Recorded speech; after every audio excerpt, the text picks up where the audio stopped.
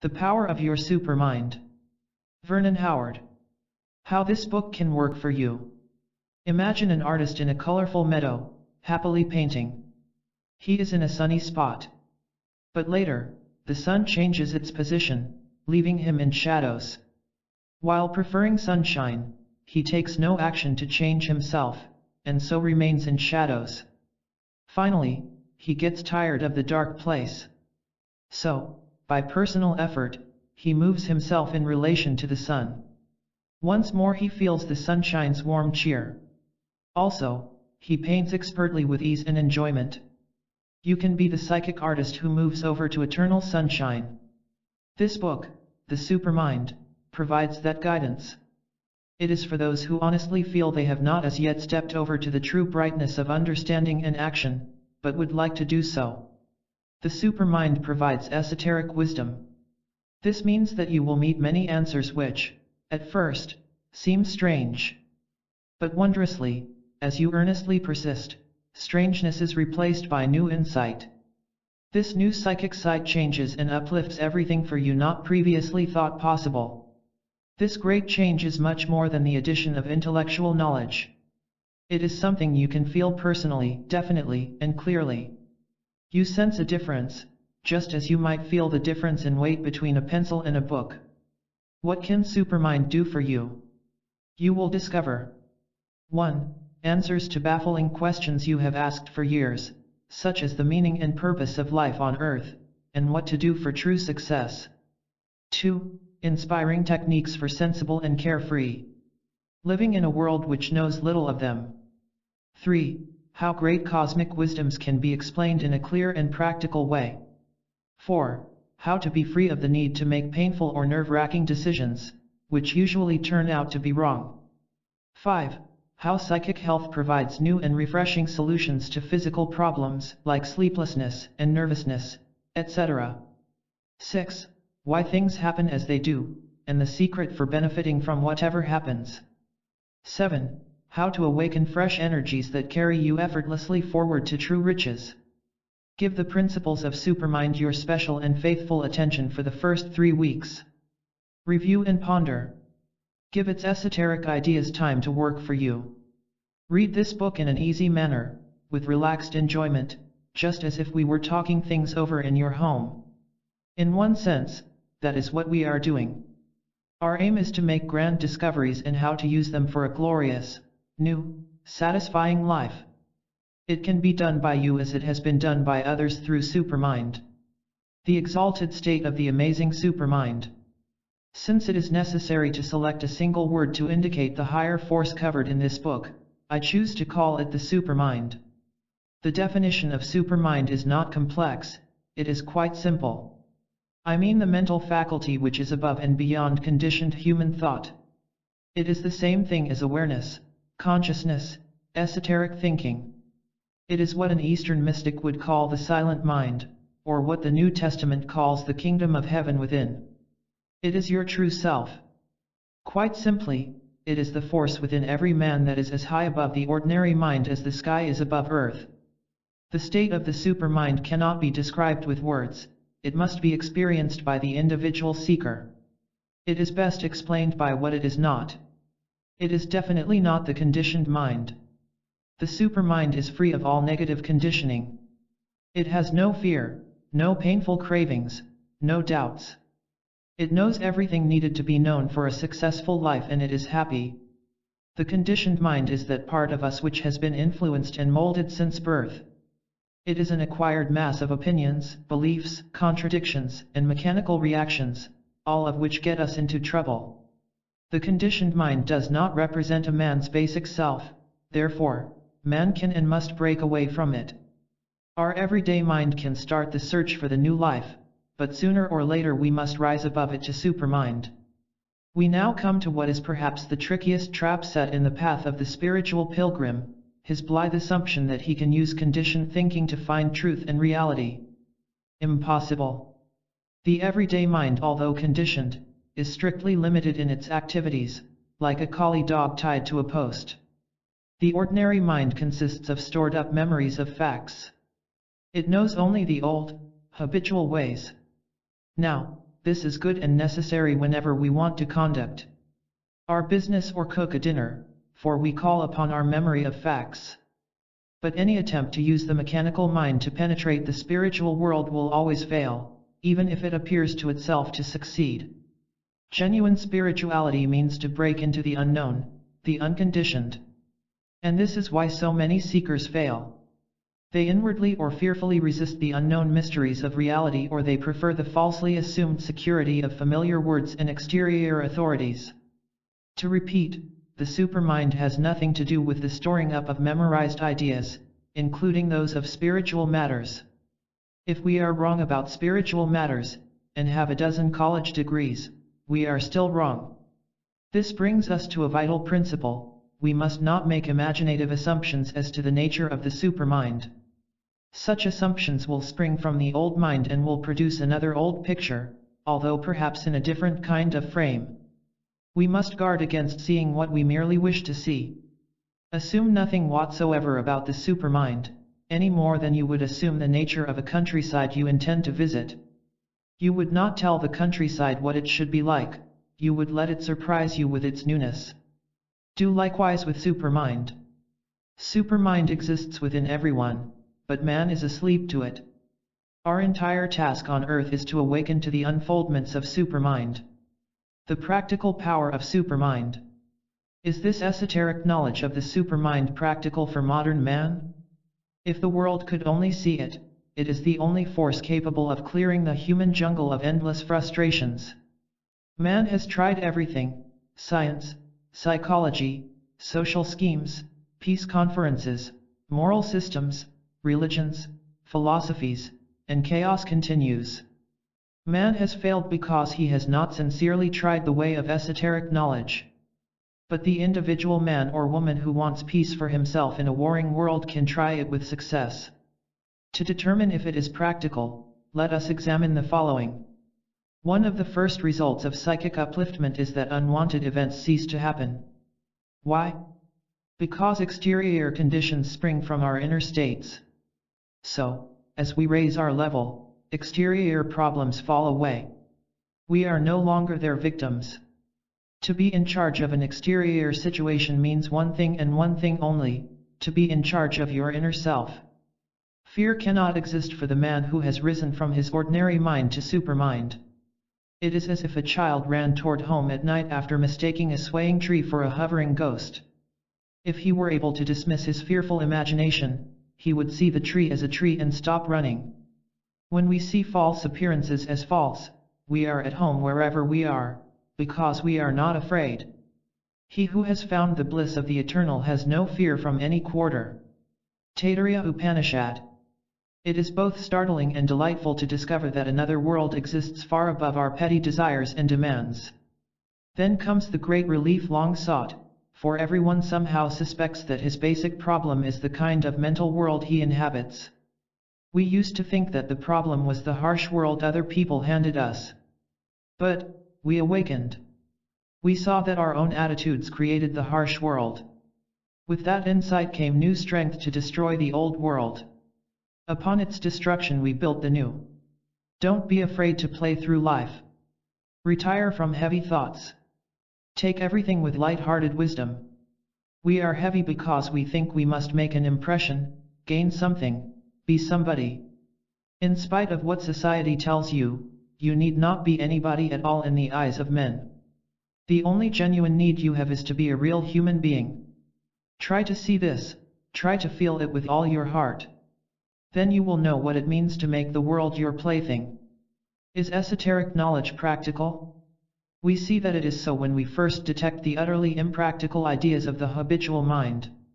Imagine yourself approaching the border of a country you are eager to visit. But upon reaching the border, you are blocked. There is a pole across the road, guards demand your passport, various rules bar your entrance. What ruins your journey? Man-made regulations and boundaries of the political world. But there are no such barriers to your entrance into the nation of the inner self. Bars seem to be there, but none exist.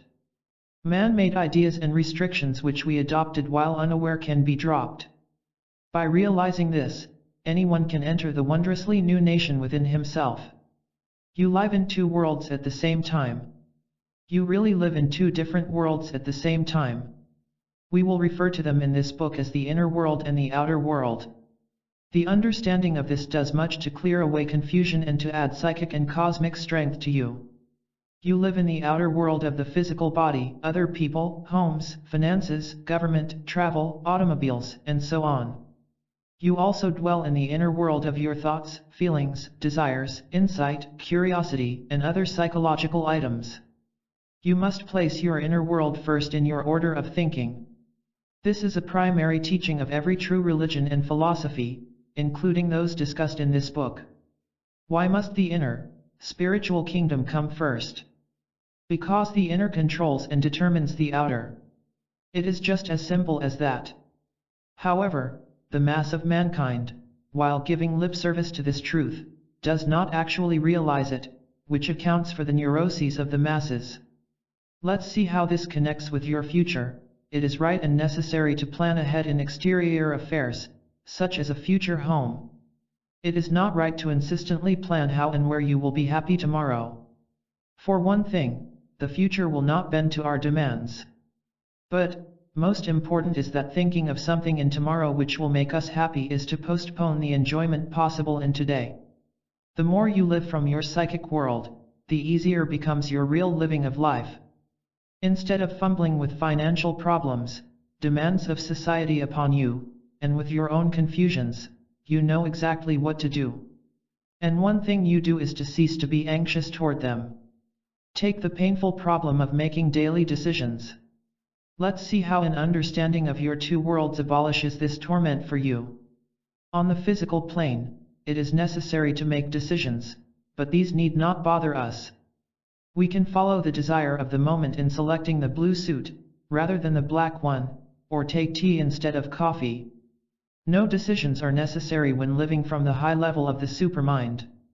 When we have abolished the false self, which consists of contradictory desires, we need make no choice at all in matters pertaining to contentment. There are no opposing forces, therefore, nothing to choose. We just live triumphantly according to the principles of supermind. When we are in the right stream, we have no concern with the movements of the boat from left to right, that is, we need not care what life decides for us. We just let it decide and happily enjoy the ride. This idea of flowing along with life, and not interfering with its natural process, is a valuable contribution of Taoism. Realize that you live in these two worlds simultaneously. Again and again place the inner world first. You will be at home in both worlds. As you read along you may ask, yes, this is a fascinating search, but what should I do? I need to know exactly what to do and how to do it. Remember, everything you read tells you what to do, even though its newness makes it seem strange. It is like temporarily fumbling to open an envelope containing a map to a fabulous treasure.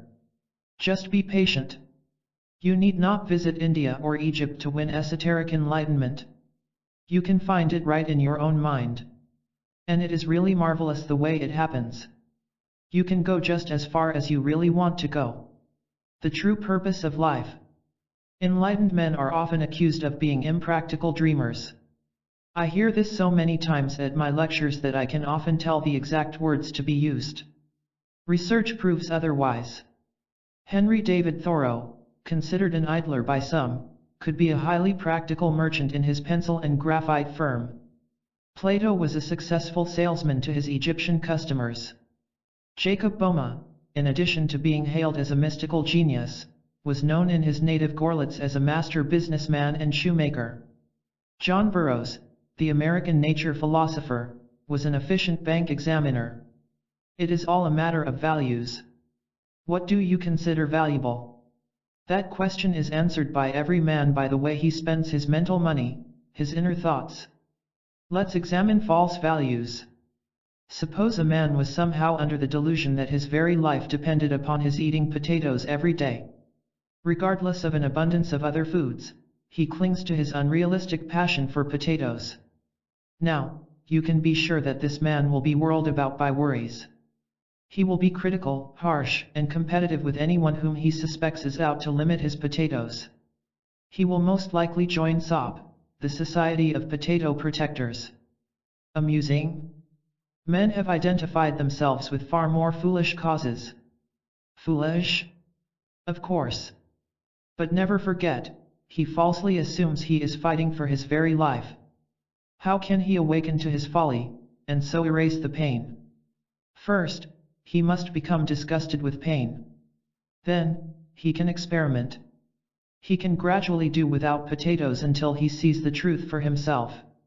With that, potato passion falls away of itself.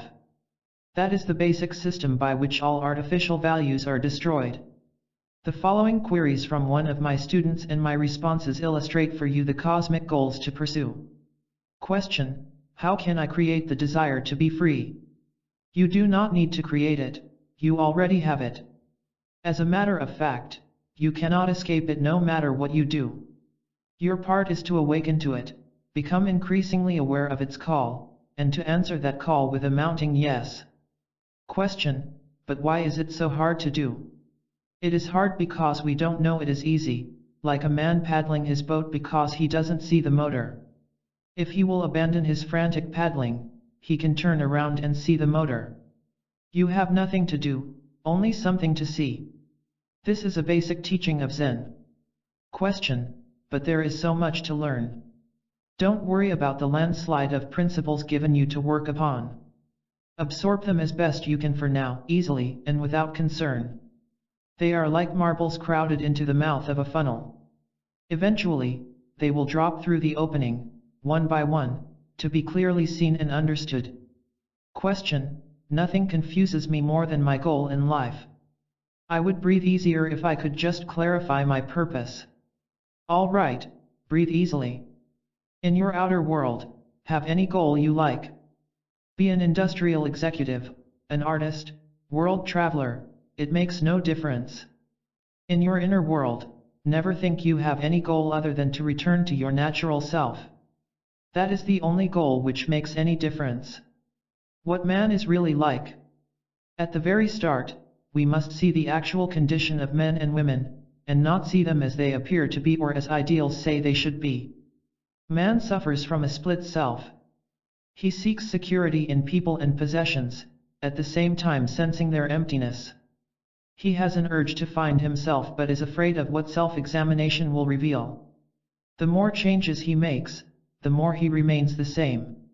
He thumpingly declares that he will do something, then promptly does the opposite. He feels himself a gigantic fake. He wants desperately to share himself with others but has nothing of his real self to share. His smile has a worried look. He tries to lose his anxiety in distracting activities and fears the silence when they end. No matter what he does, it is always the wrong thing. Most of all, he is afraid, terribly afraid. His nervousness pressures him into seeking excitements which he hopes will hold at bay the agonizing inner crisis. But he never wins. Sooner or later, he is overpowered and cast down once more. Picture a patient on his way to the doctor's office. He dallies, distracted here and there by interesting sights, a newspaper headline. Then, as the novelty wears off, he becomes conscious of his illness and continues on to the doctor's. For the next hour or two he swings back and forth between distraction and pain, until he finally realizes he had better get on his way to the cure. The human quest for wholeness is like that. We are distracted by thrills, impulsive desires, false doctrines, and most of all, by our pretense that everything is just fine, when we secretly know everything is all wrong. But at one point or another, the pain becomes unendurable and our pretenses are shattered. With a sigh of relief, we stop playing and head for the sure cure at the office of reality. How does the great change start? The first spark of awareness that there is something entirely different marks the turning point of your life. Before, you did not notice anything beyond your usual life. For instance, you assumed that all you could do with mental pain was to either express or suppress it. But that single, tiny spark, coming at an unexpected moment, has awakened you to strangely new possibilities. That is all it lasted, just a split second. Then you fell asleep again, perhaps for a week or month or year, before it sparked again. But never mind how long it takes for the next glimpse. You have seen something. You have become conscious for a split second. Now, nothing will ever be the same again. Seized by reality, you are on the way. The path back, you will find, is a combination of new shocks, deeper dismays, fresh wonderments, and happy revelations. And all the while you come closer and closer to your own inner quietness, just as the depths of the sea are calm, in spite of raging storms overhead. As Ralph Waldo Emerson writes, the soul's communication of truth is the highest event in nature, and this communication is an influx of the divine mind into our mind. Every moment when the individual feels invaded by it is memorable. It is a mistake for anyone to think he has lived too long in his old, unsatisfactory ways to make the great change. If you switch on the light in a dark room, it makes no difference how long it was dark because the light will still shine. Be teachable. That is the whole secret. How esoteric truths elevate you. Know thyself is an essential first step. The trouble is, we wrongly take knowledge of our superficial habits as self-understanding. We fail to see that our surface habits not only misrepresent the true self, but also are often compulsive and damaging.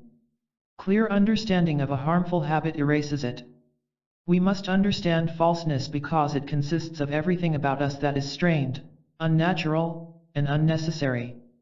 It is all the imitative habits that make us mechanical, instead of spontaneous. For instance, a man might appear to be the self-confident life of the party, when he is actually lonely and haunted.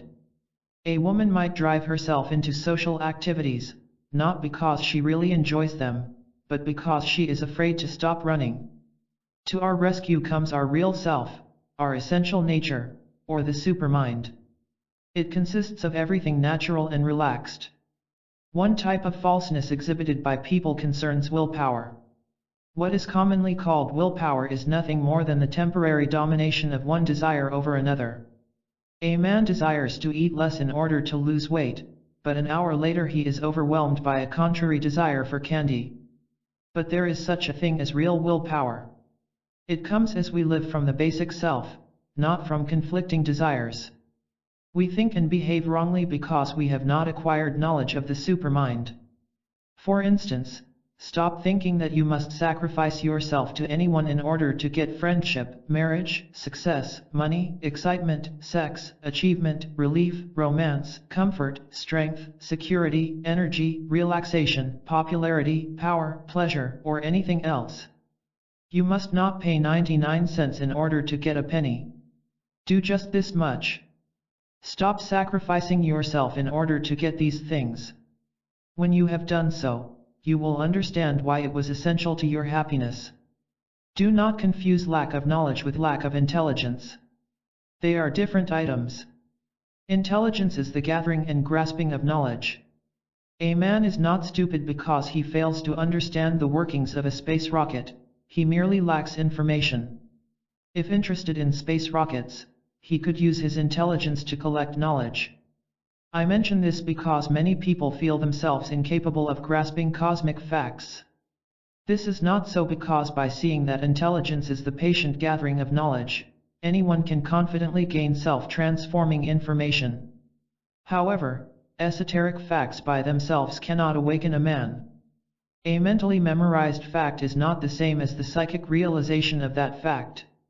This accounts for people who are familiar with religious teachings, but whose private lives are shaky. Such people need more than a storehouse of bare facts. They need the kind of psychic sight which leads to inner alteration. We can know 1,000 facts about religion and not know a single fact about ourselves. The greatest tragedy is that everyone assumes he already knows himself. This must be worked against constantly. The most tragic deception is self-deception. Esoteric truths resemble a coded message which must be deciphered by people eager enough to get the message. The way to true cosmic guidance. A confused person exclaims, "But I don't know what to believe." To which the enlightened teacher replies, "Why believe? Just see." Certainly it is possible to see. And then you know. The famous lines of William Blake explain, if the doors of perception were cleansed, everything would appear to man as it is, infinite. Certainly there are men whose psychic sight enables them to see things as they are. We meet many of them in this book. Plotinus, a famed Greek mystic whose inner light projected itself outwardly for all to see, is an excellent historical example. He was born in Egypt in AD 204 and after traveling in the East, absorbing its esoteric wisdom, he settled in Rome. Founding a philosophical school, Plotinus soon attracted fame as a teacher and writer. Hearing of his psychic intelligence and gracious character, the famous people of the day sought him out. His visitors included the royal couple, Emperor Gallienus and Empress Salonina. His home was a haven of rest amidst the alarms and chaos of warring Rome. Enneads, the writing of Plotinus, deeply inspired Augustine, Dante, and other thinkers who followed him. And no wonder, when Plotinus wrote, "When we meet with the self thus purified, and see the entire self as a single radiance, a radiance beyond measure, the vision has come. Even while here below, we have attained the heights, and need no further guidance." Guidance? Here is the entire secret: quietly pass through each hour as if you don't care what happens to your happiness.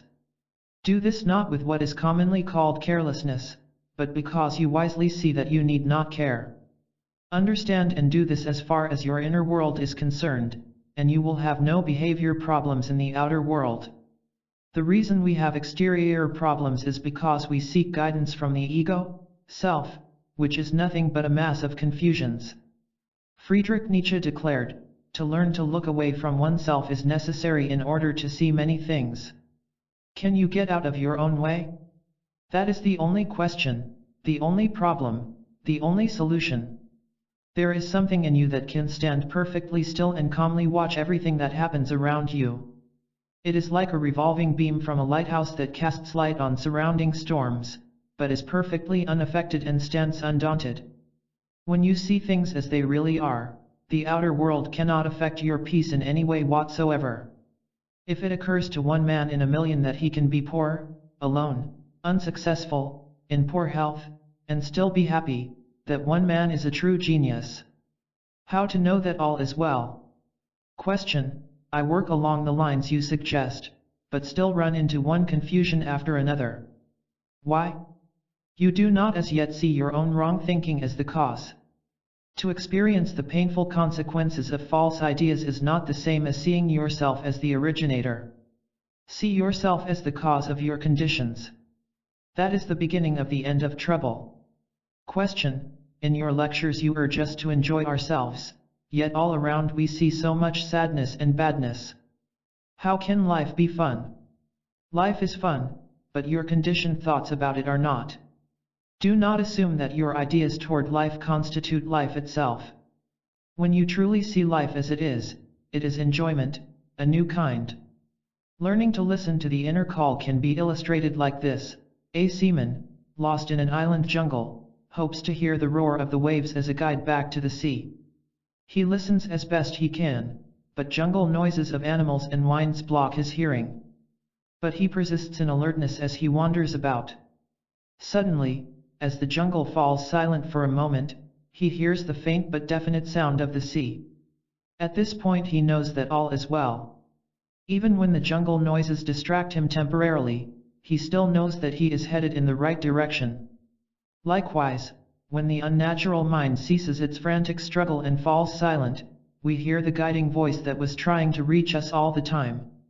Count Leo Tolstoy, who saw the light, points out, men need but understand this, they need but stop troubling themselves about external and general matters, in which they are not free, and use but 1/100th part of the energy on the recognition and profession of the truth which stands before them, on the emancipation of themselves. When anxious thinking, planning, and deciding come to an end, anxiety also terminates. The conditioned mind has no answer to anything. Sooner or later we must come to this realization. We must see by observation and experience that this is an actual fact. When you are at the end of your mental rope, when you do not know what to do or think, when every attempted escape is blocked, when all is despair? Why struggle with the problem when your mind is incapable of finding a solution? Why do you continue to think at all? Somehow we sense that all would be well if we could only get our frantic mind out of the way. The deeper part of us feels that the mind struggling to free itself from a problem is the very problem itself. Why not step quietly aside and watch what happens when the conditioned mind ceases to struggle? Do that much and watch what happens. The supermind begins where the ordinary mind ends. Important points from chapter 1. Anyone can awaken to his natural supermind freedom and peace. 2. The supermind operates far above ordinary human conditioned thoughts. 3. Supermind thinking is the only practical way to live. 4. Your inner world determines your outer world. 5. For true happiness, place your inner world first. 6. The great purpose of life is to wake up to cosmic truth. 7. You can return to your natural calm and relaxation. 8. Never sacrifice your inner integrity to anyone. 9. We must go beyond mere conditioned knowledge to psychic insight. 10. Allow true cosmic guidance to arise from within yourself. Break away. Do it by short steps, if necessary, but break away. No, you won't succeed the first week. There are too many people around you who will screech when you dare to leave them alone in their prison. They don't want you to get out, they want you to be as miserable as they. Your daring is an exposure of their weakness. Don't look for someone in whom to believe. Believe in yourself. The only authentic authority is your own original nature. And, I will add, it is the only genuinely compassionate authority. Think of your search as the recovery of a precious gem which you have temporarily misplaced. Your secret psychic and cosmic self is supreme against all human odds. The chief illusion of man.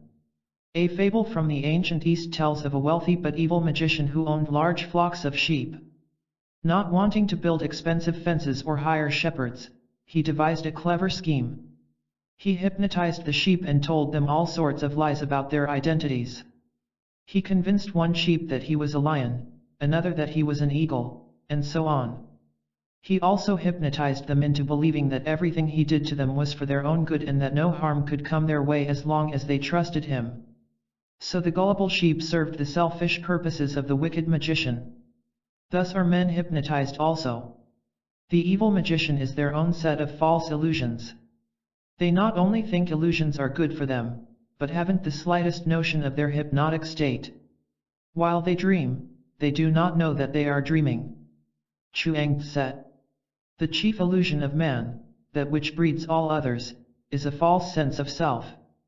A man is not who he thinks he is. Scottish philosopher David Hume points out, the identity, which we ascribe to the mind of man, is a fictitious one. This is so vital to grasp that we meet it frequently in this book. But for now, we can say this: don't be afraid to let go of this acquired, invented identity, this false feeling of I. That is like being afraid to let go of a headache. That is what the imaginary T is, one great big headache. When you first begin to suspect that you are not the person you think you are, you become increasingly disturbed. Disregard this as it is merely a cunning trick of the false self wanting to hang on to its fake existence at your expense. By patiently enduring the disturbance, you proceed to another great region, understanding, which is victory. Hence it follows incontrovertibly, that one who uses his understanding aright can fall a prey to no sorrow. Baruch Spinoza. Because there is no such thing as the usually conceived human self, there is also no such thing as human strength or weakness, wisdom or stupidity, success or defeat, goodness or evil, or other opposites like these. Nothing belongs to us, all belongs to God, to Supermind, or to whatever name you choose to call ultimate reality. The right kind of rebellion. Imaginary identities create chaos within a person's psychological system. They cause conflict, like two rams battering each other. A person may have an unconscious picture of himself being so strong that he is not bothered by sex passions. When sex thoughts pass through his mind, as they will, he wrongly calls them evil. Having labeled them as his own evil thoughts, he feels guilty and ashamed. He then tries to repress or deny them, and the more he does, the greater his agony. He does not see that he must let thoughts pass through his mind without identification, judgment, condemnation, or any other reaction. Now he is behaving in the intelligent way which cannot create conflict. There is conflict only when an artificial identity clashes with what actually occurs. As the invented or man-made self disappears, painful thinking also vanishes. One such phantom is thinking that someone or something is chaining you down, restricting your opportunities for advancement or enjoyment. Such faulty thinking is always accompanied by painful resentment toward those felt to be responsible for the chains.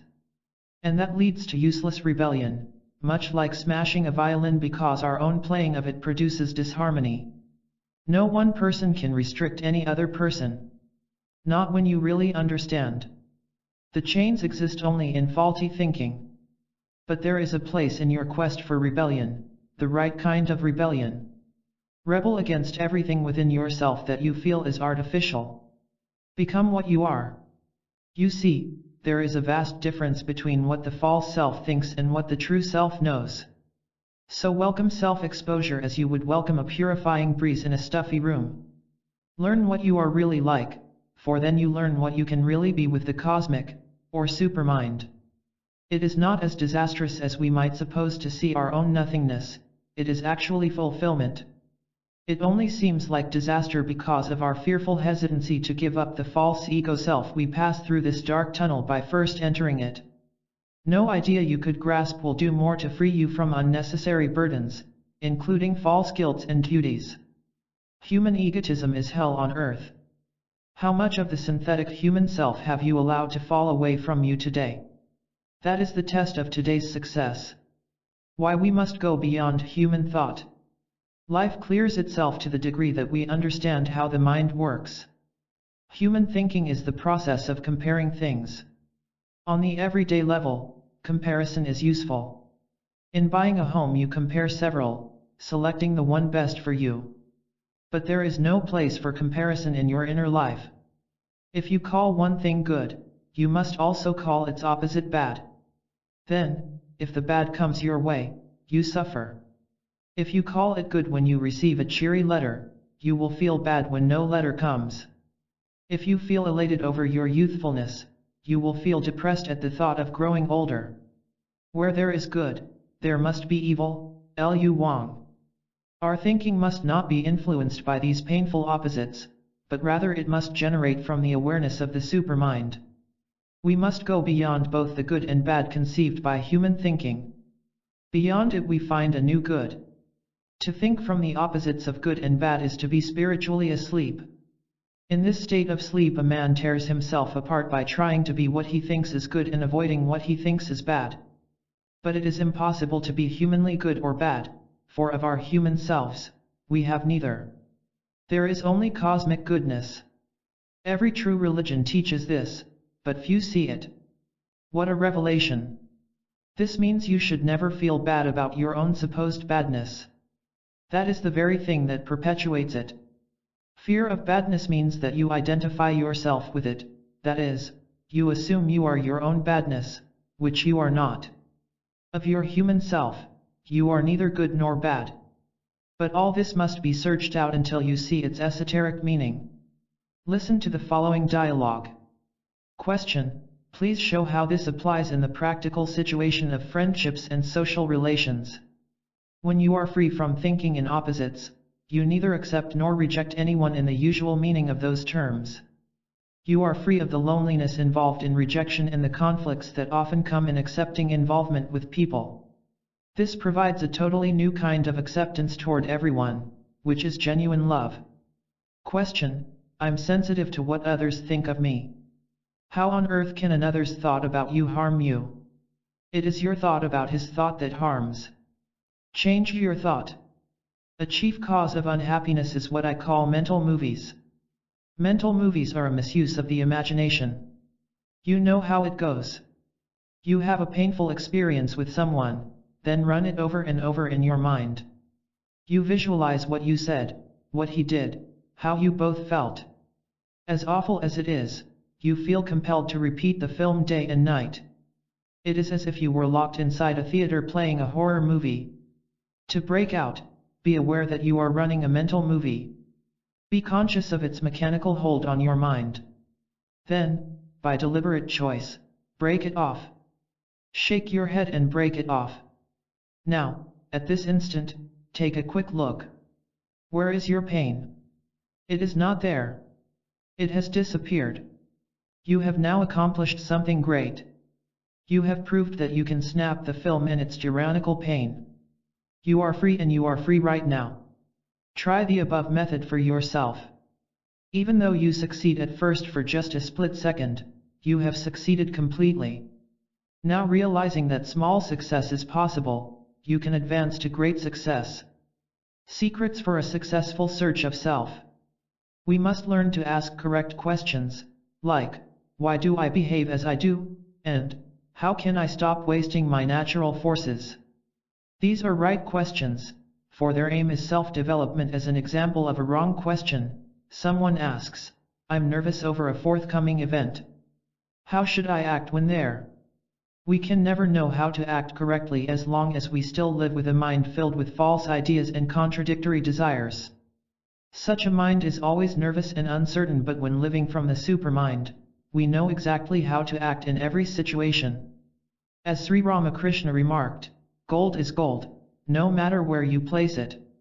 Incidentally, supermind thinking keeps us out of anxious situations in the first place. Learn to work for your own true benefit. The victorious life can be compared to a walled garden. Beauty and fragrance are there, but must be earned. There is no wide gate open to the public, for the garden would soon be trampled upon by the merely curious and by those who fail to truly value its splendor. The wall must be scaled with personal effort, for that is the test of sincerity. Does the seeker want the garden enough to exert himself in an attempt to gain it? If so, he will return again and again, despite failure after failure, regardless of the seeming hopelessness of his task, and he will abandon all useless possessions that make him too heavy to climb the wall successfully. A major problem of the seeker is his inability to distinguish true sources of aid from false ones. In his bewilderment, he stumbles from one system or teacher to another, often falling victim to useless or dangerous doctrines. His hopes are raised to the heights of elation, but before long he tumbles down once more, to begin another wearisome search. He can help himself. For one thing, he can see his present inability to judge between the real and the unreal. He can observe how his anxiety drives him into acceptance of anything promising quick relief. He can see that he is mistakenly placing emotional thrills before mental clarity. By seeing his own helplessness, he has revealed to himself a fact of gigantic benefit.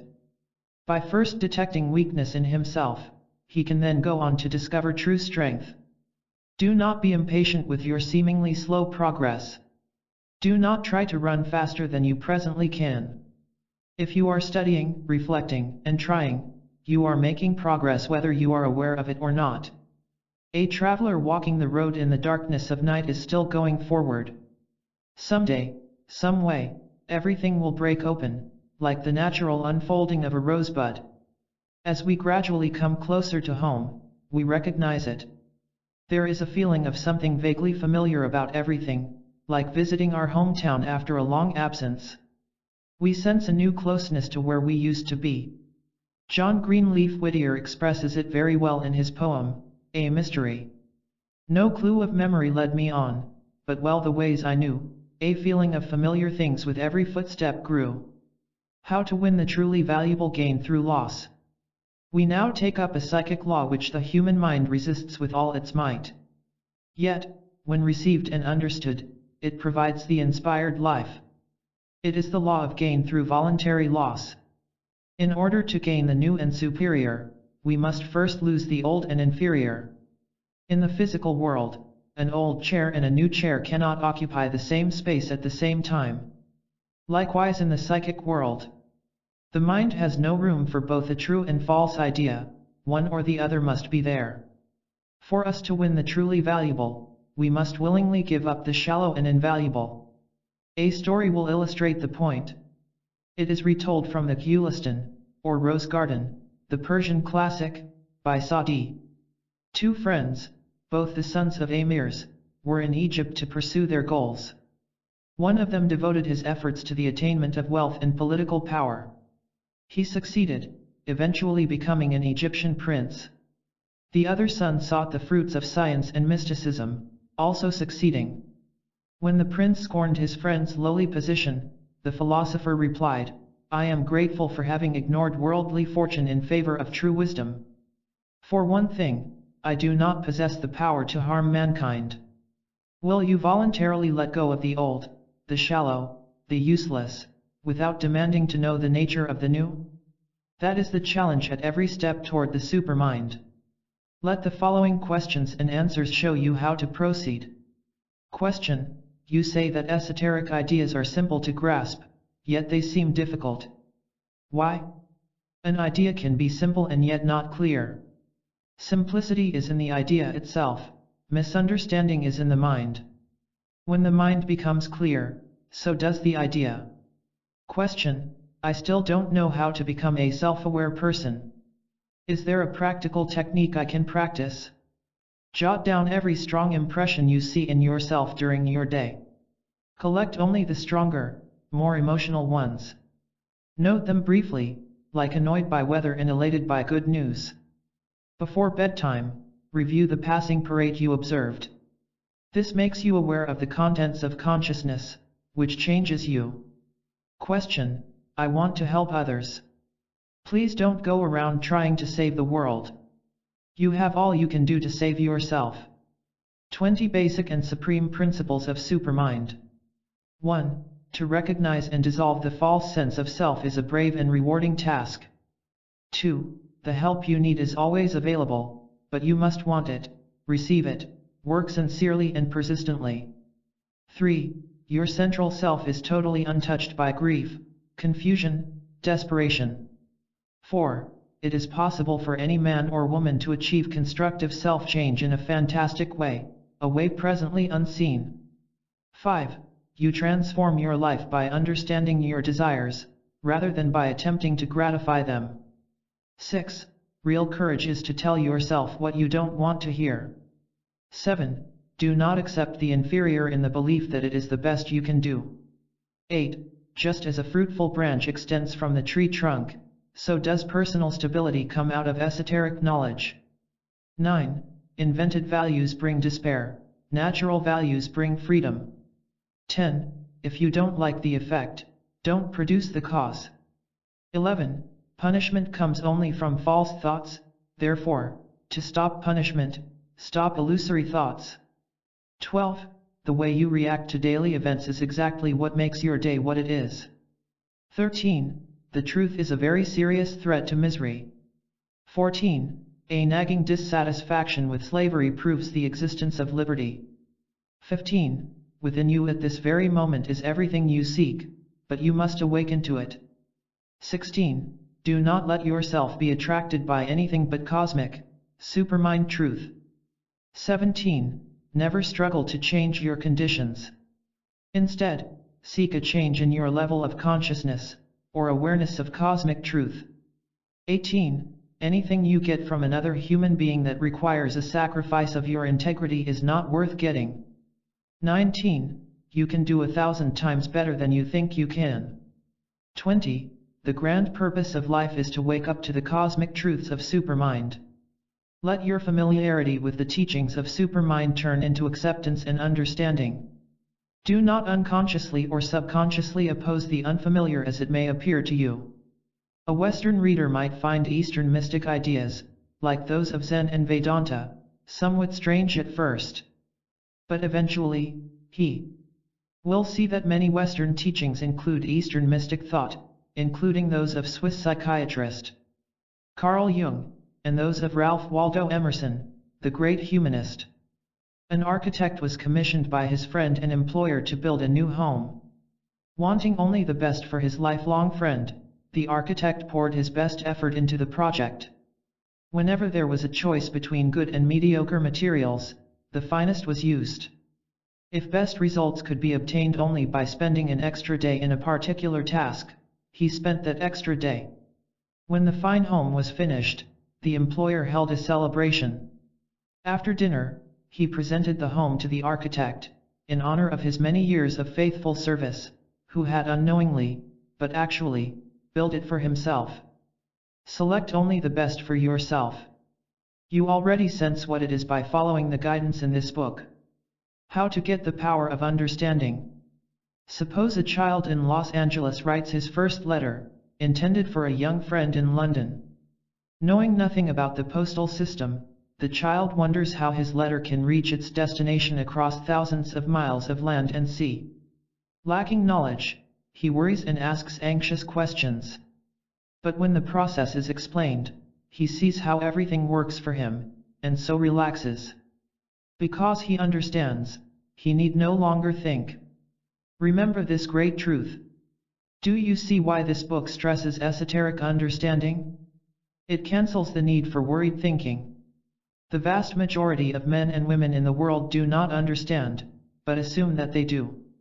It is illustrated by a humorous, but devastating, remark by a relatively unknown German thinker, Max Stimmer. Stirner commented that men arrogantly wander about the grounds of their madhouse, not realizing where they are, because the grounds of it are so large. When encountering an esoteric truth you do not understand, the correct reaction is, now, then, exactly what is this trying to tell me? Esoteric knowledge clears up every confusion created by lack of understanding. Take worldly prosperity. Cosmic progress does not require you to abandon the people or possessions in your life. You need only give up your identification with them, that is, you must drop the fleeting excitements they create. When this is achieved, you have a spiritual indifference toward them, for you realize that mere excitements add nothing to your eternal self. You also see that exciting feelings always react with their opposite, to feelings of pain. When free of both excitement and pain regarding people and possessions, you enjoy them without fearing their loss. Understanding frees us from that terrible tyrant frustration. As long as a man tries to do the impossible, frustration must continue. The impossible consists of trying to force life to conform to false psychological needs, such as praise and approval from others. In the outer world you have the true needs of food, rest, physical comfort. In the inner world you have but one true need, unity with your supermind. This is best illustrated in the following. Question: how can I know when I have understood a certain truth? When you no longer repeat the same mistakes, like feeling envious and demanding attention. Your mistakes are based on misunderstanding. When you really perceive a higher fact, you no longer need to behave in the old ways. You abandon the muddy road when you sight the highway. Question: you say we are free and always have been free. I don't understand. I am not free of doubt and distress. There is a world of difference, literally a world of difference, between a cosmic fact and your awareness of it.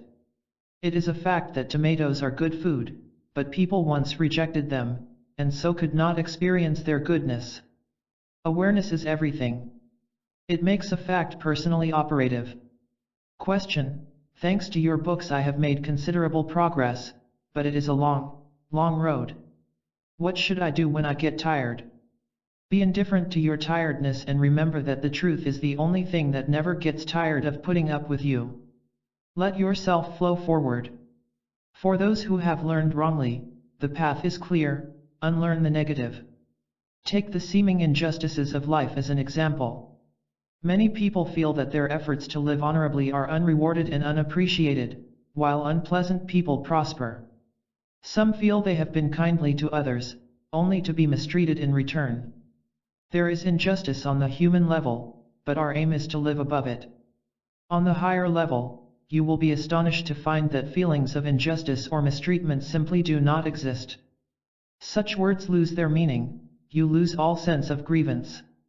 It all depends upon what we love. If our ruling passion is for higher life, what do we care whether people reward or appreciate us or not? It makes no difference.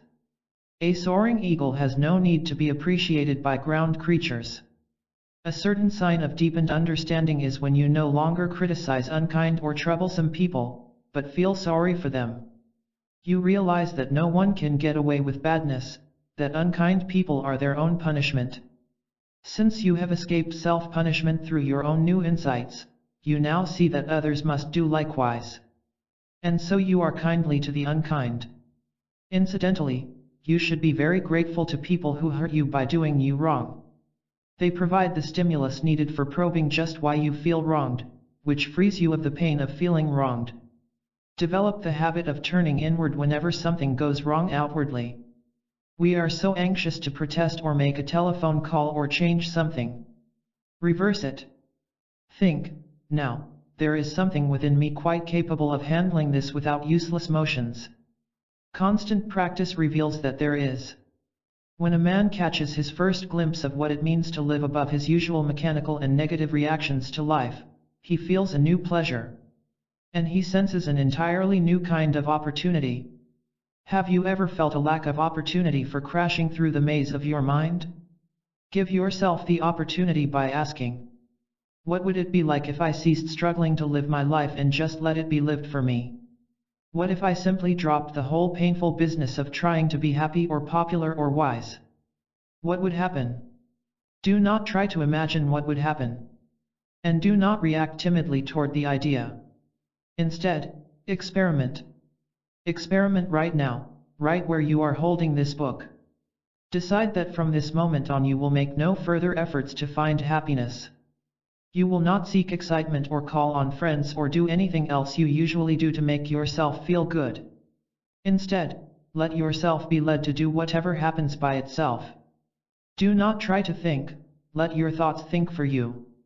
Let go. Drop all initiative. Let yourself flow. At first, this causes uneasiness. Never mind. It is only because you have never tried it before. Stick with it throughout the hours and days. Don't try to live, let yourself be lived. I know what miracle will occur if you persist in this.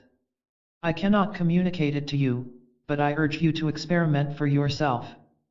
Then, you will know the miracle for yourself. How to brighten your real self. We must not miss the point of life, which is self-realization. Growth comes if we make the right choices. If we choose self-knowledge instead of self-deception, we float upward. If we select quiet examination of suffering, instead of resistance, we move away from suffering. If we prefer reliance upon internal authority, rather than upon external voices, we brighten the self. The conditioned mind suspects that all these things are too good to be true. It feels it would be nice if such wonders could be achieved here and now, but fears they are nothing more than pretty ideals.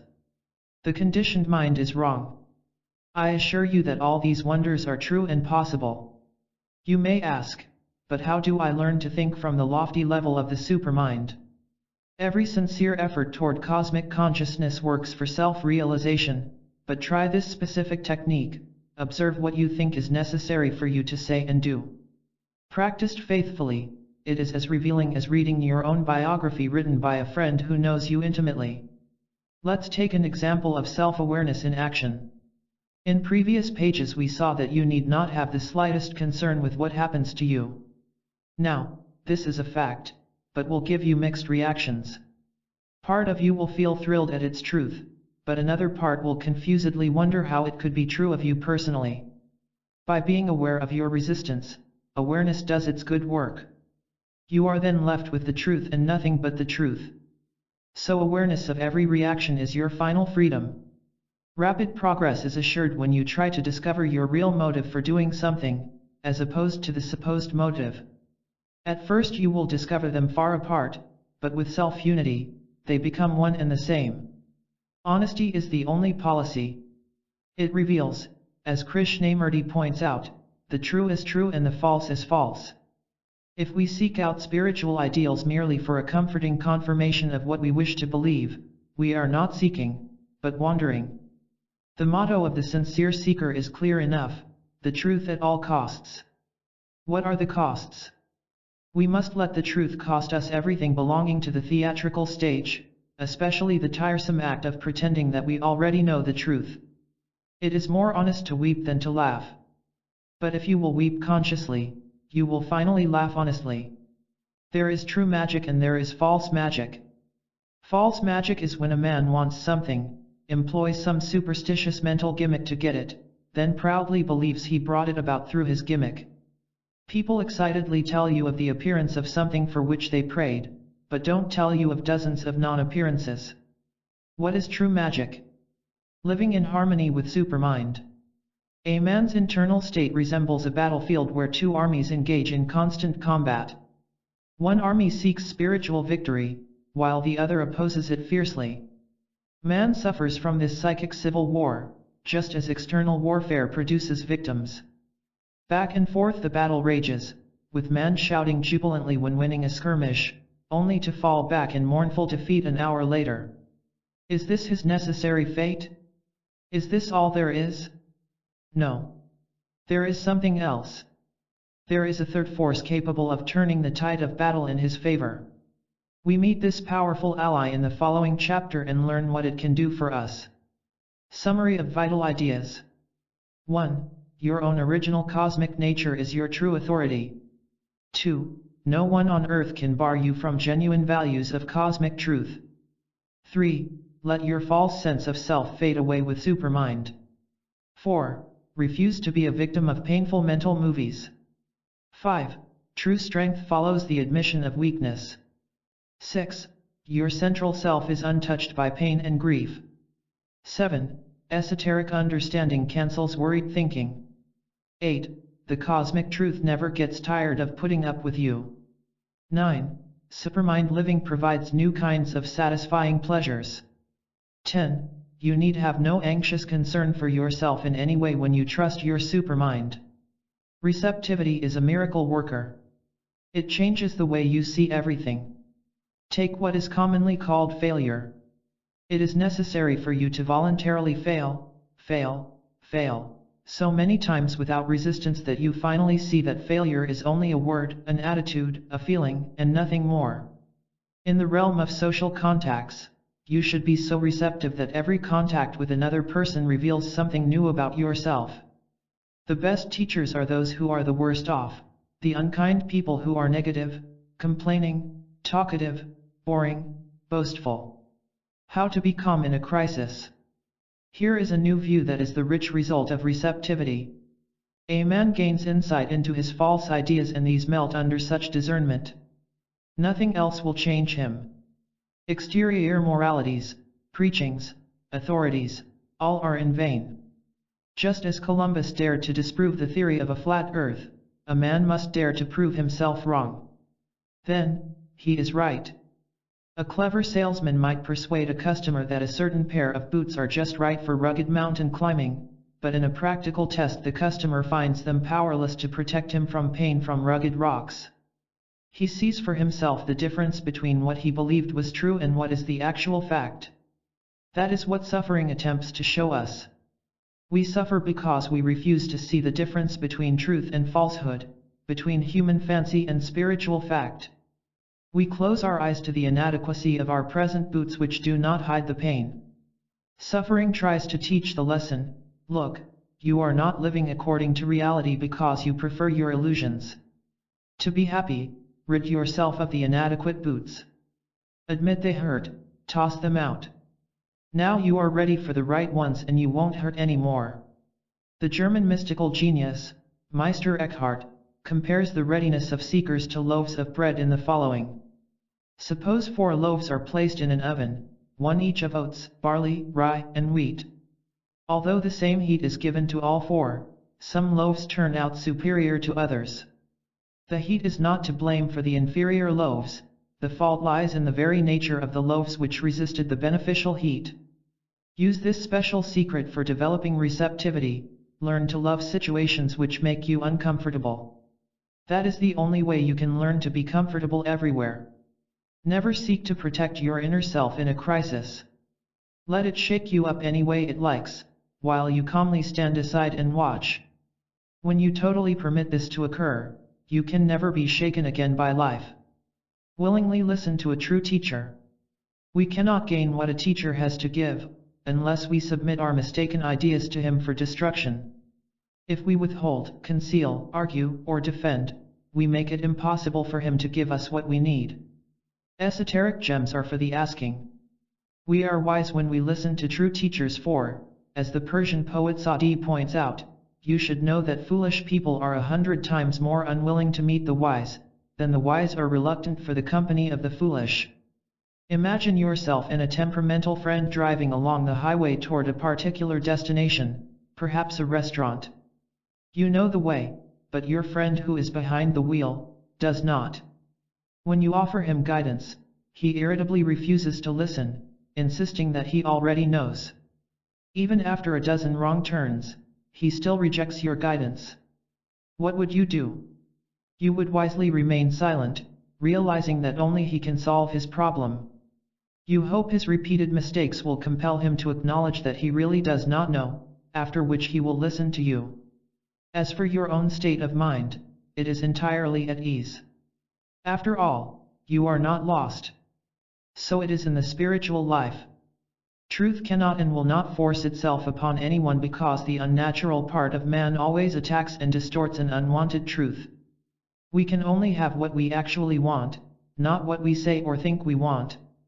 This is why a true teacher never gives esoteric gems unless the seeker first asks. Here are some deep questions people have asked and my answers to them. How to get at the turning point of your life? Question: many people study religion and philosophy, but that doesn't seem to make them any happier. Why don't their studies pay off? That is the whole tragedy. I encounter it every day. People desperately ask questions about life without the slightest awareness of their incapacity to receive the answers. And, when they hear a true answer, but fail to grasp it, they sadly assume that no answer exists. Non-receptivity is their tragedy. Question: you have made me aware of my foolish following of the ideas of others. How can I break this dependency? To do this you must challenge every idea presented to you. If all the world believes that 2 and 2 make 5, you know it still makes 4 and must courageously insist upon it. Question: is there really an answer to the mystery of life? Of course there is. The true guidance of Supermind. Waves of power from the Supermind try to reach us constantly. They seek entrance in order to guide, heal, and comfort, but our inner noisiness blocks their beneficial influence, just as a person chattering endlessly on his telephone cuts himself off from incoming calls. We block our incoming cosmic good through Supermind by our refusal to give up our false identification, and by our fickle desires. Let me explain the esoteric meaning of the New Testament advice: take no thought for tomorrow. Suppose you decide on Friday to behave in a certain way in a situation on Saturday. What makes this decision? Simply the particular desire in charge of you at the moment. But on Saturday another entirely different desire takes over, so you behave entirely different than planned. Your desires have no power of either consistent or correct behavior, so you must not trust them. Rather, enter the Saturday situation with no preconceived ideas of what to say or do. This leaves the mind pure, unhampered, and able to receive the guidance of Supermind. By examining the point where man reverses his direction, that is, where self-defeating resistance fades and enriching self-acceptance appears, we determine that the critical turning point comes when he just can't take it anymore. Sensing the secret tragedy of his life, consciously, he lashes out in his first rebellious attempt at escape. Man is frustrated, as we have seen, because he has everything exactly backward. What could save him, he rejects; that which slowly destroys him, he frantically embraces. What he believes is fullness is emptiness, what he assumes is sunshine is shadow. Wherever he knocks, expecting a welcome, there is nobody home. But our seeker for cosmic truth, in his crisis, chooses rightly for the first time. He chooses to explore whether or not there is anything beyond his hidden horror. This leads to the next breakthrough. He vaguely senses something entirely different from previous ideas. He hasn't the slightest idea of what it is or where it is taking him, but never mind, he is on the way. The way is surprisingly instructive as he goes along. He sees that heroism in the inner world is entirely different from what is called heroism in the outer world. Inner heroism gets no applause, no medals, no name in the newspaper. No one knows about it, except himself, which is all he needs. He has a new definition of heroism, in spite of all obstacles, to return to himself in cosmic completeness of living. The advanced seeker now understands the difference between false and true greatness. If some of the men whom the world considers great were placed on a remote island with no fame, fortune, or crowds, they would crack up. All truly great men attain their loftiness by separating themselves from the world, emerging only when enlightened through their own receptivity.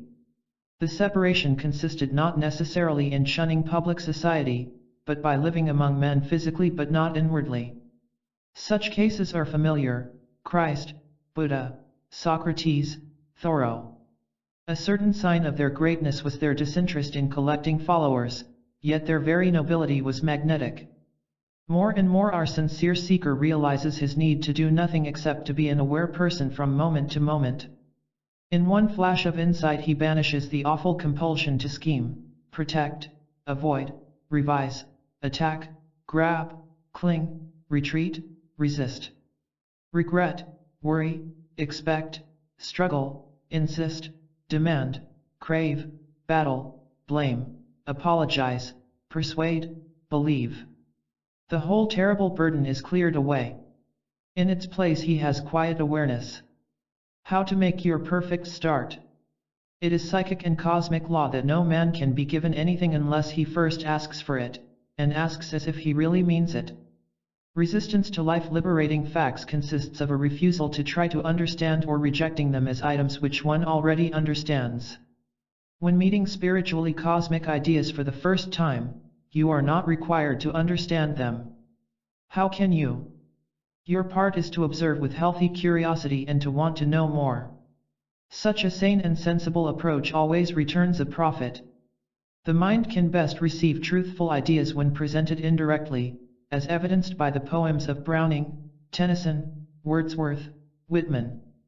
Their wisdom bypasses the resistance of the conditioned mind, penetrating to the intuitive self, which recognizes them as true. So one of our first tasks is an attempt not to receive, but to remove obstacles to receptivity. Among them are negative imaginations, mechanical reactions, frozen attitudes. Non-receptivity to wrongness builds receptivity to tightness. Give no welcome to negative influences. Say no to whatever you sense is wrong for you. This is difficult at first, because we do not recognize falsity. We may admire a man's dashing sophistication, not realizing that to be conspicuously sophisticated is to be probably phony. But wisdom and strength will come. A young tree needs protection from stormy weather, but when full grown it stands steadfast against the crushing blows of the elements. Let us be receptive to the following conversation I had with one of my perceptive students. Question: how can I tell whether or not I am ready to receive? When you are first ready for a good honest cry over the whole miserable mess, then you will know. But you must weep in secret, not publicly. Question: I believe I have uncovered a particular kind of resistance in myself. I get defensive when told I am wrong. Why? It is either true you are wrong or it is not. If you unemotionally see that you are wrong, you have no problem and you don't defend. But if you realize you are wrong, but still deny it, you must then defend your shaky position. The conflict is not caused by being wrong, but by your defense of the false position. Don't be afraid to be wrong because awareness of it is the only way in the world to be right. Question: but there is so much to do. Whatever needs to be done can be done. Don't make a big deal out of it. Begin by seeing that something in you needs correction. That is your perfect start. If you ever feel you are a problem to yourself, disregard it, as there is a sparkling something that gleams on within you in spite of yourself. Emerson declares, "Into every intelligence there is a door which is never closed, through which the Creator passes." The intellect, seeker of absolute truth, or the heart, lover of absolute good, intervenes, and at one whisper of these high powers we awake from ineffectual struggles with this nightmare. When you choose the truth chooses you. Let yourself be surprised by cosmic truth. What prevents a man from receiving that which could make everything new? The basic cause is his false sense of identity. Because he lives from imaginary pictures of being good and wise, he angrily rejects anyone who disturbs them. Socrates remarked that his listeners were ready to bite him whenever he deprived them of a darling folly. An individual fails in his cosmic quest because he makes himself incapable of welcoming the very truth he seeks. He insists that truth conform to his conditioned ideas, rather than letting it be what it actually is. He is like a bee that refuses honey because the blossom is red, not blue. Because we are self-split, we both want the truth and dislike it. A clergyman named Cholera came into contact with the powerful ideas of Dutch philosopher Baruch Spinoza. Because Spinoza's ideas contradicted his own, Cholera feared and disliked both the man and his writings. Yet, Cholera was so fascinated by the very ideas that he wrote Spinoza's biography. The confused clergyman could never understand how such an unconventional man as Spinoza could lead a personal life of such nobility. Man bars himself from the royal life by a peculiar feature of his mind called kundalini. This word is from the ancient Sanskrit, meaning to think with fantastic imagination, that is, to deceive oneself. But kundalini is false force, no force at all. It evaporates harmlessly when its seeming slave awakens to claim his kingship. When tempted to reject new ideas for revising yourself, ask, how about my present ideas? Are they working out? This serves as a shock treatment, enabling you to open the door to freshness. Suppose you receive an invitation to live on a distant paradise island, called Surprise Isle. Fascinated by the idea, you make your preparations. Since you do not know what the island is like, you consider all the things you think necessary for comfort and security. You get together lots of clothing, furniture, your automobile, and so on. After long and hard preparations, you set sail. Upon arriving, Surprise Isle is a surprise indeed. There are no roads, only lovely palm-lined paths, hence no need for an automobile. The air is so balmy and refreshing you need but the barest of clothing. You discover that all your accumulations are useless. The reality of the isle is entirely different from your imagined version. Glancing at your invitation, you see a line you missed before, come as you are. That is our problem. We do not come as we are, but as we think we must be. We burden ourselves with useless ideas which we carelessly take as facts. Instead of letting reality come as a new surprise, we insist that it conform to our habitual concepts, and thus, we spoil everything. You and I want nothing to do with this. We want receptivity. We want to come as we are, without theory, position, power, vanity, imagination, with nothing at all. That makes everything a delightful surprise. Here is a gem for your immediate reception, an action when seen through the eyes of cosmic understanding. Anything unhappy in your past is the very same as if it never happened. You are invited to an inspired life. The profound wisdom of the ancient philosopher Epictetus is preserved for us today because of the responsive mind of one of his disciples, a soldier named Orion. Although both a military commander and a leader in the Roman Empire, Orion's heart welcomed cosmic education. He sensed the magnificent message of his teacher, Epictetus, who was a former slave, and faithfully made notes. Epictetus spoke of love, life, and said, consider who you are. To begin with, a man. There is a peculiar feature of the mind which we must understand. The conditioned mind cannot possibly value esoteric knowledge. It simply does not exist for the person living from his false self. A small child is more attracted to a shiny stone than to an unpolished diamond because he does not know the diamond's value. So it is with the unawakened man. He scorns or ignores cosmic facts. He does not know that he does not know. Receptivity is not merely reading about esoteric ideas. It is not attending lectures, taking courses, or teaching others. Many people do these things for years, yet never change a single thing in themselves. They are unconsciously trapped by the delusion that doing is the same as being. But it is not, as their daily irritation and nervousness testifies. Receptivity is something entirely different. It is an inner process that changes your values and uplifts your spirits. It is a state of mind that is beginning to love fact more than falsehood. It is a total acceptance of yourself exactly as you are at the present moment. It is a secret process, and, I might add, one of delightful charm. By its fruits will you know receptivity. You will know by what it does to you and for you. And you will know the truth, and the truth will set you free. John 8:32. The New Testament records the parable of the king who sent out cordial invitations to his son's wedding feast. The king's servant spread the word around the countryside, but no one responded. One after another made their excuses. One man was busy with his farm, another with selling merchandise. Some of the more ungrateful ones attacked the very servants extending the invitation. We need not look far to see the same situation today. The invitation to the inspired life is just as generous to modern men, but the resistances are just as numerous. Let's examine a few, together with penetrating replies. But it is all so difficult. Do not take the difficult as the impossible. I already have my lifelong beliefs. Honestly now, what have they done for you? I just don't know what to do.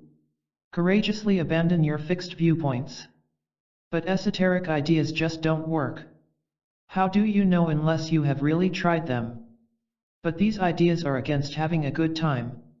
Are you having a good time? I am too deep in the pit. Whatever the condition, you can climb out. I don't need anyone or anything. Do you say this when you are alone on your pillow?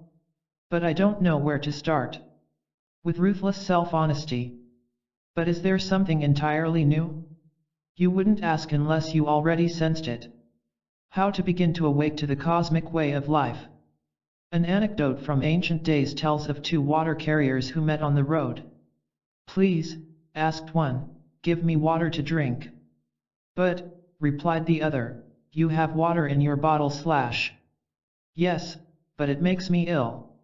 It is not easy to be blunt with people who insist upon retaining false ideas while expecting happiness. They must be told that the penalty for a closed mind is self-hostility and self-sorrow. There is no doubt about it. We either work against falseness and for ourselves or against ourselves and for falseness. Man is in a state of psychic sleep, but does not know it. He can awaken to an amazingly fresh life. The problem and its solution cannot be stated any simpler than that. Encourage yourself by remembering that any detection of negativity within you is a positive act, not a negative one. Awareness of your weakness and confusion makes you strong because conscious awareness is the bright light that destroys the darkness of negativity.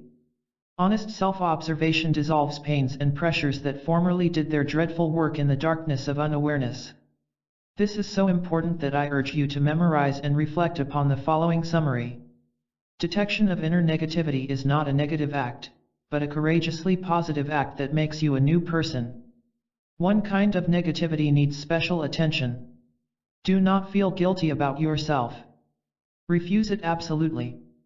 Self-accusation has no place in your present day, regardless of past errors. Accept yourself exactly as you are with all your present habits.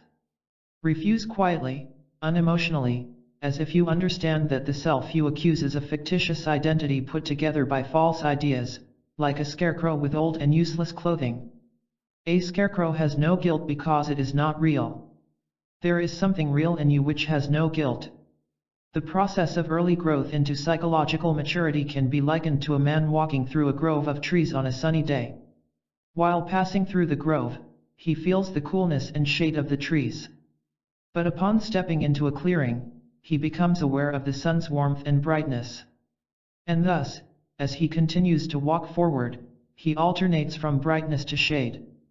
The sun is constant, it is only his relationship to it that changes.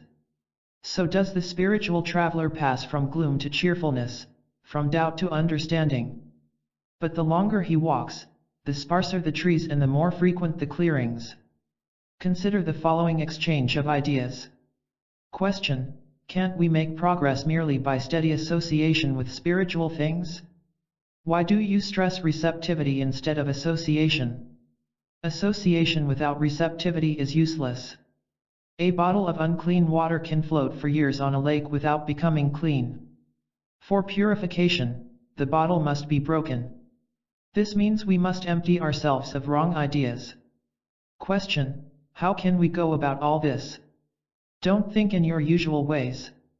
Don't talk in your familiar patterns. Don't feel the way you always feel. Don't live according to habit. How to be always of good cheer. Every cosmic truth has its human counterfeit.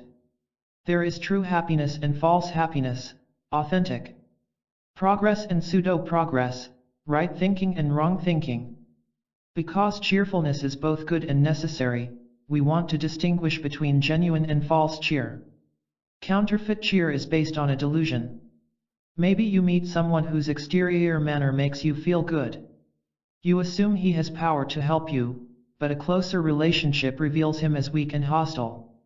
You now see that your cheerfulness toward him was based on misunderstanding. But there is true gaiety. It appears naturally, effortlessly, when we see things as they are.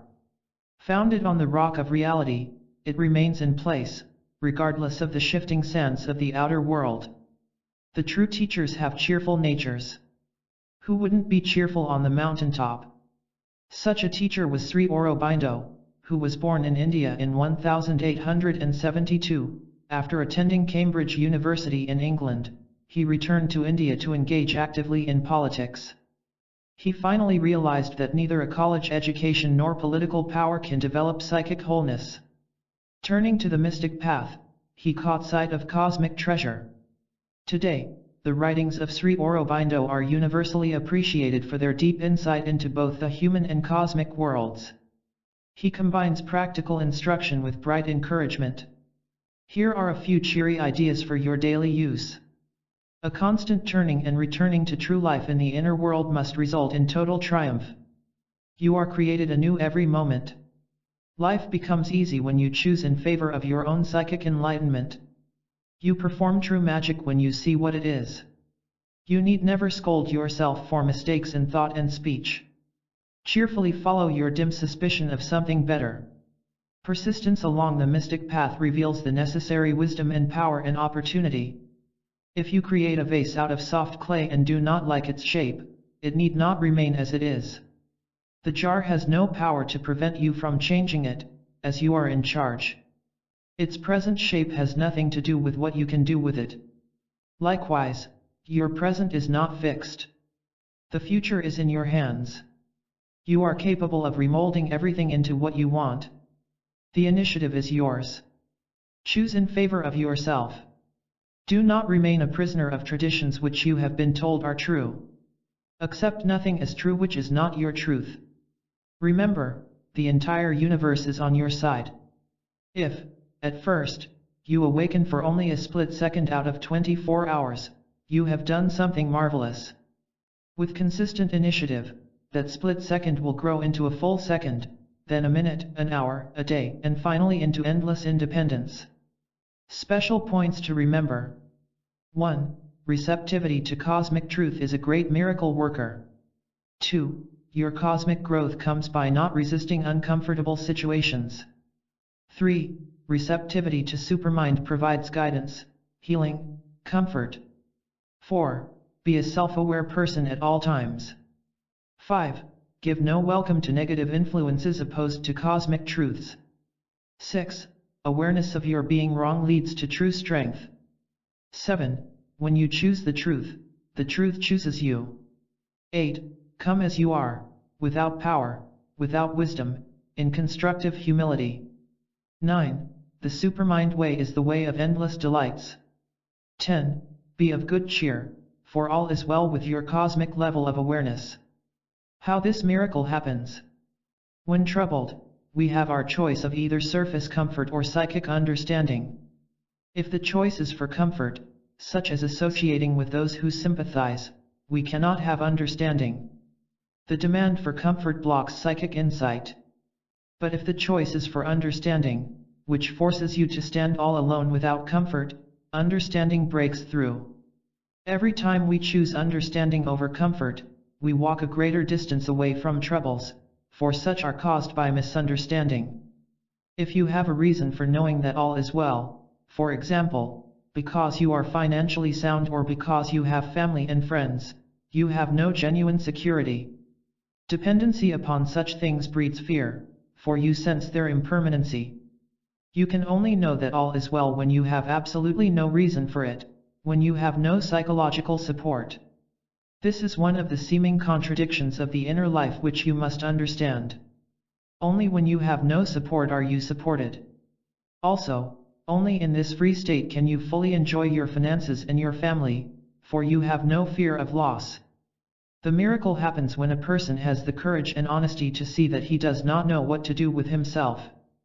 This is not a complicated discovery, it is very simple. You calmly and clearly see that you don't know how to run your inner life and never really did. You willingly give up the prides and vanities that insisted that all was well, when it really wasn't. You can fight no longer, you are too tired and broken. With fear and trembling, you surrender your human armor and stand there ready to be slain. Instead, the miracle happens. Having made room for the higher force, it now enters to do everything for you. You no longer try to live, you just let life itself live. Every area becomes new and different. Your thoughts, feelings, finances, marriage, home, friendships are all magically transformed. With great relief you now realize that the very lofty force you once feared is your only salvation. You are happy now and know that nothing can ever take it away. Take strength from the following points. How to end hidden pain and sorrow. Question: what prevents us from doing what must be done to abolish pain? The inability to get to the point. What is the point? The plain fact that pain exists within a man and he doesn't know what to do about it. Not knowing the right tiling, he does the wrong. Question: what are some of the wrong approaches? You take the wrong approach when you refuse to see your own suffering as a fact, trying to evade it, instead of facing it. You strike out in hostility in an attempt to relieve the pressure and are unwilling to know what must be known about suffering. You pretend that all is well when all is wrong. The supreme secrets of cosmic powers. There is a supreme secret which few people realize. There is a power beyond human mind power. It is the ever-present force of reality, of truth. Our awareness of this power makes it ours.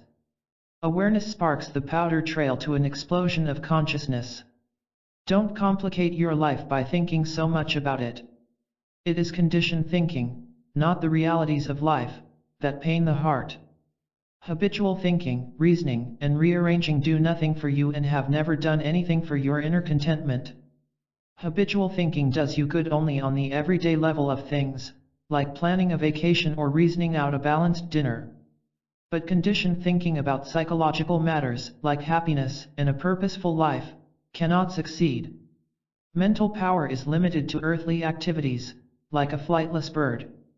People are actually afraid to stop pointless thinking. They are afraid to stop doing the wrong thing because they mistakenly assume that it is the only thing to do, and without their frantic mental chasing, everything will fall apart. The opposite is true. When human thinking stops, and spiritual awareness starts, we become unified. Attempts to use the earthbound mind to fly into spiritual skies is what makes everything crash. Try not thinking about happiness in a purposeful life. Stop planning and calculating. It is possible to be happy and purposeful, but not with a hypnotized mind. The English philosopher, John Stuart Mill, believed that only the awakened mind was capable of selecting true satisfaction. Don't be afraid to lack the answers.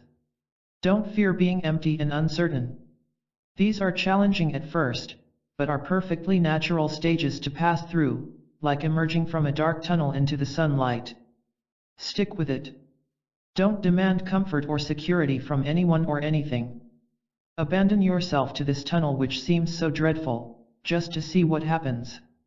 What happens is the miracle you seek. It cannot be described with words, it must be experienced personally. This is the experience you want and which you can have, reunion with your true cosmic self. Ponder the following points brought out as follows. Question: there seems to be a conspiracy of silence about personal hatred. People don't like to talk about it, yet, it seems to go hand in hand with personal misery. Why is there so much hatred in people? Hatred is a desperate attempt to protect a false sense of identity. If a man leaves a woman, she hates him because her own actual emptiness has been exposed. Because hatred is such a fiery emotion, it supplies a false feeling of aliveness and strength. Hatred is terribly self-destructive. As the false self fades through insight, hatred disappears. Question: you say that heartache is caused by not living in the freedom of the present moment.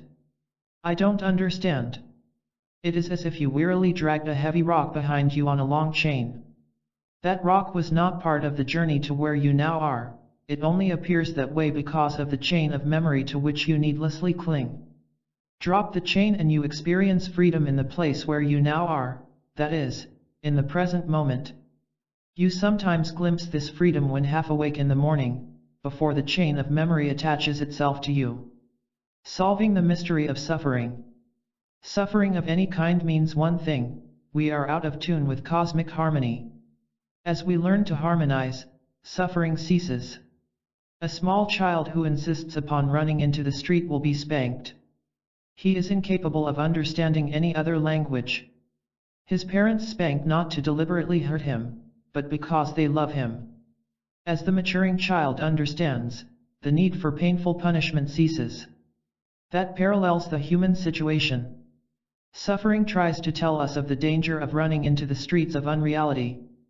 But stubborn little man, who always thinks he knows best, refuses the lesson and gets hurt, day after day, year after year. By studying his psychic spankings, he could grow to where they are unnecessary. The source of tears is a mind that refuses to abandon its egotistical notions about itself. To be free of pain we must go to the very end of it. We must neither resist nor resent it. We must not be unhappy over being unhappy. Then, suffering becomes a great revelation. It enables us to see the false supports we have been leaning upon. By dropping them, the truth comes to support us completely. Everything depends upon whether or not we use our pains wisely. The first wise action is to become consciously aware of how unhappy we are. Suffering is 99% or unconscious. Indiana most people. They do not see the underground fire, only the volcanic explosions from time to time. Take temper as an example. A man suffers whenever he gets angry, but does he see it as pain? No, he may even take pride in it, thinking temper is a sign of strength. I will show you how to make a definite breakthrough. Take something that distresses you, such as an annoying person in your life, a heartache of some sort, anguish over an inability to solve a problem, anything at all. Be fully aware of it. Isolate the distress from everything else and look at it with scientific curiosity. See how it distresses you, how it makes you feel things you don't want to feel. Be conscious of what it does to you, especially how it robs you of ease. Now, rebel against your own anguish. Do not rebel against the seeming cause of anguish, such as other people, but against the very anguish within you. This is extremely important. Don't hesitate to declare, I am sick and tired of enslavement to this thing. I have gone as far as I am going to go. I will not put up with it any longer. I do not need to endure it and I will not. This is the end.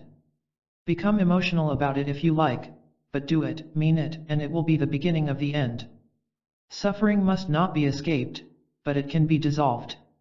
So we must now explore a great error which prevents the dissolution of pain. How sorrow can end for you. Suffering humanity is like a group of people living alongside a raging river that threatens to overflow its banks. One man says, 111 escaped by staying in my home and occupying myself with my stamp collection. Another thinks, Till escaped by getting involved in a love affair. A third believes, the river won't get me if I go around doing good things for other people. All miss the point. So does mankind.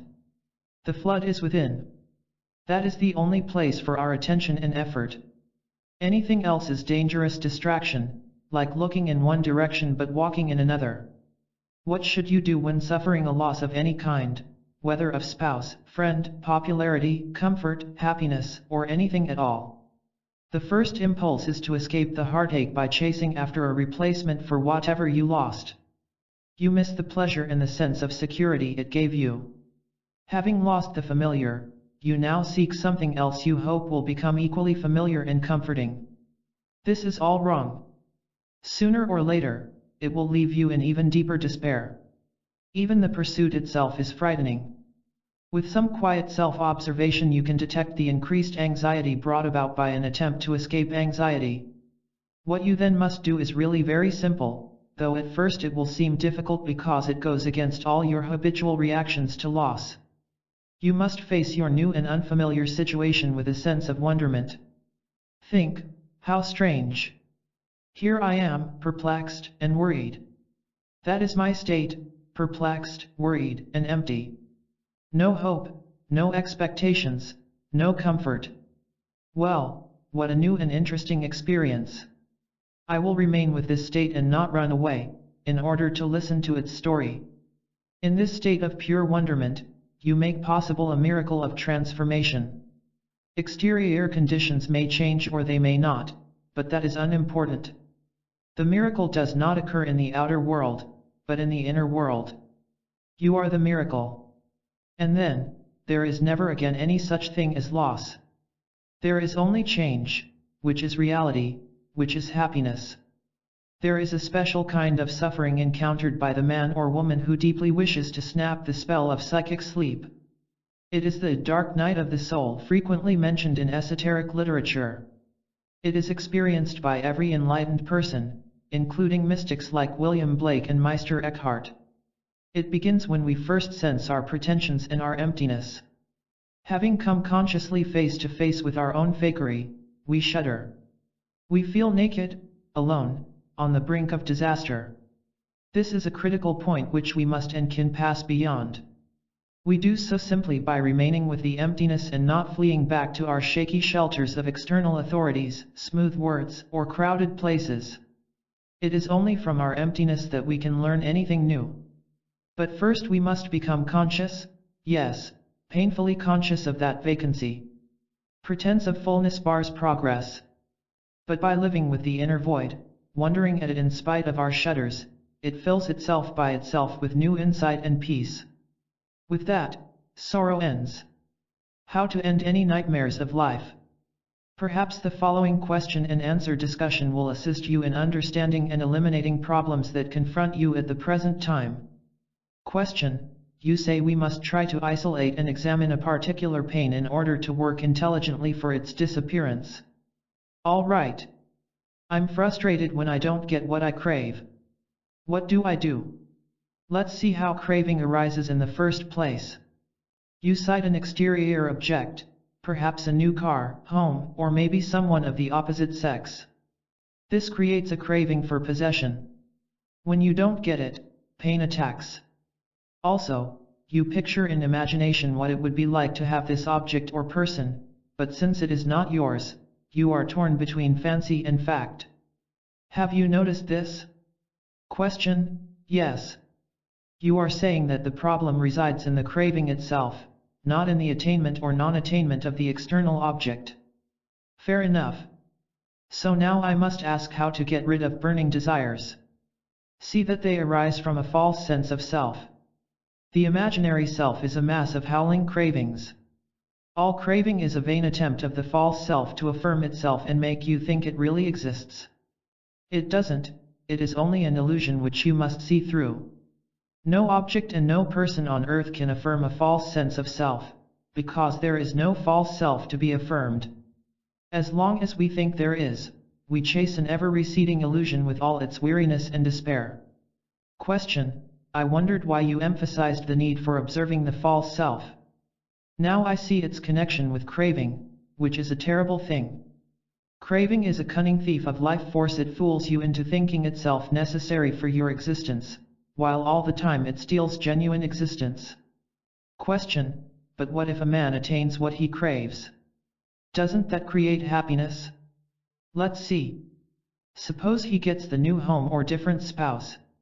His craving is only suspended in the novelty and excitement, as when you don't notice a headache when watching an exciting television show. But soon, the novelty wears off. The old cravings attack once more, forcing him into another frantic search for relief, perhaps in a new object. He is caught in the vicious circle in which happiness is impossible. Please don't think I am trying to take all the fun out of life. Are you having fun now? I am trying to tell you of new ways that result in lasting contentment. The devastating problem of craving can be summed up as follows: by living from a fictitious self, we are trapped by its fictitious appetites. Trying to feed such cravings is like trying to satisfy the hunger of an imaginary horse.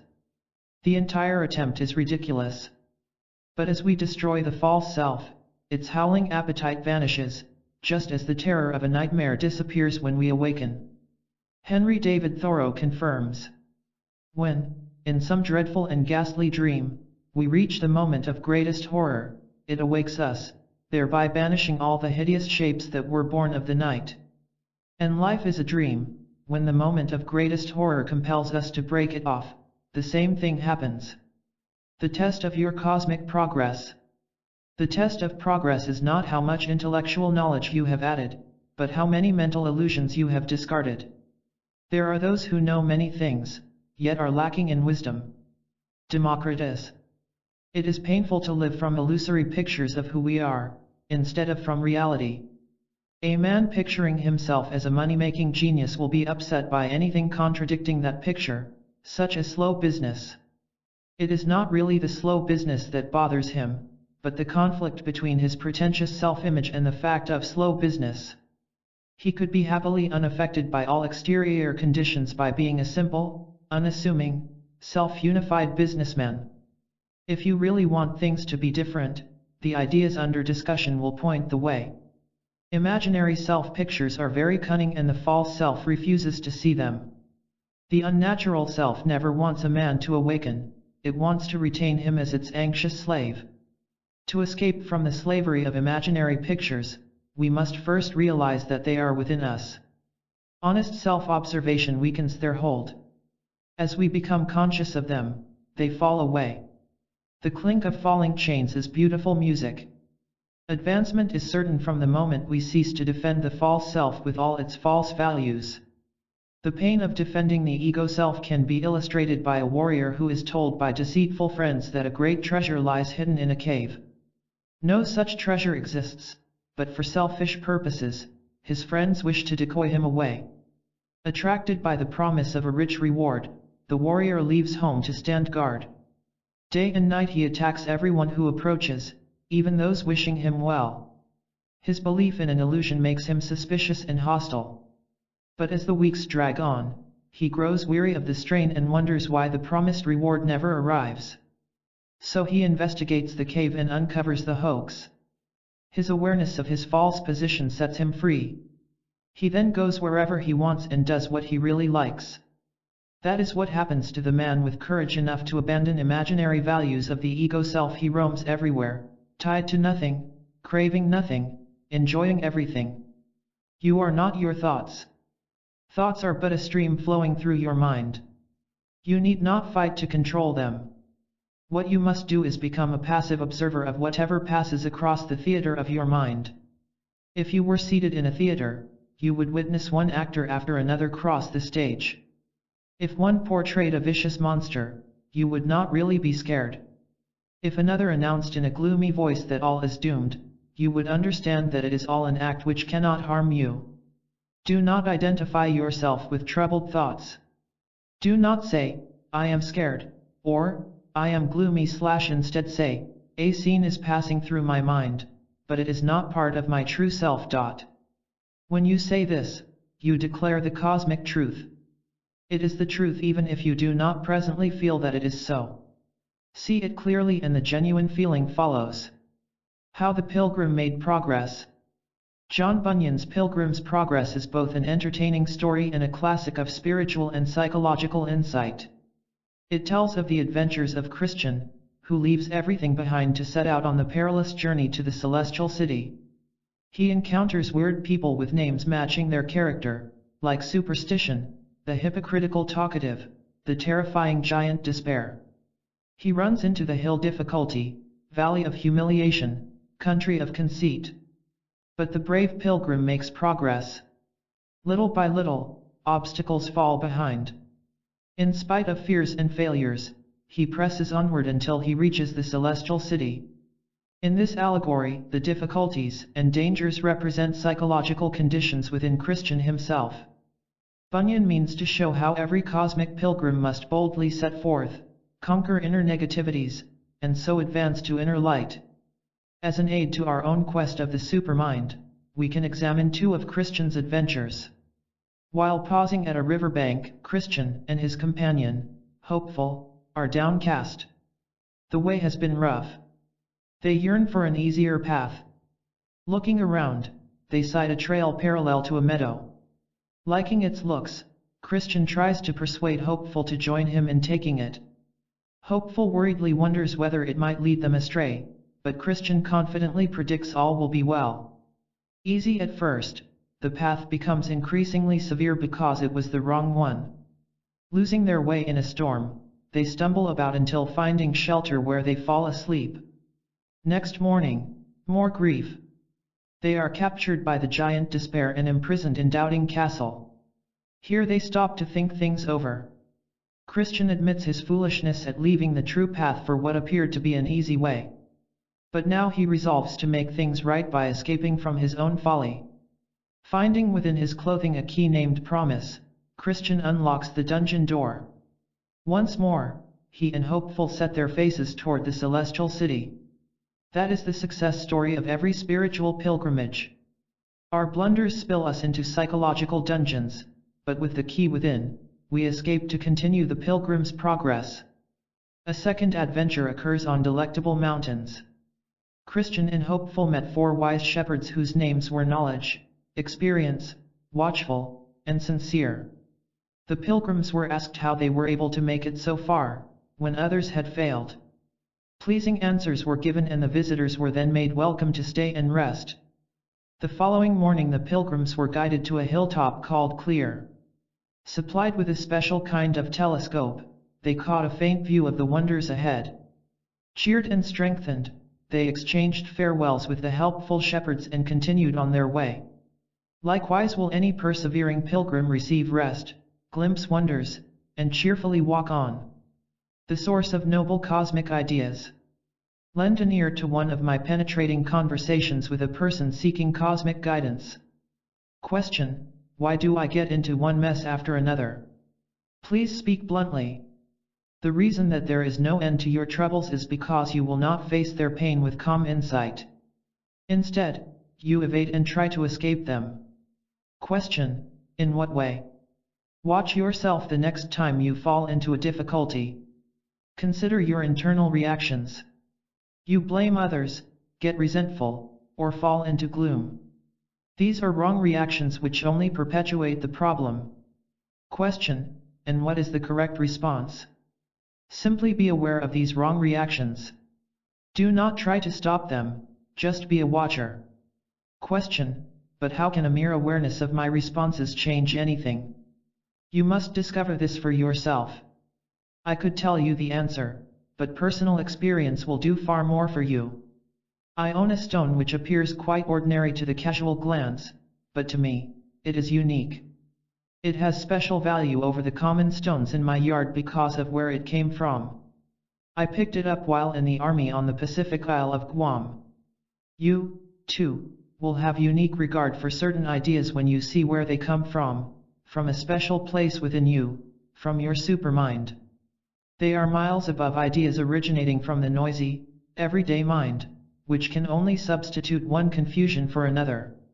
Such ideas, originating from the secret self, are lofty, noble, honest, beneficial. They have a meaning that changes you inwardly. Here is an esoteric idea of practical value. People waste their lives trying to get things done for them, without strained effort on their part. There is such a way, but it comes only after personal effort of the right kind. It is like flying a kite.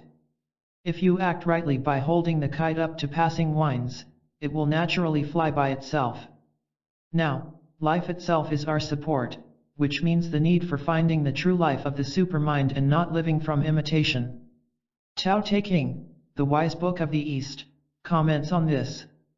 It says that when a man abides in the way, his satisfactions are inexhaustible. Suppose a small child wants to fly a kite, but knows nothing about natural winds. He sets the kite on the ground and tries to fly it by blowing heavily with his breath.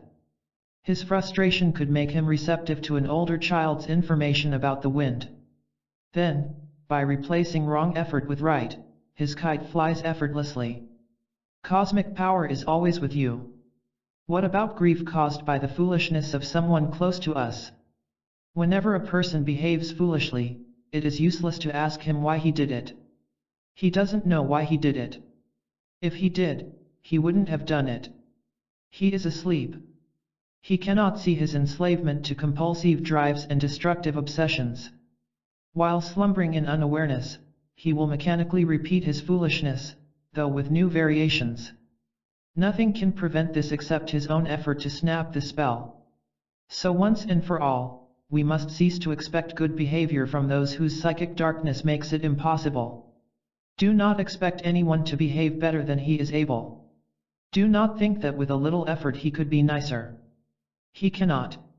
He is compelled to act out the nature of his present psychic structure. If he would work with his supermind to uplift his insight, behavior would change. But for the present, he must act as he is, just as a child of 5 expresses his immature age. A reminder, this is what Supermind teachings are all about. With absolute clearness, we want to see a difference between our present self and the way we used to be. Don't let errors in the outer world turn themselves into accidents in your inner world. Set up a psychic wall between them. Here is what this means. Suppose you make an error in driving your automobile, which almost results in a collision. Do not fall into emotional panic, getting angry, upset, or nervous. Clearly analyze why it happened. Perhaps your awareness of traffic was blurred by daydreaming. Your refusal to let an outer error make you inwardly negative maintains self-command and makes you a better driver. Following are gems of cosmic understanding wrapped in a brief conversation I had following one of my lectures. Question: in your own work with people, what do you find to be their greatest barrier in finding newness? One major task is to get a man to see that he does not know what he imagines he knows. So it is essential that he observe his self-deceptions and vanities. He can find newness by consistently sacrificing the pseudo-pleasure of vanity to the true pleasure of being a real person. Question: why am I so inconsistent in my efforts at self-discovery? For one thing, because you merely seek relief from your pain, rather than total healing. The pain drives you to the doctor, but when it passes, you carelessly forget that it must attack again.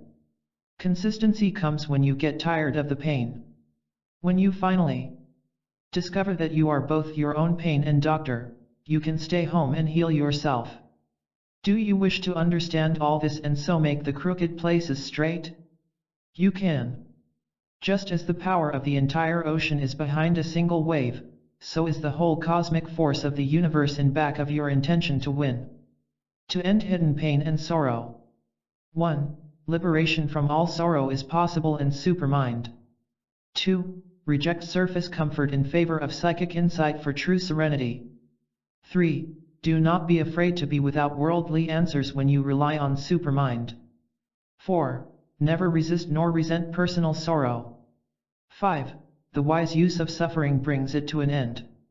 6. Anyone can awaken from the nightmare of pain. 7. Be an alert observer of the dawning cosmic ways of your mind. 8. Supermind thinking dominates negative thinking and assures your freedom from failures. 9. You can be your own healer through Supermind. 10. The power of the cosmic universe supports your intention to win. Evidence of psychic darkness is so overwhelmingly abundant that we miss it. You can find evidence very quickly. What is bothering you at this very moment? Whatever it is, you can awaken out of it with cosmic intelligence and the Supermind. How to become a new you? If a violinist wishes to become a pianist, he must change his musical execution habits. If a resident of London wants to live in New York, he must change his dwelling habits. Here we have a clue to psychic success. For a spiritual desire to be fulfilled, inner ways must be changed. It cannot be fulfilled by thinking, talking, or reading about change. It cannot be fulfilled by social improvements or church activities. Self-change means just one thing: self-change. Beneficial change cannot occur through intellectual reasoning or analysis. It cannot happen, because all thought is conditioned. It can only repeat what it has been taught to repeat, based on distorted self-interest. Emerson says, "You find men talking everywhere from their memories, instead of from their understanding." This is a great cosmic truth. In the outer world, for example, the politician forcefully declares we must change our foreign policy in order to maintain international peace, while another politician insists upon its retention. Both are foolish, for neither exterior action will change the warlike inclinations of unregenerated human nature. People always fail to consider the concealed perversity of human beings, including themselves. Nothing good can happen on the international scale unless each individual changes himself from a parroting machine to a truly spiritual person. If you ask, "How can I change?" you find the answer in every true teaching. The wording is different, but the meaning is the same if you will seriously ponder the following human thought structures of religion and philosophy. Hinduism, discover your true self. Taoism, flow along with event. George Gurdjieff, wake up. Christian New Testament, be born again. Zen, let the mind be silent. William James, be genuinely practical. Krishnamurti, be alertly aware of yourself. Buddhism, abandon egotism. Soren Kierkegaard, be a true individualist. Mysticism, see things as they really are. Two valuable questions to ask yourself. Just as the maple tree takes what it needs from earth and air to create maple sap, so can we use daily experiences to create mental newness. Whatever happens to you is the perfect teacher for learning how to take everything with quietude. It is certain that by placing the kingdom of heaven first, all else is added to us. This is not an airy religious sentiment, it is more practical than a chair. We exactly place it first by valuing it above everything else, and most of all, above our own pretenses of wisdom. This higher evaluation comes by degrees, as we recognize the spiritual life as something entirely different from human affairs. Sincere self-work enables you to value something truly valuable, something that endures when the excitement of worldly success fades away. You can feel it coming into your life, just as you can feel the heat of the sun, even though the sun itself is temporarily behind a cloud. This glimpse of the new provides strength to climb even higher. Necessary knowledge comes faster. We face negativities with less timidity. Self-defeating attitudes lose their power. We make things easy for ourselves, where previously we did everything the hard way. Life becomes the great adventure it was meant to be. Return again and again to the two most valuable questions you can ever ask yourself. 1. What is my actual condition? Regarding the actual condition, try to see yourself as you really are, not according to habitual assumptions.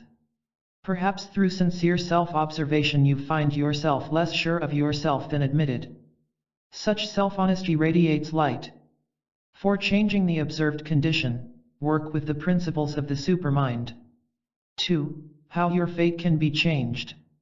Tune in your idea of fate with the following thoughts. Question. Sometimes I feel a terrifying sense of futility toward it all. Isn't that pretty awful? It is pretty wonderful. It is absolutely necessary to consciously catch a sense of futility. Most people don't, and so remain in darkness. Try to become more aware of the feeling without being scared of it. What an opportunity. Question. Will you please comment on what is commonly called destiny or fate? Can we change our fate, or is it fixed? Certainly it can change. Do you really want it changed? That is the only question. Please do not hastily assure me of your eagerness to be different, there are great resistances which you do not see.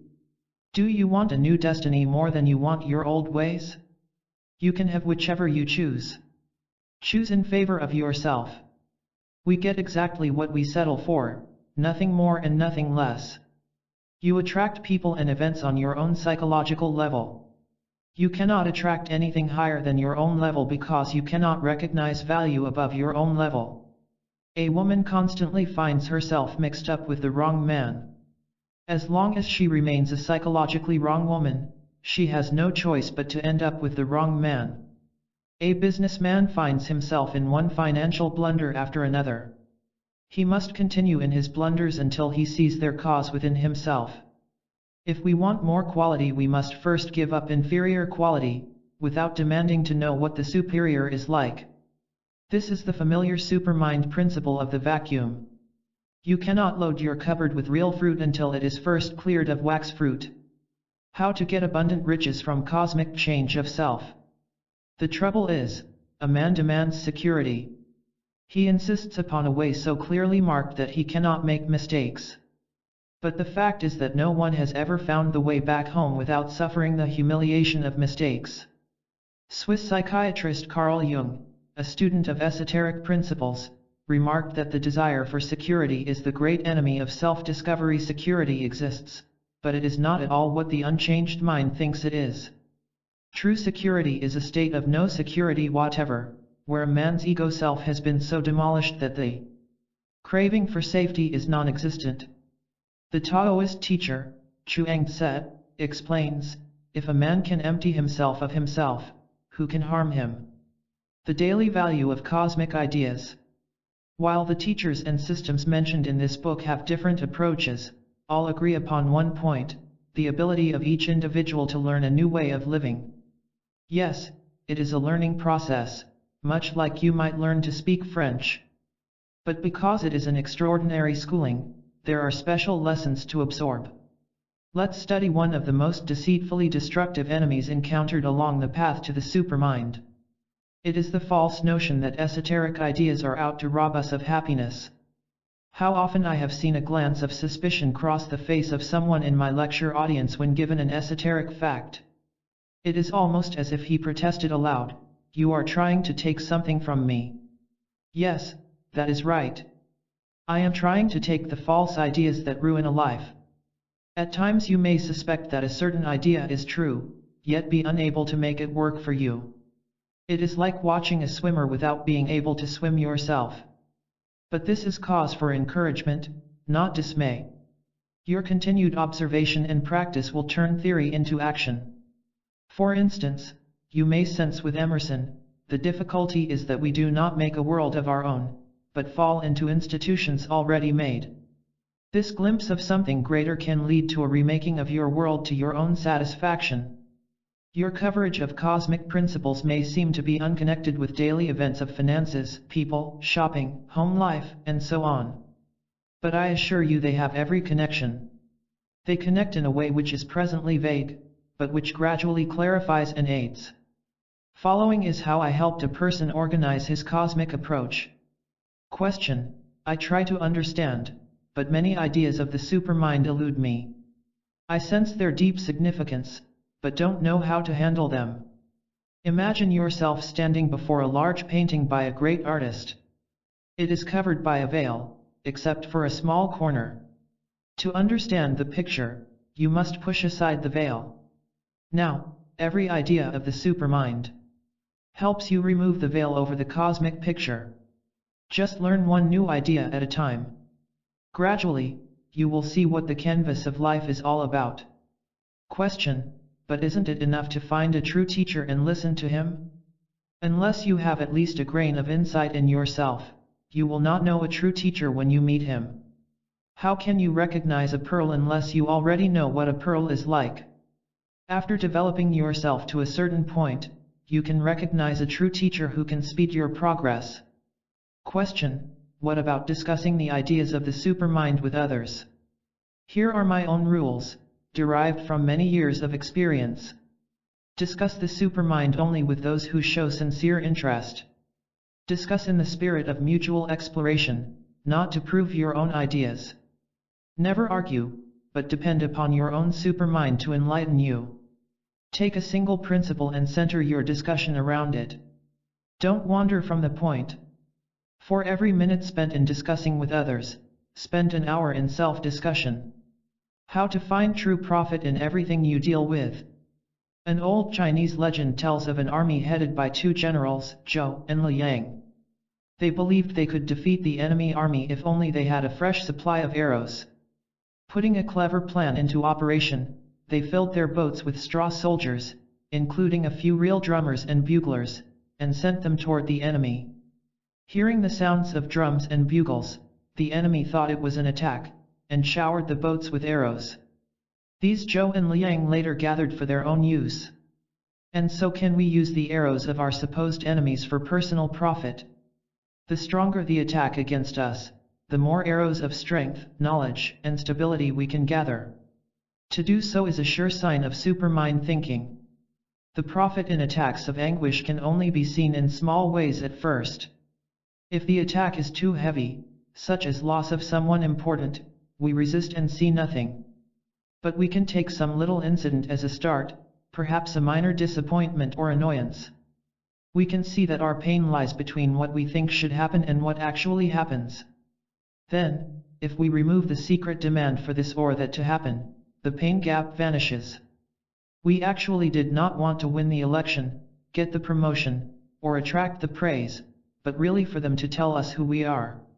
However, when we have no concern for who we are, we can win or lose the election and it makes no difference whatsoever. There is a fascinating feature about the mystical life experienced by everyone who has found higher ground. When he appears to lose, he really wins. Here is a man loaded with a sense of self-importance, a painful state, always calling for tense defense. As his growing honesty compels admission of vanity, it falls away, leaving temporary distress for vanity was his support. But, of course, he has won new freedom and stability. Following is a summary of a long conversation with a college professor. Question: why do we cling so desperately to people and objects? I see this quite clearly in myself. Sensing change and impermanency in ourselves, we attach to people, ideas, and objects in an effort to feel secure. But the effort only breeds more anxiety. It is like trying to hold back a river with bare hands. Change is a natural flow of nature. Don't fight it. Understand it. Then, everything is different. Question: I admit that money-making is almost an obsession with me. If I could just resist it, I could get somewhere with my inner life. You must resist nothing. If you merely repress your desire for riches, you will never understand. Go ahead and earn all the money you want, but continue with your inner work. The time will come when money ceases to cause conflict. Question: please explain boredom. Boredom occurs when you run out of distractions, when you have nothing to supply a false feeling of aliveness. Boredom and anxiety go together. At the same time a man seeks excitement through a contrived activity, he also senses its futility. Boredom is impossible when living from the supermind. Everything from cosmic viewpoint is truly all right. Everyone on earth lives from one of three outlooks. 1. Everything is all right. 2. Everything is all wrong. 3. Everything is truly all right. The vast majority of human beings say the first, but don't mean it. They pretend everything is all right because they simply don't know what else to do. They are all dressed up with no place to go. A few go on to the next critical step. Unable to deceive themselves any longer, they dare to abandon their fate to the frightening unknown, a place where everything seems lost. A mystical teaching expresses it as follows: even as water pours into a broken ship. Nevertheless, such adventurers have broken through toward the shore. Here and there, a brave individual presses on to the third step. Heeding the New Testament advice to endure to the end and having faced himself honestly, he finds himself fully. No longer self-split, he is one with the universe, like a single wave is part of the ocean below it. His triumph expresses itself: everything is truly all right. The question may arise, but how can I know that I am actually moving forward, and not in circles. You will know because you sense something different going on. There is no mistaking it. It is like sighting an obscure tree that becomes clearer and clearer as you walk toward it. There are hundreds of hints. One of them is your greater consistency of effort. You keep on the track for longer periods of time. Moods of doubt and depression gradually decrease. Having used your insight to dissolve a small amount of anguish, you realize that greater accomplishments are just ahead. Just as a thirsty animal senses unseen water miles away, so do you sense an unseen magnificence. Your psychic understanding develops naturally. You realize that the lower nature always tries to shove back into your day, tries to drag you down. But your understanding thwarts its deception, and you say no. Have you ever noticed how intuitive knowledge comes? You read an idea in a book a half-dozen times, but then on the seventh reading, you understand. When you become a new person, everything is different. What formerly seemed strong is now seen as weak, what appeared clever is now recognized as foolish, the empty becomes full, the shunned, treasured, the healthy, sick, the intelligent, stupid, the dark, light, the thrilling, dull, the friendly, hostile, the harsh, gentle. Do not cease to work on yourself when things are going well. I have seen many people cease work, only to come running home when hurt by a playmate. If you do not work when everything is all right, you will lack the needed wisdom when life gets rough. Learn to live from your supermind. You will be at home wherever you are. Change your inner world. People ask, but how do I get out of this mess? Mysticism replies, if you were on a higher level of consciousness, you would not be in it in the first place. True teachers rarely give advice on the conduct of external affairs. They see too deeply for that. Knowing that causes, not effects, must be altered, they try to convey this to seekers. It is pointless to advise a confused person to change or not change his employment, break off or retain a human relationship. Anything done while in psychic sleepwalking can only result in another bump against a new wall. It is really amazing how human beings can repeatedly bump for years and years without awakening from psychic sleep. Your inner level of consciousness or awareness determines your outer conditions. To change your outer world, change your inner world. This does not mean that every changed condition comes from a higher level of being. Changes also occur accidentally, promoted by human desire and desperation. A lonely man and a fearful woman are driven by desperation to a party, where they meet. They may get a thrill, but that is all they can get even if they marry. Loneliness and fear are still there, only now hidden by distracting each other. On the human level there is a loud shot when two people meet, but the shell is blank. On the esoteric level interchange comes first, then the outer. Nothing is added to us when we merely change a residence, profession, or spouse. It is like a man stranded on a lonely island who seeks self-betterment by moving his camp to the opposite side of the island. The scenery may be different, but he is still as stranded. We all sense this, but do not know enough about genuine deliverance and self-change. Genuine contentment is a psychological state, never an exterior activity. If you have inner pleasure, you can engage in exterior activities and enjoy them. Without self-contentment, no matter how thrilling your worldly pursuits, heartache goes with them. I will now slip in a special secret about external conditions that can change everything. The very next time you feel upset because you cannot command a condition, ask whether you really, honestly, actually need to have command. Mark the points in the following dialogue. Question: why am I so inconsistent in my efforts at self-change? 1 minute I'm excited over esoteric ideas and indifferent the next. Why all this fickleness?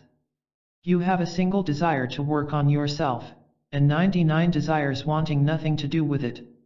Ally yourself with the single wish to awaken and do everything to encourage it.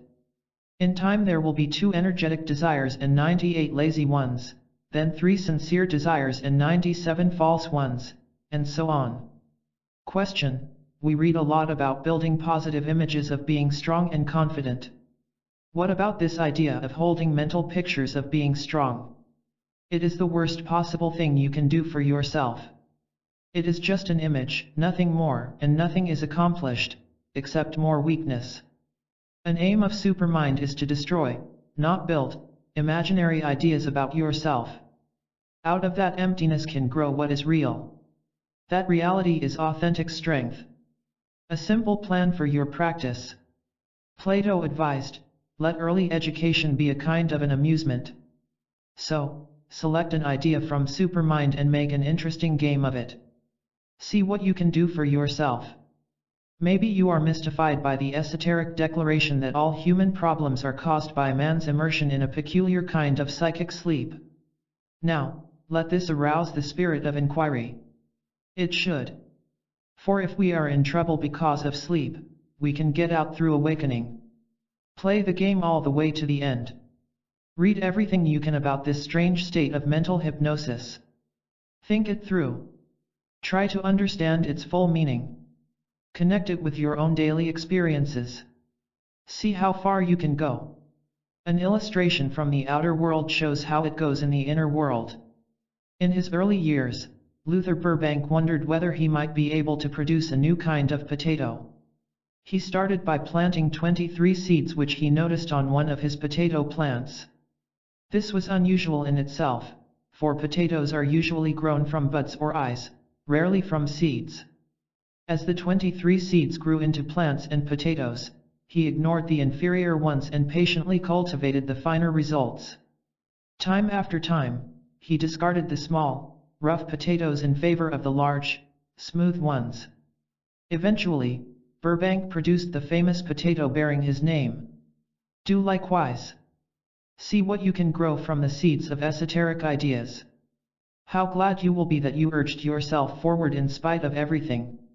When things go wrong, look for something you do not know about the Supermind and search it out. Over the years I have found no simpler nor more helpful practice. No matter what choices you make, do the situations get worse instead of better? Surrender the notion that thinking from a conditioned mind can solve anything. Are you attacked by feelings of blame and inferiority because of unwise actions of yesterday? Meister Eckhart remarked that if a man committed all the mistakes made since Adam, but truly turned toward the light, it would be the same as if he had never committed them. You have worked and studied for years and yet see no significant betterment in your life? Through receptivity, head knowledge must be transformed into inner experience. Some of the ideas about the Supermind are so vastly different from your usual beliefs that you hesitate to explore them. Stick with them patiently, permitting revelation of their power, after which you will see them as best friends. You do not understand how it is possible to be in this world and yet be free of its disorder? J.P. de Calzada compares it with a great mountain, with rain and hail at its base, while above it all, at the summit, the weather is beautiful. You cannot understand why you are so upset and uncertain? It is because there are principles of the Supermind you do not as yet know and live by, but which await discovery. How self-transformation begins. Here is one path to beneficial change. Do not ask, what can I get in order to be happy? Switch to, what can I give up in order to cease being unhappy? We can abandon anything ruinous, like thinking that tomorrow will be different, even though we remain inwardly the same. We can renounce useless activities masquerading as pleasure and necessity. Henry David Thoreau made the classic remark that most men lead lives of quiet desperation. But, there are many who lead lives of noisy desperation by involvement with public affairs which do nothing for anyone. You can cease to let others use you for their selfish purposes. If they do, it is because of self-consent. You may not allow it consciously, but because of failure to comprehend, you yield to your own harm. There is only one escape from being preyed upon and finally abandoned by weak people. You must see human nature as it actually is, not as it appears on the surface. Suppose a farmer wishes the rain to change and refresh his vegetables. However, among the budding plants he has placed buckets of various sizes which will prevent the rain from reaching its natural destination, the earth. There is no receptivity, therefore, no change. As we saw in chapter 3, the magic key to self-transformation is mental receptivity to higher ideas. Human beings live the way they choose, but not the way they want. A vast difference lies between the two. We choose from our acquired beliefs, habits, and tastes. We select this friend or that viewpoint because they harmonize with our preconceived notions, usually false, of the best way to get along. Regardless of how often they lead us straight into grief, we don't see them as the cunning traitors they are. So we continue to stumble in our sleep. Now, a person essentially wants something quite different from what he chooses. He wants harmony, refreshment, peace. But then he goes right ahead and assumes that his choices will deliver them, which they never do. His hunger remains, no matter how often he tries to fill it with the artificial foods of choice. Note how the following situation was handled. Question: will you supply a method for changing myself? Self-transformation begins the moment you honestly place truth before desire. Question: please explain. You desire social popularity? Face the truth that popularity is emptiness. You like to run mental movies through your mind of how someone mistreated you? See the fact of their destructiveness. You want security from a religious or philosophical doctrine.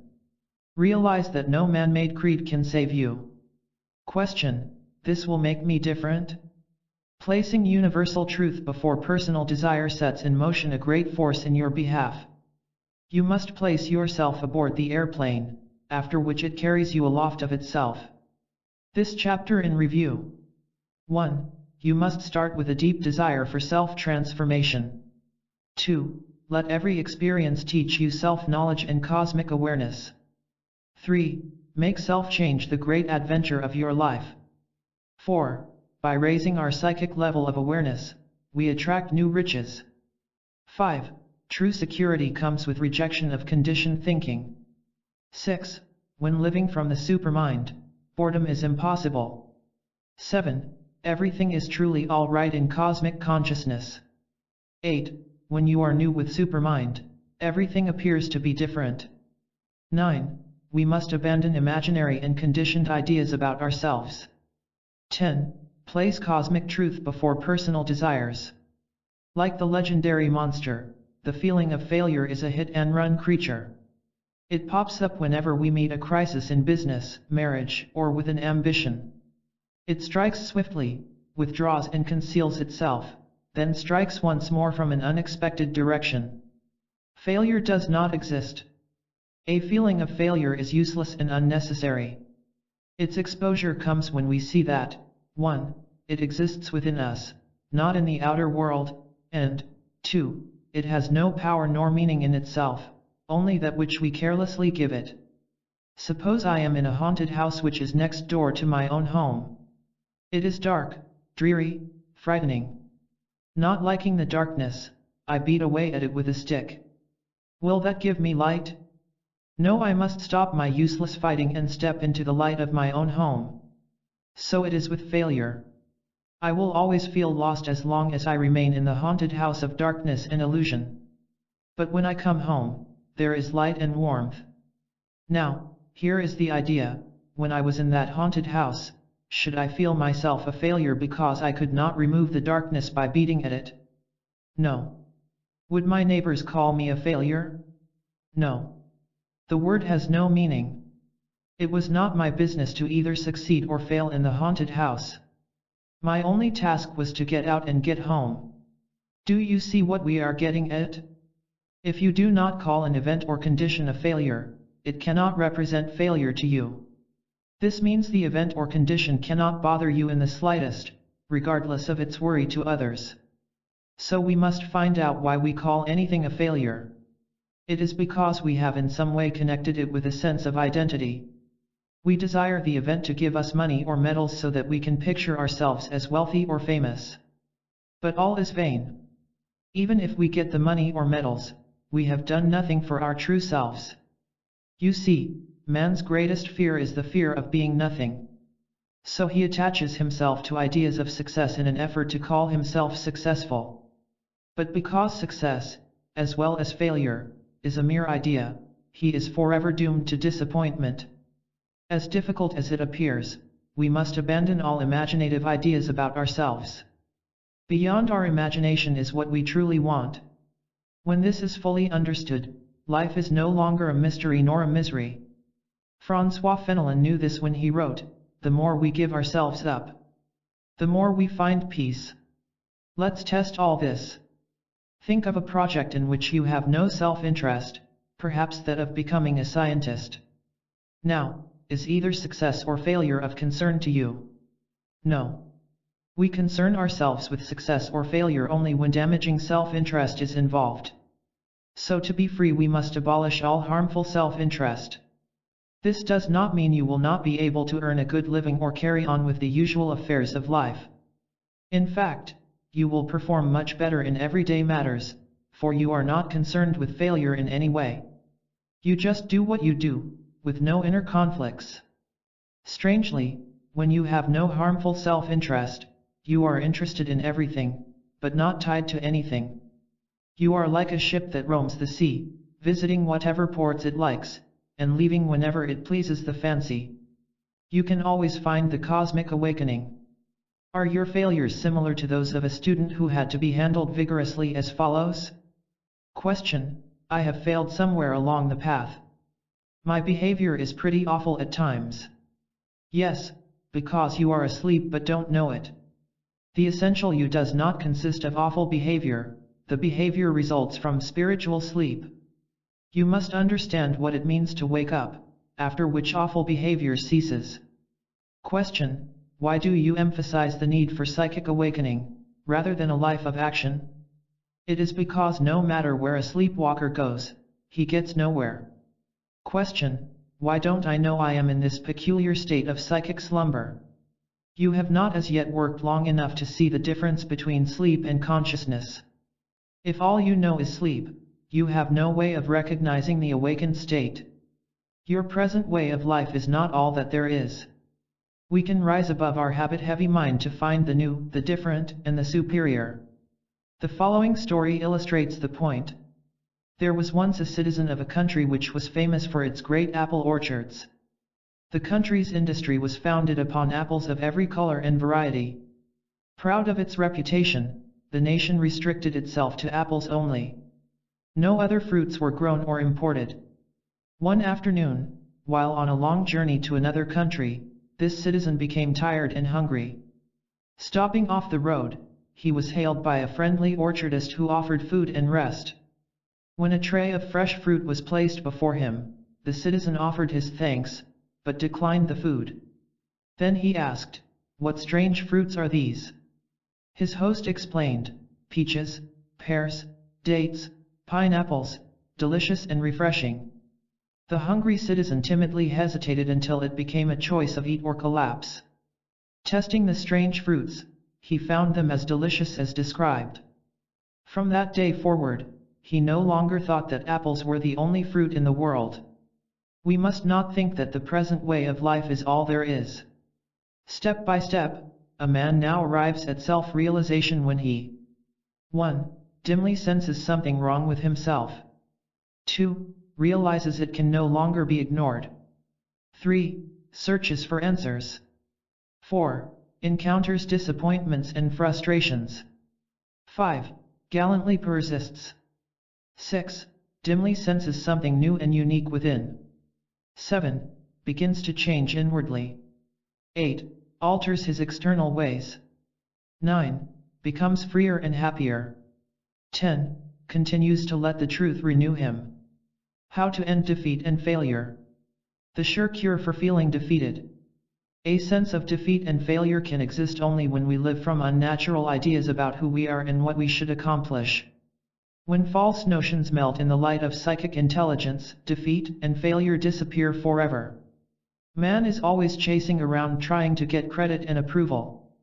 That is one kind of false notion. If a man would cease taking credit for whatever good comes his way, he would not suffer from ego injury whenever ill fortune arrives. When you get rid of self-credit, you also abolish self-condemnation. Credit and condemnation are a typical pair of the opposites we discussed in Chapter 2, in other words, Freedom lies in rising above mere definitions of failure and success, above self-approval and self-reproach.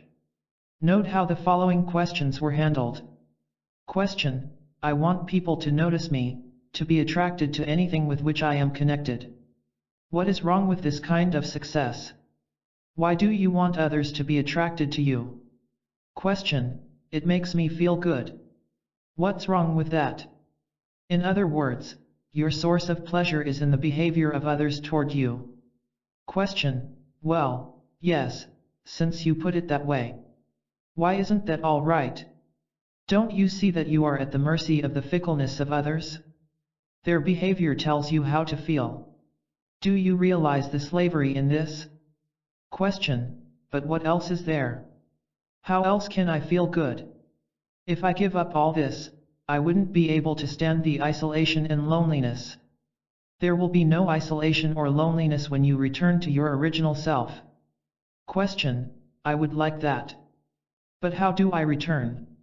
We can discuss it. Follow along. There is a sure cure for feeling isolated and desolate. Liberation from these states also frees one from their offsprings in the form of psychosomatic illnesses. The basic idea is not to identify with a feeling of depression, not to take it as being part of the essential self. Instead, stand aside with objective examination, just as a weather scientist might examine a dark cloud. Such a cloud would not make a scientist feel gloomy. Neither should the psychic scientist feel depressed over the observed depression. Observe how the feeling arises, how it presses heavily for a while, and finally fades away. Suspend personal reactions. Do not personalize by thinking, I am depressed, but impersonalize with, a feeling is passing through. Whenever this technique is practiced, you detach yourself from despondency to a certain degree. You weaken it. The heaviness can never return with quite the same intensity. Constant practice gives astonishing results. You can use the same method for dissolving other negative feelings, such as panic and boredom. The mystics have practiced this idea throughout the centuries. An early mention is given by R.C. Solos, an Athenian disciple of Plato, in the following: suspension is accompanied by quietude. How to handle defeat without despair. I will tell you of a strangely wonderful way to live. It is to live in defeat without despair. Think about this idea very attentively. What would your day be like if you were defeated at every turn, but reacted with no despair? It would be the same as if there was no defeat, wouldn't it? You go through your day, defeated by one event after another.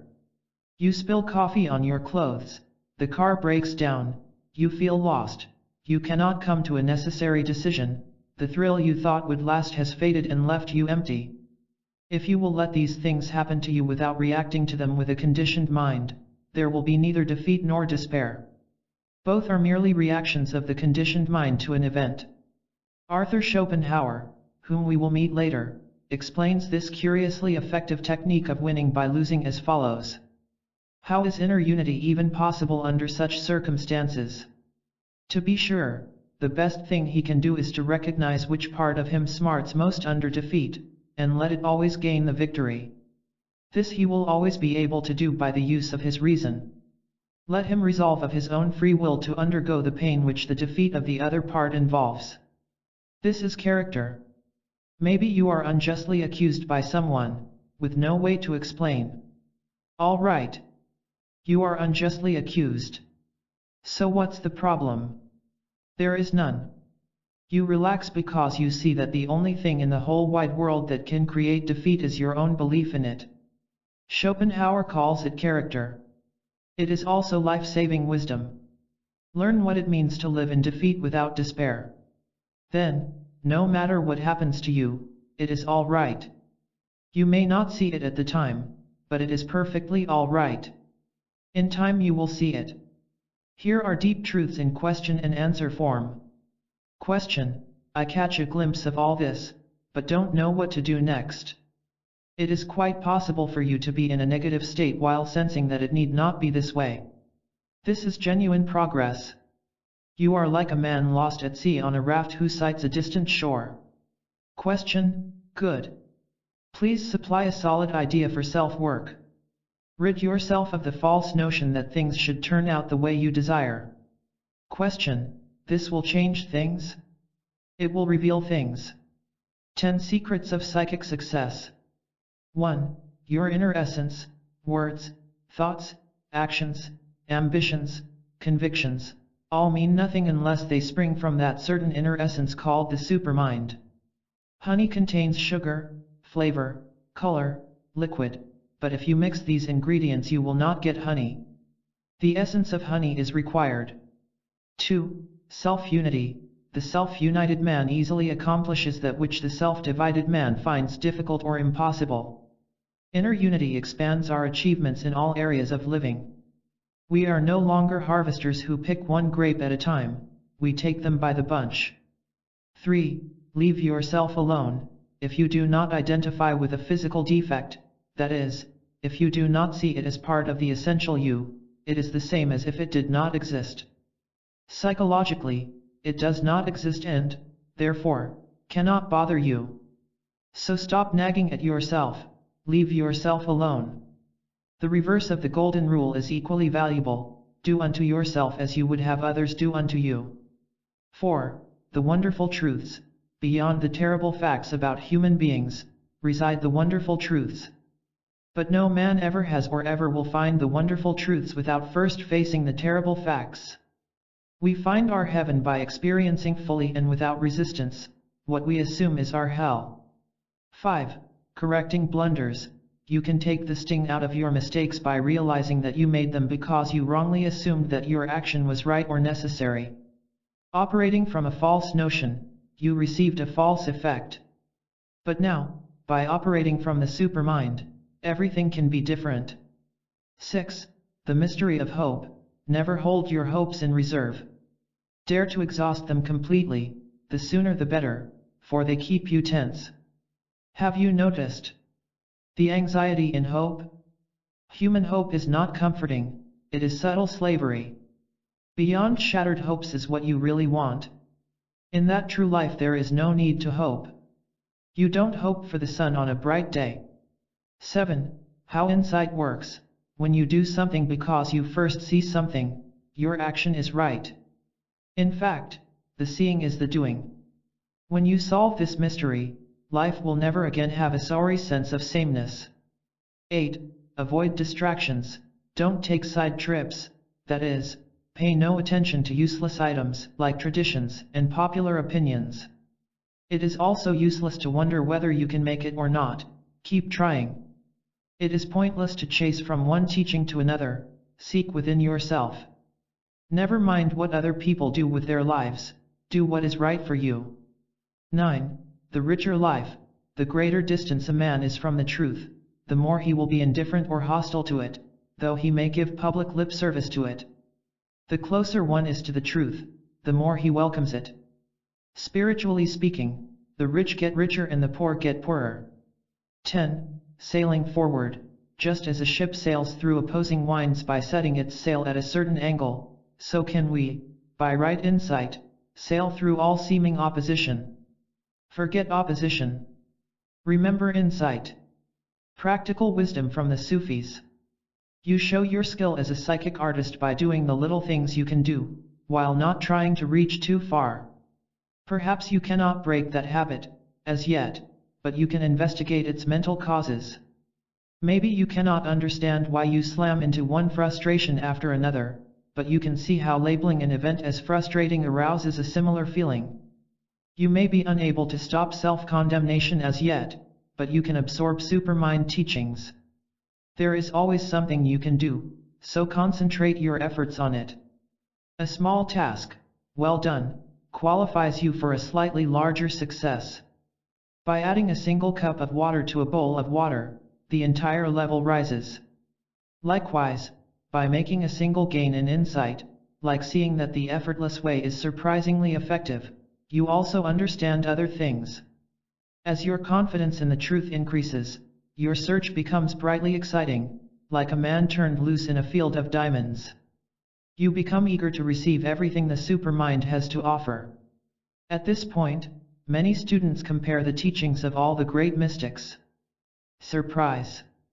Essentially, all teach the same thing: extend a warm welcome to the super wisdom already existing within you. Sufism is a fine example of finding truth in the various religions and philosophies. The term Sufi comes from the Arabic word Sufi, meaning wool, and describing the garments of early disciples. Sufism is a mystical philosophy which arose in the 10th century and gained strength particularly in Persia and India. It emphasizes love, mental illumination, peace of spirit.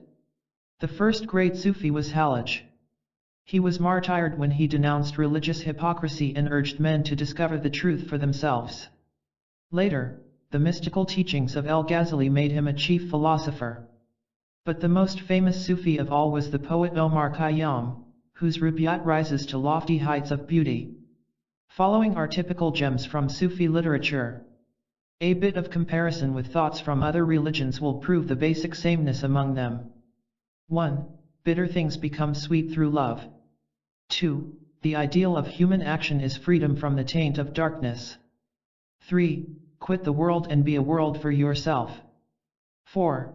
If thou art bound in chains by care for self, at once the world is as a veil to thee. 5. There is a treasure in every person. Change your ideas about success. Far above man-made ideas of success is psychic success, the only kind that counts. Psychic success is the attainment of a new kind of wisdom that produces profound changes. It is to have supermind wisdom.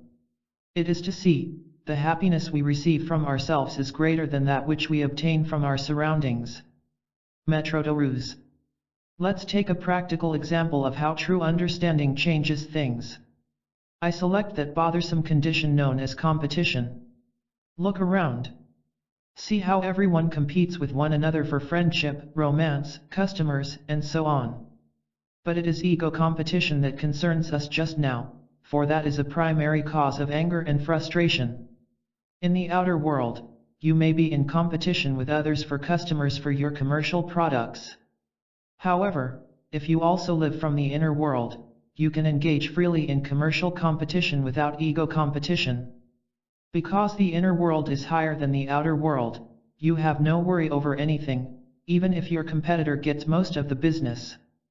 Because the false self, which is quick to envy and resent, is out of the way, you cheerfully conduct your business, regardless of what happens. You do not see how this can be so? Do you think this may be a pleasant but impractical dream? No, you really don't. You sense the nightmarish nonsense of tearing yourself apart mentally and emotionally, just because your competitor pulled a fast one on you. Live from your supermind. That is all that matters. Then, defeat, failure, and competition will be as nothing to you. This is illustrated in the following. Question: why does life often seem futile and meaningless? It seems so because of our pretense that worthless ambitions and goals have value. Question: like trying to be important?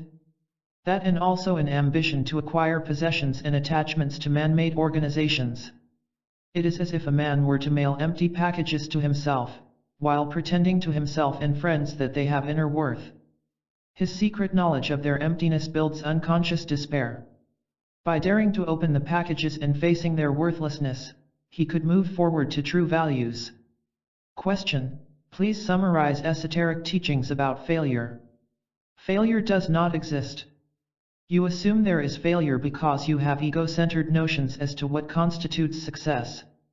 If you drop conditioned beliefs about success, you will never again suffer from feelings of failure. Question: but how can I abandon them? I crave success. No, you crave your ideas about success. They are your prison cells.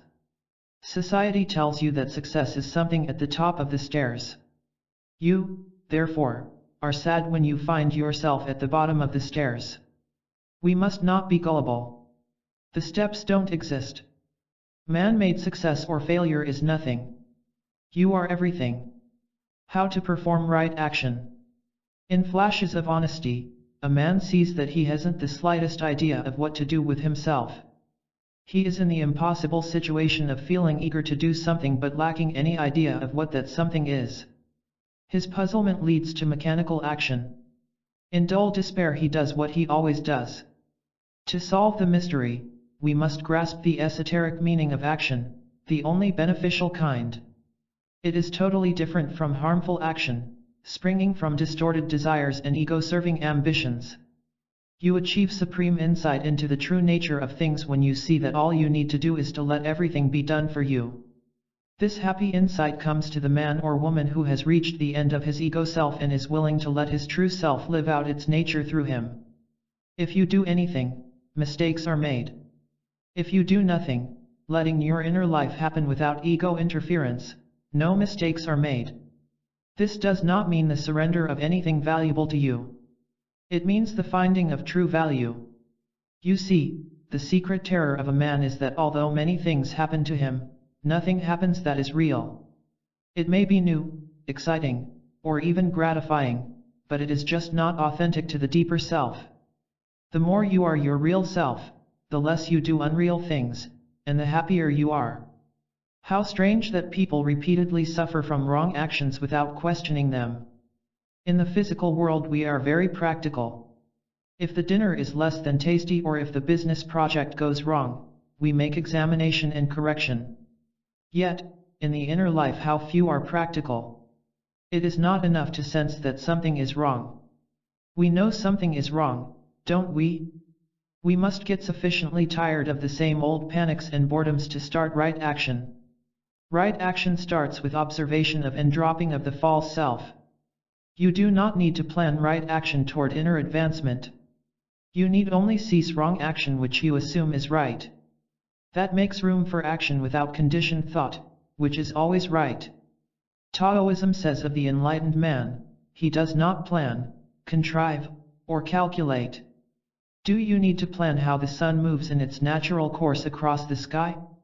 Believe me, it is just like that. Everything happens the way it should, when you have no preconceived ideas about what should happen. Whenever you feel you are not getting anywhere in life, you should immediately ask yourself, but where do I really want to go? You will then notice the surface mind fly into frenzied action to supply you with false answers, perhaps suggesting that you want new friends or more money. But, beneath these deceptive answers is your supermind, which sees them as false. Your task is to be aware of the false voices, which destroys them, just as sunlight dissolves dew. The time will come when you no longer fear not getting anywhere. You will see that you are already there and always have been. You can be sure you are performing right action when you sincerely try to understand cosmic principles. A fascinating fact of esotericism. When you step into a grocery market, you can buy as much as you have money to pay for. With $1 million, you can wheel out the entire stock. Similarly, you can carry out of the spiritual market according to your money. What is this money? It is just the opposite of the material world. Your spiritual cash is not something you have, but, strangely, something you have not. You must come, as the New Testament repeats, with nothing at all. This is the beauty of it all. Now we must discover the meaning of having nothing. It means to be without our intellectual opinions and memorized ideas about the inner life. In other words, we have here one of the most fascinating of all esoteric ideas: nothingness is richness. You see, knowing the words is not the same thing as living the meaning. Suppose I memorize the printed instructions on a first aid kit. Does that mean I can give first aid? No. The full meaning comes when I admit I know nothing and then try, practice, succeed. I have known men, proud of their intelligence, who grandly announced that they had memorized entire chapters of a religious book. But, that is not intelligence. The very same men linger in a doorway for a half hour, chattering endlessly, while occasionally telling you they must leave at once. So we need not strain towards spirituality. Such effort is a terrible burden. The genuinely spiritual person is one who has lost all desire to be anyone but exactly who he is, without labels and without apologies. He is what he is, and that's all there is to it. Such a man is undivided, uncomplicated, and contented. In an attempt to find himself, a man may associate with religious or philosophical ideas. But this by itself accomplishes nothing. In fact, it may further separate him from his real nature, for he may fall into the trap of living from fictitious mental pictures of being a spiritual or an authoritative person. He is like an actor who plays a role so long that he identifies with it. He thinks he is that fictitious self. You can recognize such a man by his touchiness whenever his authority is questioned. We want to concentrate upon the single desire to be a real person. To succeed in that is to succeed in life. With this advice I have answered many queries, such as: Question: but how can I help it if I fall under the avalanche of miserable feelings? You can help it and you must. Do not surrender yourself. You can win. Question: someone very close to me is deeply antagonistic to spiritual matters. How can I get him to listen? Heaven help you if you try. You must remember two laws. 1. No one can be given what he doesn't want. Secondly, by attending to your own development, you will be untroubled by another's antagonism. Question: what is meant by such terms as inner illumination and spiritual advancement? Something quite simple and attainable, yet hungered after by millions. We need not complicate the definition. They mean the steady falling away of the burdens of unnaturalness, alarm, exhaustion, and the addition of cheerfulness, ease, security. Foremost features of Chapter 6. 1. In cosmic reality, failure does not exist. 2. True success is to live from the supermind. 3. Bring psychic awakening into your experience. 4. With psychic awakening, pain from so-called defeat fades away. 5. Non-identification with worldly conditioning produces astonishing benefits for you. 6. Never mind what others do, do what is right in cosmic truth for you. 7. Seek psychic success, for it alone has true and satisfying value. 8. Let your inner life flow along without ego interference. 9. Persist in supermind until you win authentic serenity in all situations. Schopenhauer knew that humanity must first see itself as ill, if it is to find the cure. The enlightened Schopenhauer set down his findings with refreshing directness and clarity, as the following selections of his understanding indicate. 1. There is one thing that, more than any other, throws people absolutely off their balance, the thought that you are dependent upon them. This is sure to produce an insolent and domineering manner towards you. The only way to attain superiority in dealing with men, is to let it be seen that you are independent of them. 2. Your friends will tell you that they are sincere, your enemies are really so. Let your enemy's censure be like a bitter medicine, to be used as a means of self-knowledge. 3. Himself is the source of the best and most a man can be or achieve. The more this is so, the more a man finds his sources of pleasure in himself, the happier he will be. For all other sources of happiness are in their nature most uncertain. 4. He who can see truly in the midst of a general infatuation is like a man whose watch keeps good time, when all the clocks in the town in which he lives are wrong. He alone knows the right time. Your source of true cosmic aid. Every man and woman senses that there is something else besides his usual routines in business and home. He may not know what it is and may have no idea of what to do with it, but still he knows. His dim awareness of the difference between this voice of promise and his present emptiness keeps him in despair. He is like a man who wants to go home, but has forgotten the way. Man's frustration can be tracked back in every case to compromise with his original nature. He fails to obey himself. Whatever cannot obey itself, is commanded. Such is the nature of living things. Nietzsche. You know what is right. Deep down, you know. The battle between your true wisdom and the counterfeit wisdom of society is what causes frustration. Refuse to compromise with what you know is right, with what is right for you. Suppose a man is given a phonograph record with pleasant music on one side and screeches on the other. Playing the record over and over, he cannot understand why he gets discord instead of music. He plays the wrong side, but doesn't see his mistake. Likewise, we have music in our hands right now, but unthinkingly play the screeches. Maybe the man with the record gets tired of all that noise. What is he to do? Well, he has two choices. He can personally experiment with the record until he sees his mistake. That is what we can do when weary of a screeching life. Let us put the ideas of our mind, just as we put things of the laboratory, to the test of experience. John Locke. The other choice can be to ask other people for advice. Now he is really in for it. Others, flattered by being asked, always give an answer, always wrong. They play the wrong side themselves. This brings us to the question, who is qualified to help a man make the great experiment? Clearly, it is the man who has already heard the music for himself. There are such men, and you have met some of them in this book. I have anticipated some of your questions on this score as follows. Question: if true teachers are available, why doesn't everyone listen to them?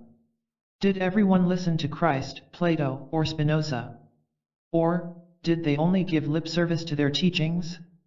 Question: why are such men often scorned? The ego self always scorns anyone who threatens its false power. Remember, no man can see above his own head. A true teacher has esoteric knowledge, but unless you also sense it, it does not exist for you. Therefore, you will not value the true teacher. To the contrary, you will avoid him. Question: if I avoid the true, then I must gullibly follow the untrue. I suppose this is what is meant by false prophets. Yes, it is mutual deception. A false prophet is like a schemer who passes off an imitation painting as a rare masterpiece, while getting paid in counterfeit money. The cosmic wonders within yourself. Question: what a strange predicament we human beings are in. It is needlessly tragic. The more advanced the true teacher, the less he appeals to the masses who don't want the riches he offers, yet the more valuable he is to the few who do. Be one of the few. Case of the bird with the golden plumage. From the religious philosophy of Vedanta comes a fascinating parable revealing the majesty of man. Two birds perch in the same tree, one on a top branch, the other on a low one. The bird on the upper branch sits in quiet and peaceful contemplation of all that goes on around him. Reflecting his golden plumage, he rests in majestic splendor. The lower bird hops nervously from one branch to another, sampling the fruit. Coming across sweet fruit, he chirps excitedly. Chancing upon sour fruit, he falls into disgusted depression. Glancing up from time to time, the lower bird is vaguely impressed by the magnificent manner of the upper bird. The nervous bird longs to know the secret serenity of the other, but soon forgets his yearning when sight of new fruit attracts his attention. So back and forth, up and down, hops the lower bird, switching every few minutes from sweet fruit to sour, from elation to disappointment, from smiles to tears. Seeking sweet fruit only, he despairingly realizes that the sweet is always followed by the bitter. No matter what he does, sour follows sweet. He glances hopefully upward at the peaceful bird, but compulsively returns to his frantic searchings. The time comes, however, when the lower bird gets a mouthful of fruit so bitter that he can no longer take it. The crisis is here. He must choose something entirely different or lose his sanity. So he hesitantly hops upward toward the peaceful bird, coming closer and closer. At a certain point in his timid approach, a miracle occurs. The lower bird realizes that he was the upper bird all along. He simply did not see it. In his illusion, he thought there were two separate birds, but now knows that only one exists, his unified self. Now perceiving that his frantic hoppings were done in hypnotic illusion, now knowing that he himself is the majestic bird, he is above both excitement and grief. He no longer seeks happiness outside himself, his true self is happiness itself. This story contains a wealth of esoteric gems for your personal use, which are as follows. 1. If you don't like your life as it is, you can change it. 2. Above the opposites of human sorrow and happiness is happiness, above anxiety and peace is peace, above evil and good is good. 3. No matter what your present difficulty may be, someone else has been healed of it and so can you be healed. 4. Let it be a source of strength and comfort that you are never without the urge to find the way upward, back to your original self. 5. You have made a major breakthrough when you realize, even vaguely, that something beyond your ordinary life actually exists. The one way to feel secure. Let me set the stage for you on this matter of security as follows. Question: I feel insecure. No matter what I do, it returns to haunt me. Please discuss this problem. Security cannot exist because of something. If it has a cause, that cause will sooner or later change, pulling the platform out from beneath your shoes. Security is when you have no security whatsoever, no attachments, nothing which to cling to. Question: does that mean I will drift aimlessly? Do you understand what happens by using the phrase drifting aimlessly? You have made yourself afraid of non-attachment by slapping on it a label loaded with negative associations. Do not label the state, rather, let it reveal itself to you as it actually is. Question: does this apply to the security we seek in ideas and ideals about ourselves? Very much. You must not seek security by calling yourself this or that kind of person. It is meaningless. Question: but I want to know who I am. With earnest work, that problem clears itself. Do not be afraid to be uncertain. Uncertainty, patiently endured, leads to certainty. Here is a great mystery. When you can be uncertain and not demand certainty, when you do not force things to happen in a way you assume will relieve your pressure, when you are perfectly comfortable with your uncertainty, you are secure. But now, that word has an entirely different meaning. Augustine, whose writings reveal many secrets of the universe, made a classic remark about this. He said that if anything was certain, it was his own uncertain state of mind. To know that you do not know is the dawn of knowing. How can the wisdom of not knowing be achieved?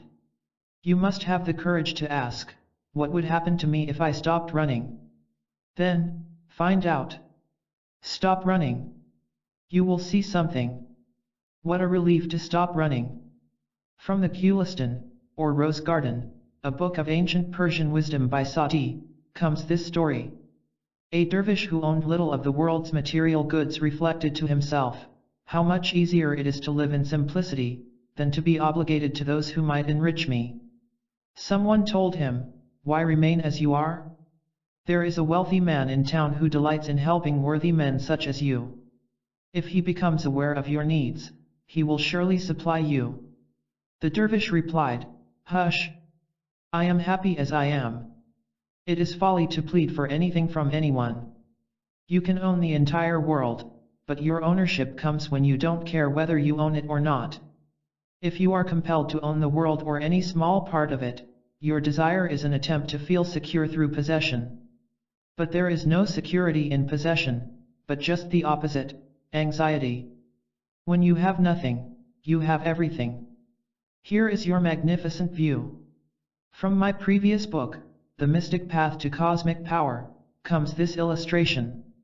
Mankind can be likened to a large party of tourists searching for a new home site. They board a train that can take them from a dry and dreary desert to a grand and lofty mountain top. The travel guide assures them that the higher they go, the greater their capacity to see and enjoy the countryside. There are station stops all along the upward way. A tourist may get off and end his trip at any point he likes. He is perfectly free to cut himself short or to continue all the way to the top.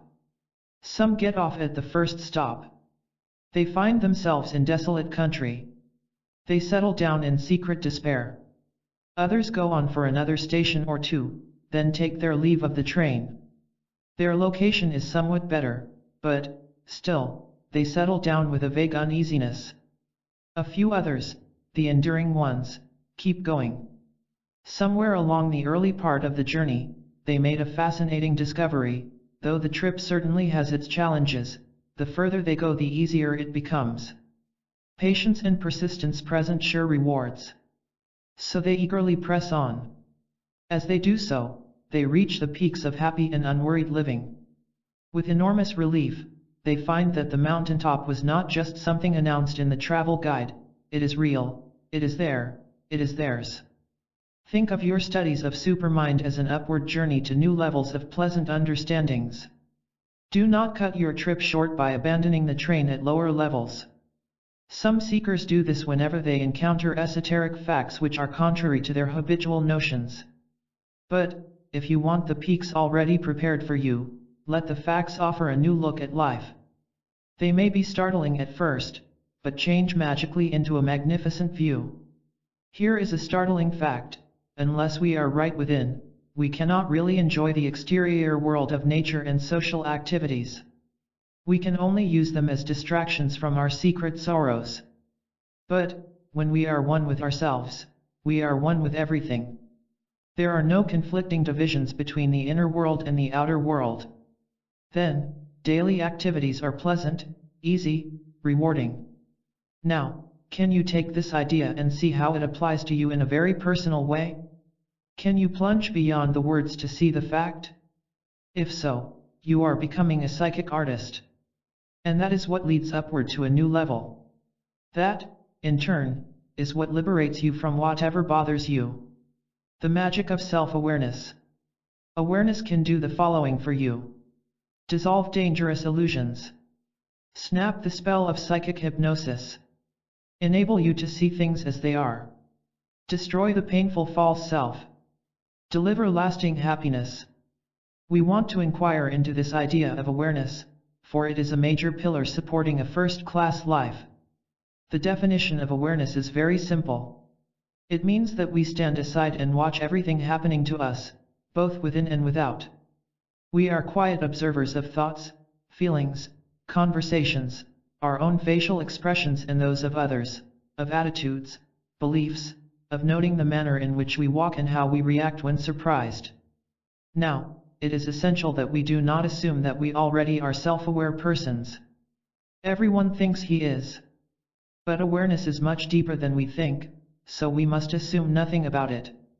Rather, we experiment. Start by being aware of the outer world, for this is the easiest. Notice someone nervously drumming his fingers on a table or gesturing while talking. Notice that he is unaware of his movements. Now, observe your own physical actions. Sooner or later, you will see that you were unaware of these mechanical movements. That is a fine start. Now go on to internal mechanicalness. Watch how feelings of irritation arise when someone criticizes you. Observe the wave of depression aroused by hearing bad news. This makes you acquainted with yourself. One benefit of honest self-observation is awareness of inner contradictions. A man who insists that he is happy discovers he has been kidding himself. Ordinarily, we fail to see contradictions, for no one can see what he is unwilling to see. It is like the man who declared, "I am not always right, but I am never wrong." Self-study breaks down the walls between reality and illusion, thus making us whole. In your first experiments with self-awareness, do not select a major difficulty. Watch for minor disappointments and annoyances. Become aware that you are disappointed or annoyed, and stop right there. Do not wrestle with these little foxes. Quietly watch as they appear, pass, and disappear. You see, consciousness is like light. The more light you have, the better you operate, just as a gardener is more skillful during the day than at night. You can see what you are doing. You will recall our previous points about mental movies. Here is a great place to snap self-hypnosis and become a self-directed man or woman. Whenever you catch a horror movie running through your mind, when you find yourself repeating nagging thoughts, shake them off at once. Refuse to be dragged along by the spell. In its place, be aware of where you are and what you are doing, for example, walking down a hall. Every time you do this, you weaken self-hypnosis and strengthen self-command. You have a choice of either life or life. The magic of self-awareness leads to life. How to be shock-proof in any situation. Could this be magic? If you don't mind facing your confusion, if you don't seek protection from it with borrowed theories, it is the same as if the confusion did not exist at all. This is true magic. Whenever confused about anything, you must place awareness of your confusion first. By doing this, you create a healthy shock within yourself. It is a shock because it cracks the fixed habits of conditioned thinking which loudly insists upon contriving a way out. But the conditioned mind is in utter darkness about the way out. Awareness is healthy because it sets into motion the power and clarity of the supermind. Try to see the difference between mere mental improvement and the development of cosmic consciousness. Mental improvement is good and legitimate, as when learning a profession or sharpening your skill at chess. However, mental improvement cannot penetrate the psychic world to make you happier, freer, or intelligent in the cosmic sense. To store facts away in the memory is like feeding information to a mechanical computer. The computer can only repeat what it has been told and nothing more. But consciousness, awareness, is always something new. It is never the mechanical parroting of memorized information. We do not use the supermind, as if it were one thing and we another. As mystics have proclaimed throughout the ages, man and cosmic intelligence are one. In essence, a man is his supermind. Your aim is to be one with yourself. The following is for constructive help. Question: I am so often shocked or disappointed at what happens to me. The happening itself is shockless. What causes shock is the expectation that something else should have happened. When we don't demand that happenings conform to our desires, we are shock-proof. Question: the way you simplify things is of great aid to me. So please tell me, in summary, what causes mental pain? Pain occurs when reality breaks off your mental dream, like the annoyance you feel when deeply interested in a television movie and the film breaks. Question: I sometimes feel that I have gone as far as I can. Never assume you have reached the end of your successes, any more than you would believe that a major highway ends at a small town it passes through. The cosmic wonders within yourself. The truth about cosmic love. Like other cosmic virtues, love has its human counterfeit. No artificiality is more heartbreaking than pseudo-love, whether given or received. True love is the natural state of man and the universe. An unnatural man is therefore incapable of it. Only a conscious person is capable of love, for it blossoms only with the absence of unconscious hostility. To find true love we must voluntarily give up what we like to call love. Love is not the trading of mutual benefits, it is not sentimental emotions, it is not unconscious imitation of those who seem loving. Sufism instructs, love is not to be learned from men. It is much higher than men. Love is not the assuming of an attitude one thinks he must or should have. That is only an attitude and nothing more. Love never must do anything for anyone. If there is a sense of duty, it is not love, but self-centered compulsion. A relationship begins between two people when they receive or hope to receive some kind of reward from each other. The relationship ends when the reward ceases to be given or when they think a greater reward can be gained elsewhere. This is human relationship, but it is not love. If we truly love another person, we will not seek merely to relieve his suffering with comforting words or acts. Rather, we will let him face his crisis, not interfering with the lesson, but aiding him to understand it. This often appears to be indifference, but it is love blended with wisdom. Blaise Pascal seemed to have behaved harshly toward his sister, Gilbert. It was compassion. He cared too much to permit her to become harmfully attached to him. This is typical of those who see deeply, including Christ. Regardless of the consequences to themselves, they gently push away those whose growth requires self-reliance. You are living from the supermind when you are able to say no to weak people without rejecting them. You say no because your integrity demands it, you simply cannot approve of their behavior. Realizing that they are bad only because they are asleep, you say no to them and love them at the same time. This requires genuine courage, especially when the other person is close to you. For this is the hardest of all, to close the open hand out of love. Nietzsche. Love does not insist upon a permanent object for itself. To claim a permanent object indicates insecurity, dependency, hope for returned rewards and, perhaps, unconscious hero worship. Love has none of these. It asks for nothing in particular upon which to shine. It just shines. Love just is. When we see this, we no longer seek someone to love or someone to love us. We just love, and that is all there is to it. A fascinating experiment in psychic awareness. A student once asked me, "I find it hard to believe that I live in a state of psychic hypnosis, as you teach. I think I am a perfectly conscious individual." My answer was as follows: a simple experiment will prove two facts to you, that hypnosis is a fact for mankind, that you can awaken from it. The next time you are alone, become alertly aware of yourself. Be conscious of your body, surroundings, thoughts, and feelings. As Gurdjieff would say, remember yourself. An hour later, be aware of yourself again.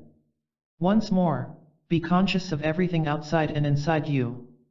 You will make a startling discovery. During the interval between your two periods of awareness, you were in a state of psychic sleep. You did not know that you existed. The interval passed without you being consciously within it. The reader can experiment for himself right now. Pause in your reading of this book to be aware of yourself as outlined in the previous paragraphs. An hour later, awaken to yourself again. Do this until you get it. Nothing will surprise you more or be more beneficial. A wandering minstrel came one evening to the castle of a Danish king. After entertaining the monarch and his royal court, he was given dinner in a room in which to sleep for the night. Because it was a bit chilly, the minstrel wandered around the castle in search of an extra blanket. He happened to enter the king's bedroom, and since it was unoccupied, he strolled around in enjoyment of the warmth and luxury. He sat on the king's bed. Then, becoming bolder, he fell asleep. A few minutes later the king entered. Finding the minstrel on his bed, the king ordered the intruder out into the night. The minstrel nodded and asked the angry king, "Would you like a few words of philosophy before I leave?" Astonished at the question, the king nodded. Said the minstrel, "I was asleep for but a few minutes, which cost me the comfort of your castle. But you have been asleep for years, which has cost you a comfort which you cannot imagine. Do you know what you have paid for your sleep? I will return to my freedom outside these walls. But you, unless you cease to sleep, will remain a captive of yourself. How you can discover cosmic wonders. A frightened mind invents gods which it hopes will relieve its fears. It invents religious gods, human heroes, gods in the form of worldly success and artistic achievements, but all is vain. Such tricks cannot fool the man. He detects the trickery of worshipping the projections of his own frightened mind. But still he sets up his idols. It is as if a man who feared robbers were to draw a large picture of a policeman and then hold imaginary conversations with it about his safety. Arthur Schopenhauer put his finger on the problem when he wrote, "Hardly 1 in 10,000 will have the strength of mind to ask himself seriously and earnestly, is that true?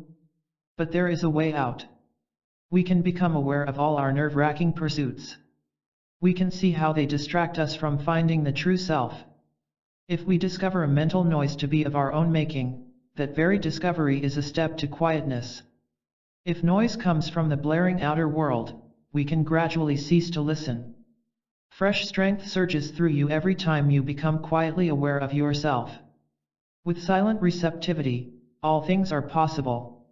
Growing consciousness is like peering down a dark well with a series of flashlights, each one more powerful than the last, until at last we see everything down there. That is the beginning of the end of unconscious self-destruction. For example, it is terribly damaging to be angry, while unaware of it. Whenever a person insists that he does not have a particular negativity, perhaps pride or resentment, he should always add, "That is, I have none of which I am aware." This helps him in two ways: it makes him more honest, and it starts the healthy train of awareness of his hidden features. From that point, he can ride to freedom from their unseen hold upon him. This false mind capable of so much grief is called by Vivekananda, the Vedanta teacher, the traitor mind. Our task is to understand the false ways of this traitor within our ranks. How can we do this?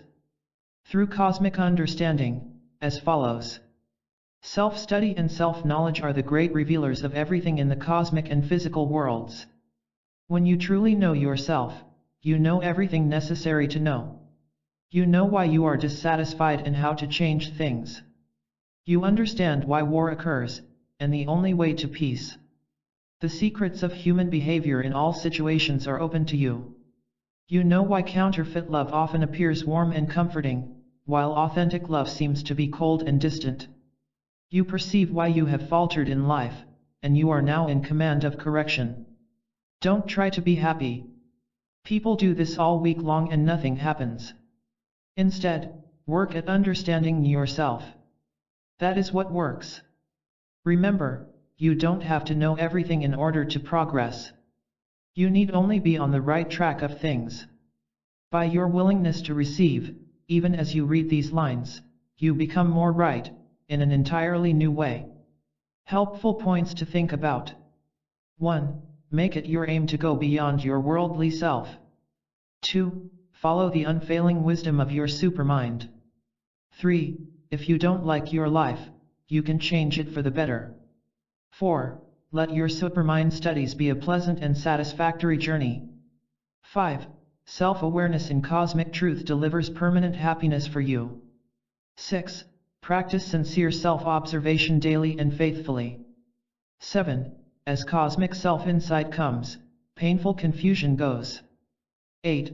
True love in supermind is the natural state of man. 9. With psychic self-enlightenment, all good things are possible. You will realize that unpleasantness is not something to fight, only something to understand. How to be in command. Nothing builds inner strength faster than the simple practice of taking full responsibility for your reactions to whatever happens. This includes your reactions to new ideas you meet in supermind. What can you command? You are in command of everything that is below your own psychic level. If you are above cruelty in yourself, you cannot be commanded by the cruelty of others. If your level is higher than hysteria, you are immune to the mass hysteria of mankind, expressing itself in fighting and deceit. What commands you? You are commanded by anything above your own psychic level. This is why a man on a low level of esoteric understanding has problems with both himself and other people. His various conflicts are above him, out of reach of his handling, like storm clouds. If you feel yourself commanded by people and events, set yourself at ease.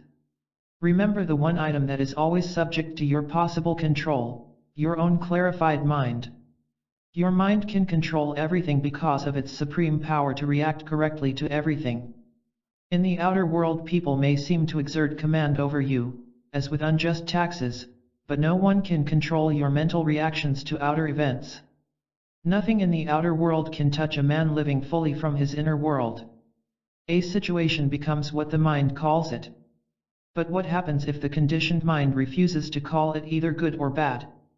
What then happens? Well, a kind of miracle. It becomes simply a neutral event without power to harm or to give temporary excitement, followed by the inevitable swing over to gloom. You grow into true command as you uplift your level of being through more insight, by extending a warm welcome to esoteric facts, and especially by extinguishing a false sense of identity.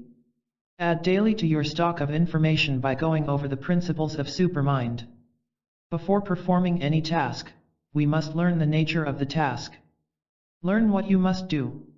Your information can then change into victory. How to avoid errors with people. People are not what they seem. There is as much difference between their exterior and interior states as there is between the inner and outer sides of a house. Whenever you meet someone for the first time, you can be absolutely sure that he is totally different from what you think he is. The mistake is our own false assumptions. For instance, we assume that a certain person is the calm type. We have made two mistakes. First, we do not see the emotional turmoil he suppresses when in public view. Second, at the moment of our observation, there is no particular crisis to arouse and reveal his panic. Surface calm will explode sooner or later, as many a bride or bridegroom discovers too late. Our task is to see people as they are, not as we want or need to see them. Then, we make no mistakes. How can we do this? Since other people are invisible, psychologically speaking, how can we see them as they actually are? This can be accomplished by understanding ourselves. When you frankly face your own motives, you see the motives of others. By understanding your own desires and actions, you understand why others act as they do. Self-knowledge is the unlocking key to insight into others. Perhaps, in a moment of intense self-honesty, a man sees in himself a selfish motive masquerading as generosity. Not only is he healthier and happier than before, but he can no longer be tricked by others with the same masquerade. It works both ways. You understand other people as you understand yourself. As you win insight into your own actions, the behavior of others becomes clear. Whatever happens to you in social relations is quite valuable, providing you let it shed light about yourself to yourself. Human encounters are beneficial challenges to our fixed ideas. The best challenges are those revealing us to be less noble than we assumed, for the shattering of imaginary ideals is the shattering of unseen chains. Just as we become acquainted with our nature through self-observation, we can learn about the other man by watching him in daily action.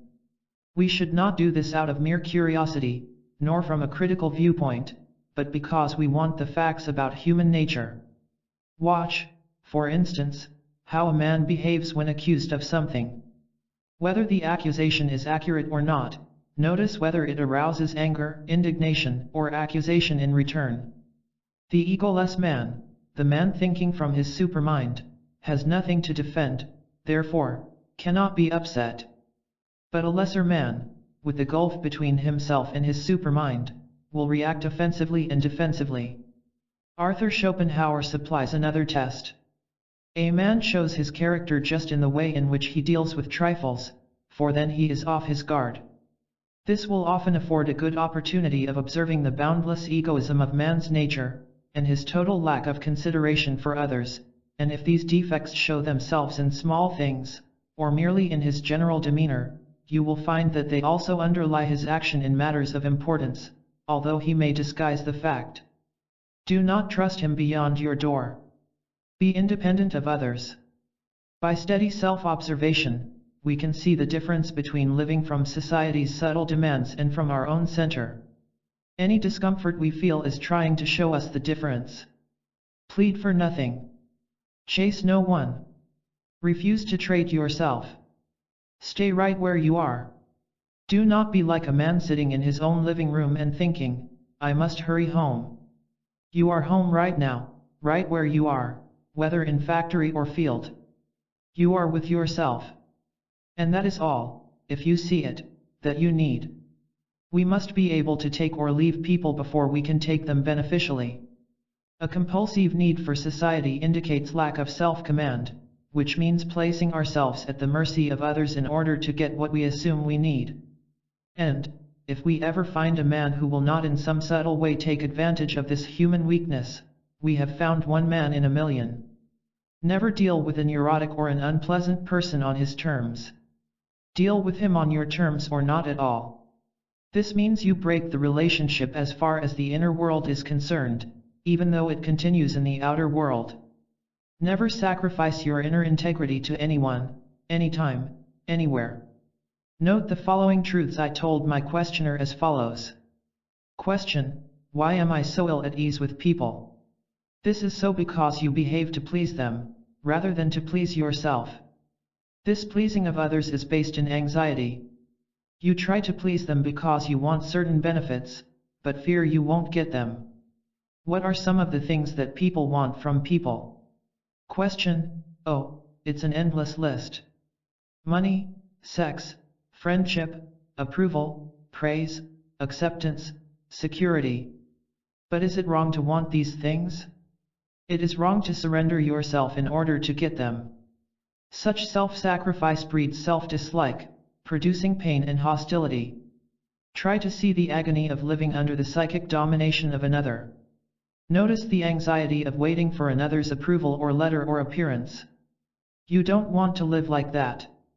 There is something entirely different. François Fenelon showed sharp insight into the human situation by asking, what do you not have to suffer to keep the respect of those men you dislike? The realization must come that many of your friendships are no friendships at all. You must see how you are trading your inner treasure for breakable toys. With such realization, you will no longer give what others cunningly demand of you. Then, they will leave you. They always do. Having drained you of all they can get, they depart. Your task is to bravely bear the temporary shakiness arising from your aloneness. Be patient and have no regrets. You have done the right and necessary thing. Every abandonment of a crutch brings shakiness at first. All is well. Remain quietly with your aloneness until it tells you its supreme secret. It will. Why friendships fail? No human being on earth has power to do anything for you or against you. If you can see the significance of this, your relations with spouse, friend, and stranger undergo bright transformation. You will never seek to influence others, you will never worry whether they like you or not, you will be at peace with everyone, even though they are not at peace with you. But this must be seen with the spiritual mind, the supermind, not with human logic or conditioned reasoning. We prefer believing in the ability of others to help us, because of our desires toward them. But this arouses friction, for others have desires contrary to our own. A desire toward another creates an unconscious insistence that the other should and must behave the way we wish. When he does not, we feel cheated, resentful. We falsely think the wound came from the other person's selfishness, when in fact, it came from our false desire. When we no longer have false desire, painful disappointments are no longer possible. Whatever the human relationship, you must not form a psychological attachment to the other person. You must freely let him come and go as he pleases. You must not try to hold him or her to you. Even if you hold him physically, his heart will be far away, which you will painfully sense. When living from your supermind, the continuance or ending of a relationship does not depend upon you, but on the other person. This means you are free. Remain psychologically detached from everyone. This means everyone. No, this is not cold indifference, it is something extraordinarily warm, it is genuine love. If you will do this, everything changes. It changes because you make no conscious or unconscious demands upon another.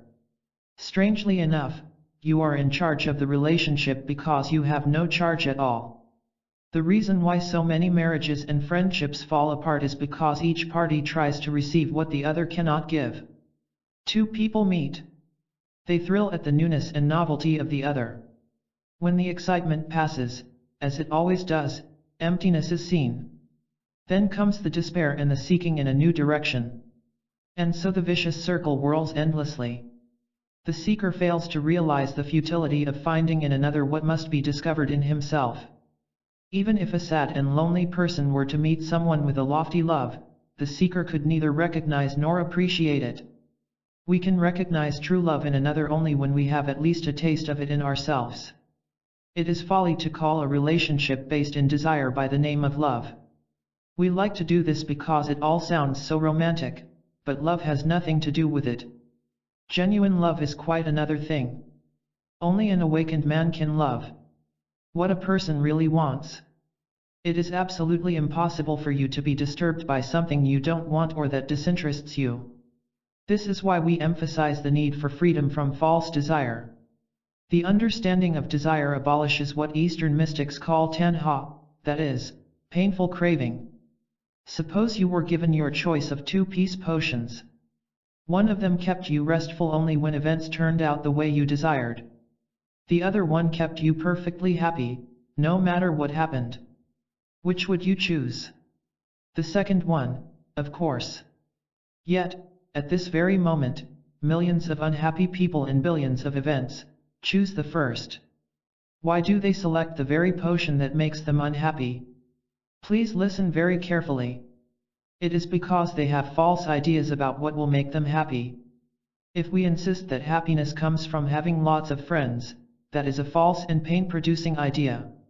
If we believe that the easy life will be ours by leaning upon a spouse or upon society, we are in for shock.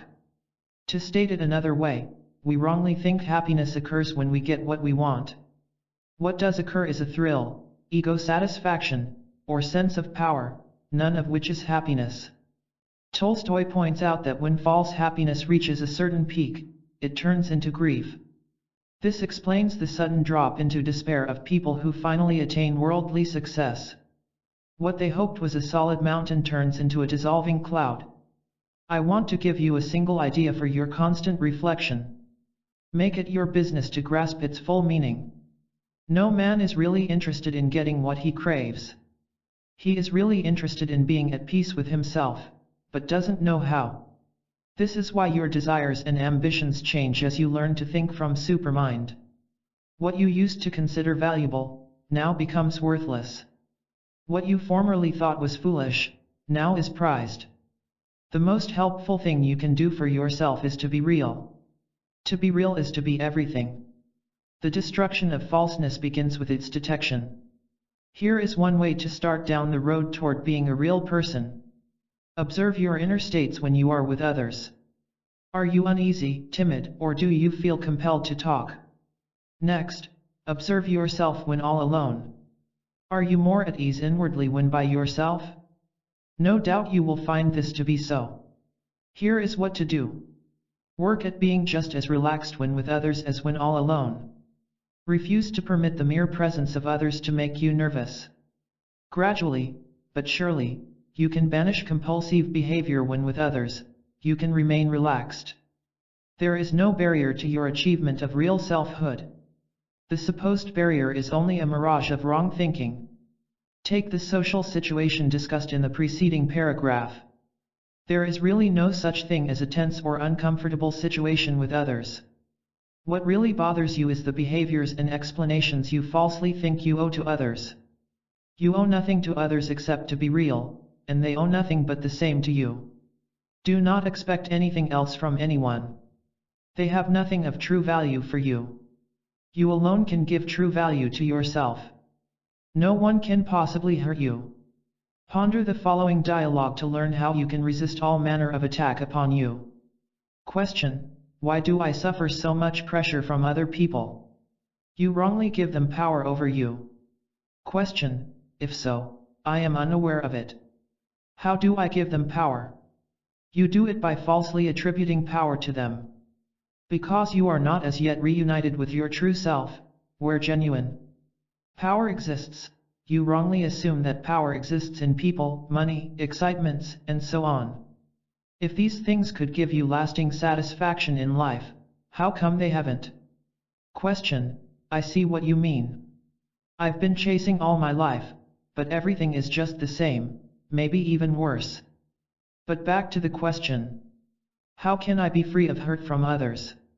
Inwardly refuse to let the hurtful word or act fall on the negative part of yourself. That makes hurtful feelings impossible. If you refuse to open the door of your house to unwanted strangers, how can they enter? You see, you are unconsciously consenting to being hurt by others. Remind yourself that nothing anyone can say or do can harm the essential you. They can hurt false self, but you are gradually learning to extinguish your imaginary self and to live only from your original nature. Question: then it is by living from our true self that we are free from injury? Is the beam from a lighthouse affected by howling wind and rain? It remains perfectly steadfast and unaffected by the storm. Your true self is like that. Nothing can ever harm you once you are consciously aware that it is so. Question: I really want to grasp all this. Do so, and you will be so different that you won't recognize your former self. Your social relations change as you learn to think from your supermind. They change because you change. It is a natural process that happens all by itself. Old friends exit and new ones enter. You do not seek people out with the hope of fulfillment from them. You are no longer interested in shallow chatter and artificial activities. More and more you sense that you cannot afford certain relationships. These things happen because of your higher level of psychic success. On this loftier level, you are no longer interested in playing in the basement. At an advanced point in self-development, you will make the curious discovery that your relations with other people depends entirely on them, not on you.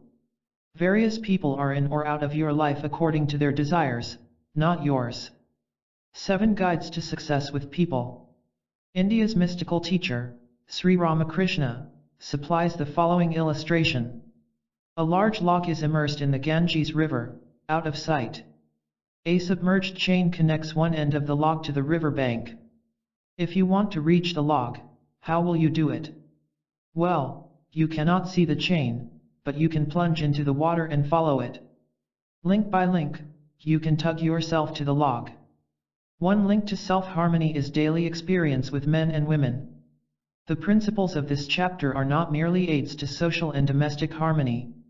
Such pleasantness is only a natural expression of a deeper cause, that of self-harmony. It is too easy to forget that who we are determines what we experience. So any teaching or system failing to make personal inner transformation its central theme is useless.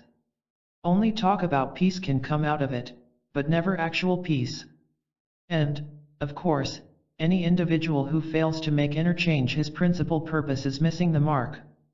With this in mind, we can follow a few links to self-knowledge, leading to human harmony. 1. Whenever disturbed by a memory of a past incident with someone, ask yourself, but what has that to do with me right now? 2. You can win someone in the right way only when you don't care whether you win him or not. 3. Do not let another's behavior toward you tell you how to behave toward him. Do not respond to gloom with gloom, nor to rashness with rashness. Behave from your own self. 4. Whatever we subconsciously wish for others, we wish for ourselves. Wishes are psychic boomerangs, we get back what we send out. We must make sure we wish only goodness for both others and ourselves. 5. A person incapable of thinking beyond his own false desires will unconsciously block fulfillment of his true needs. 6. Never look forward to anything. Do not live in excitement of forthcoming social occasions. No, this will not take true pleasure from you. By living fully right now, you live with the only genuine pleasure there is. 7. When living from your supermind, you less and less find yourself in awkward and unwanted situations. You find yourself more and more where you truly want to be. How to succeed with difficult people. It helps to realize that hostile people will attack anyone or anything, especially if they detect weakness in another. They shoot their arrows wildly, and if one happens to fall on you, it is merely accidental. You are not a special target. Hostility needs as many targets as possible. You need not remain a target. Stand up to hostility, not with aggressiveness, but by realizing your own total safety from attempted attack. A hostile person is a weak person who lowers his bow and arrow once he sees you cannot be used for his neurotic needs. The more you surrender to a difficult person's demands, the more you build his egotism.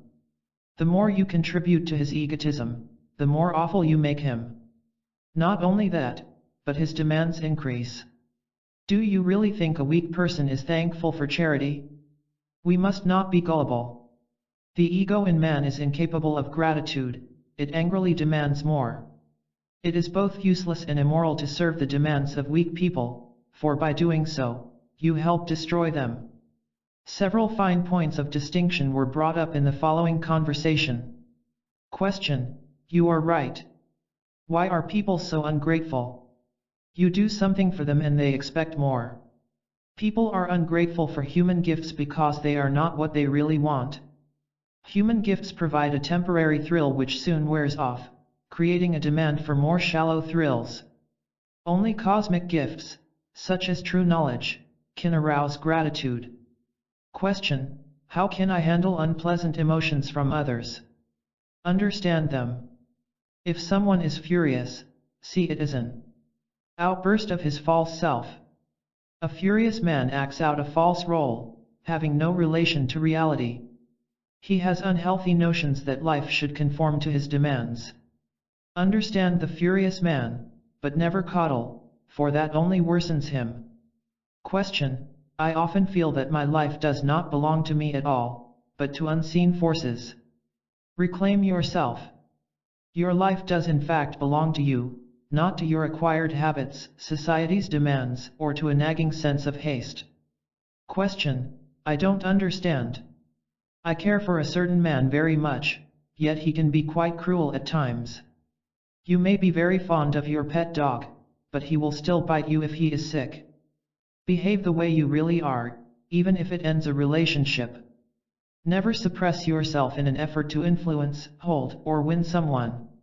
When we are unreal, so are our rewards.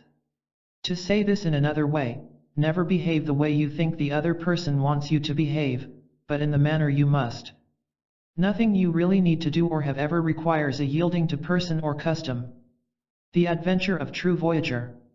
A ship named Life set sail for its destination called the harbor. It carried the usual assortment of passengers found on any ocean voyage. Running into a battering storm, the ship lost its rudder. The passengers raced around the deck in panic, crying for help. The officers, who were very proud of being officers, sought to calm the crowd with assurances that nothing was really wrong. Just trust us, they repeated, and all will go well with you. But there was one true voyager who wondered about it all. Things were not all right, and he knew it. When he asked the officers why the rudder was not being repaired, they gave evasive answers. When he insistently asked whether they really knew how to make repairs, they curtly reminded him that their word was not to be questioned. So True Voyager spent his hours at the rail, searching over the sea for sight of land. Meanwhile, the officers had set up counseling sessions for the bewildered passengers. Handsomely dressed in their neatly pressed uniforms with bright brass buttons, they smilingly advised, "The rudderless way is the natural way. There is no need to think for yourself, just have faith that you are in good hands. We care for you. As for the harbor you ask about, it is yours in exchange for obedience to us. When in doubt about anything, just come to us. But don't let your doubts spoil anything. Enjoy yourself, engage in shipboard activities, keep yourself busy." From time to time, True Voyager tried to persuade the others to join him in his search for land. Hearing of it, the officers became resentful. In the privacy of their plush quarters, their usual smiles slid away, replaced by dark anger. But the smile soon reappeared as the officers stood on deck to warn the passengers about True Voyager, "Beware of that man. He is a strange one. Remain true to your officers, who care so much for you. We care so much that we don't want to burden you with thinking for yourselves." Dazzled by the officers' bright brass buttons, the passengers nodded gratefully, all in unison. One day, while gazing seaward, True Voyager sighted land. He called to the others who were seated on deck in a counseling session. They sat stiffly, as if in a hypnotic trance, their faces dazedly reflecting the dazzle of the officers' bright brass buttons. Knowing they could not hear him, True Voyager turned away. Leaping overboard, he swam to solid ground. For pleasant human relations. 1. Your supermind knows how to act in every situation for your benefit. 2. Uplift your level of cosmic awareness and harmony follows. 3. See that people are not at all what they seem to be. 4. Understand yourself and you will understand others. 5. Use contacts with your fellow man as a means of psychic growth. 6. In the Supermind life, you are not dominated by anyone or any group. 7. Think with your unfailing supermind, not with human reasoning, for fulfilled living. 8. To be real in cosmic truth is to be everything anyone could desire. 9. No person and no event has any power to harm you. Ours were his power of right action, which he had previously abandoned to the careless thinking of drifting men, but which he recovered for his own rescue. When we wake up, all else is added, including answers to perplexities. If we try to add all else before awakening, we add nothing of lasting value. That would be like one of the drifting men finding a gold coin in his boat, just before plunging into the rapids. We must learn to think clearly. There is no human difficulty that cannot be solved by clear thinking. Yes, you need nothing more than to go your way with a clear mind in order to make it a good way. Now, this may seem too simple an approach. We are so in the habit of looking for complicated theories or scholarly conclusions. They are unnecessary. All we need to do is clear our minds of mental weeds, making fruitful growth possible. In this book, we are discussing profound cosmic principles. We are exploring the ideas of men like Krishnamurti and Gurdjieff, and examining systems like Zen and Sufism. Also, a special term has been created, that of the supermind. We have done all this for the single purpose of clarifying the mind, so that the life may be changed. Now, the trouble is, people think that they already think clearly. No matter how often they meet tragedy and misery, people simply will not believe that there is something wrong with their mental processes. They never learn the lesson taught by conflict. Instead, they chase to a new doctrine, a popular amusement, or a familiar face, hoping for the relief which never comes. It is like a man lost in the desert, whose panic leads him even farther astray. If you suffer financial loss, your solution is to think clearly toward it, and nothing else. Whether you accept this or not, I assure you it is a fact.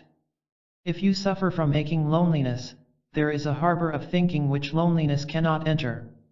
You can know this state for yourself. If you are afraid of what will become of you, the clear thinking of the supermind can banish that fear. If you do not know what to do with your life, you can learn to think with an amazing simplicity where confusion is impossible. We can look at Augustine as an example of how the mind can change the man. Augustine was taunted by lesser men who reminded him of his youthful follies. He took it calmly, without negative reaction, knowing that his very nature had changed and that folly was no longer part of him. He may have taken part in the following exchange of questions and answers. Question: you once said that the supermind can correct past mistakes. How is it possible to change history? Self-history is what the mind makes it. You can change your mind and so change your concept of yourself. Don't give the mere memory of a past mistake power over you. It has none. You can remember the actual incident, but don't think it has anything to do with you today. You are a new person every single moment. Question: my life is one frustration after another. I am always doing things in the hope they will do me some good, but I end up right back where I started. The greater the hope, the harder the flop. Why? You falsely assume that you know what is good for you. You do not presently know how to serve yourself lasting goodness. Acting from false beliefs is as vain as setting a fish net out in the desert. Learn the ways of your own mind. Question: but why can't I make progress by following my adopted beliefs? Because if the road is wrong, you will go wrong. You can't reach New York by taking the road to Chicago. You have abundant riches in cosmic self. No matter how stormy your affairs, nothing compels you to remain where you are. The storm that has cut off your communication with your true self need not be permanent. The free life arising from the clarity of the supermind can be lived any time, any place, by anyone. There are ways to break through the psychic walls of misunderstanding. If you can break through a wall of paper, you can break through a wall of brick, but you must start with paper. Where can we start to think in favor of ourselves? Fortunately, we can start anywhere, just as the determined swimmer dives into the sea at any point. You can begin to suspect that what you want may not be the same thing as what is best for the essential you. This is not as easy as it seems, for nagging desires are very clever at masquerading as authentic needs. We can see that merely thinking about happiness and actually living happily are two different things. It is the difference between imagining a colorful meadow and actually standing in that meadow. If we carelessly take the imaginative picture as the living reality, we unconsciously cheat ourselves. The mass of men and women do this very thing. The way out is to suspect that the mental picture is nothing more than a picture. Sometimes sharp shock or severe suffering awakens within us the hint of something real beyond the mere thought. Make this simple test of your efforts. Ask: do I truly see things a bit more clearly than before? If so, it is genuine gain. If not, you need only patiently persist in clearing away the mental fog. Consistently place yourself closer and closer to the secret source within yourself. The source itself becomes your newness. It is like a grove of trees bordering a river. The greenness and vitality of each individual tree is determined by its closeness to the river. You cannot do, achieve, or have anything without that stately power we call self-responsibility. You cannot abandon yourself and expect to enrich yourself. All poverty is self-poverty, all riches are self-riches. You have no power that is not a gift from yourself, no happiness except that which springs from the true you, no freedom other than the freedom of your own natural state. Whatever you give yourself can never be taken from you. It endures forever. Any thought that is your thought, any honor that is your honor, is not subject to change or destruction. It is an eternal possession. But whatever is given you by other individuals or by organizations can and will be taken away. Honors and rewards conferred on men by men are only stage performances, with the curtain ready to drop. Shun the gifts that men give to men. They are empty and we sense it. Learn to give to yourself. You will find that these self-gifts alone are honorable, real, and immortal. How the supermind solves problems. Here is how I explained humanly conditioned workings of the mind to one of my questioners. Question: you speak often about the terrible conflicts in people. While there are troubles in life, most people seem fairly calm. It is vital that you understand. It is utter illusion that people are calm. Two things produce the illusion. First, everyone is an expert actor in concealing deep conflicts behind false fronts. Secondly, as long as a crisis is absent, anyone can go around appearing in control. But let the smallest emergency come along and he falls apart. You have no idea of the hidden horror of those who appear self-controlled. Question: isn't this a pessimistic view? Is a doctor pessimistic when he sees illness as illness? Wouldn't he be an incompetent doctor if he saw a sick man as healthy? And wouldn't his so-called optimism be the very barrier to successful treatment? Question: yes, of course. Contrived optimism is pessimism. We must realize the incapacity of the conditioned mind to solve problems. It is the cause of problems. It cannot cure itself. By the conditioned mind we mean the mind made up of borrowed ideas, personal ambitions, deceptive reasonings. Such a fixed mind cannot discover what is best, it can only seek frantically for what it thinks it must have. Let's see how a man burdened with fixed attitudes tries to solve a problem. Let's say he feels betrayed or offended by someone. His first mistake is to let the event tell him how to feel. It commands him to be angry, nervous, upset. He falls for the command, which sets the scene for the next tragic act of thinking of ways to restore his hurt feelings. He tells everyone how badly he was treated. He inwardly complains and feels sorry for himself. If revenge is possible, he takes it, while justifying himself. If there is no way to strike back, he runs mental movies of revenge through his mind. What a terrible tragedy! Do you think that man will listen if you try to explain what he is doing to himself? No, he takes a peculiar enjoyment from his negativities, not knowing the price he pays. Now we can take the same event of betrayal and see how a man thinking from his supermind handles it. Firstly, he would not let the event dictate the nature of his feelings. He is not a puppet jerked this way and that by exterior events, he is self-directed. Next, betrayal does not even exist for him. Only the egotistical self feels betrayed, only the false center feels a sense of injustice. The man is truly untouchable. Having no false center, he cannot react falsely, that is, with anger or distress. Do not think this supermind man is weak or indifferent because he does not flare up at seeming betrayals. He is so strong, so very strong, that he shrugs his shoulders at seeming attacks upon him. It is the weak man who feels betrayed. All this calls for us to transform our thinking toward ourselves and our daily events. We don't want to react the way most people do. They are miserable, and you don't want to be like most people. You want to be changed, different. The solution to nervousness. If you run your hand down a knotted rope, it disturbs the hand. If you want it smooth, you must untie the knots. The knots in life are all the wrong ideas picked up from other people with knotted ropes. There is a familiar anecdote about the young bride whose biscuits turned out hard and untasty. When her husband gently hinted of it, she objected, but they couldn't be tasteless, the cookbook says they're delicious.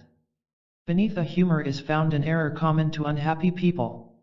Whenever their wrong ideas are questioned, they come up with irrelevant replies. It goes something like this. Question: are you happy? My religion says I am. Question: but are you happy? I follow traditional beliefs. Question: but are you happy? My friends think I am. Question: but are you happy? I have faith and hope. Question: but are you happy? Well, I don't exactly know what to say now. To merely chatter about solutions is no good, regardless of how intelligent the words may seem. Fast replies and popular opinions lead nowhere.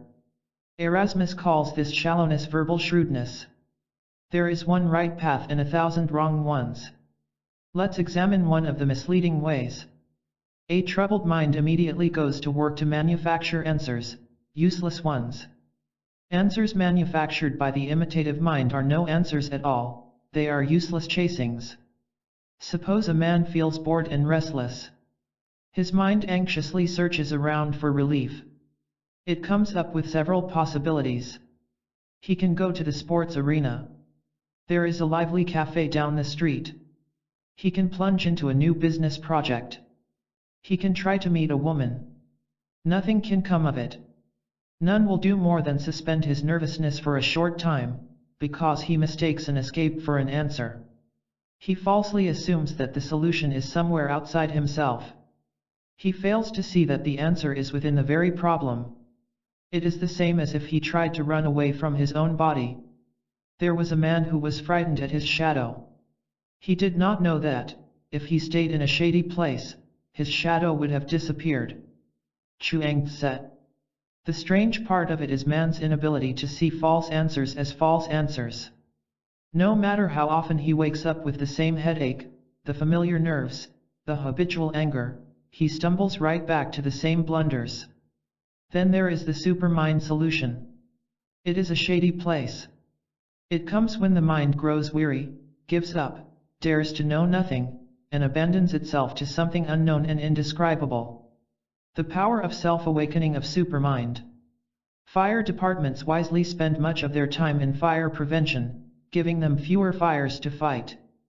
So does the wise individual discover ways to prevent problems from flaming up in the first place. The supermind way makes it unnecessary to fight one problem after another. You are above all problems.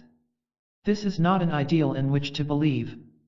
It is a fact to make your own. A desperation to escape a problem is the wrong way. A passion to understand it is the right way. When finding yourself in an awkward situation in the outer world, you need not struggle. Just go along with it as a detached observer. Do not become upset at whatever happens, but stand apart within your inner world in silent understanding. This draws all the hurt from the situation.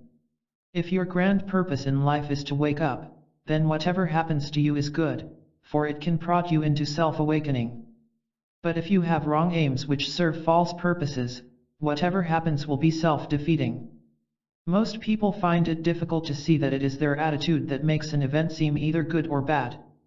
One corrective technique is to take some small annoyance and try to see it with a different viewpoint. Work sincerely to see the event or the person in a new way. Remember, this new and liberating way exists as a fact, whether you are aware of it or not. Your task is personal discovery of it.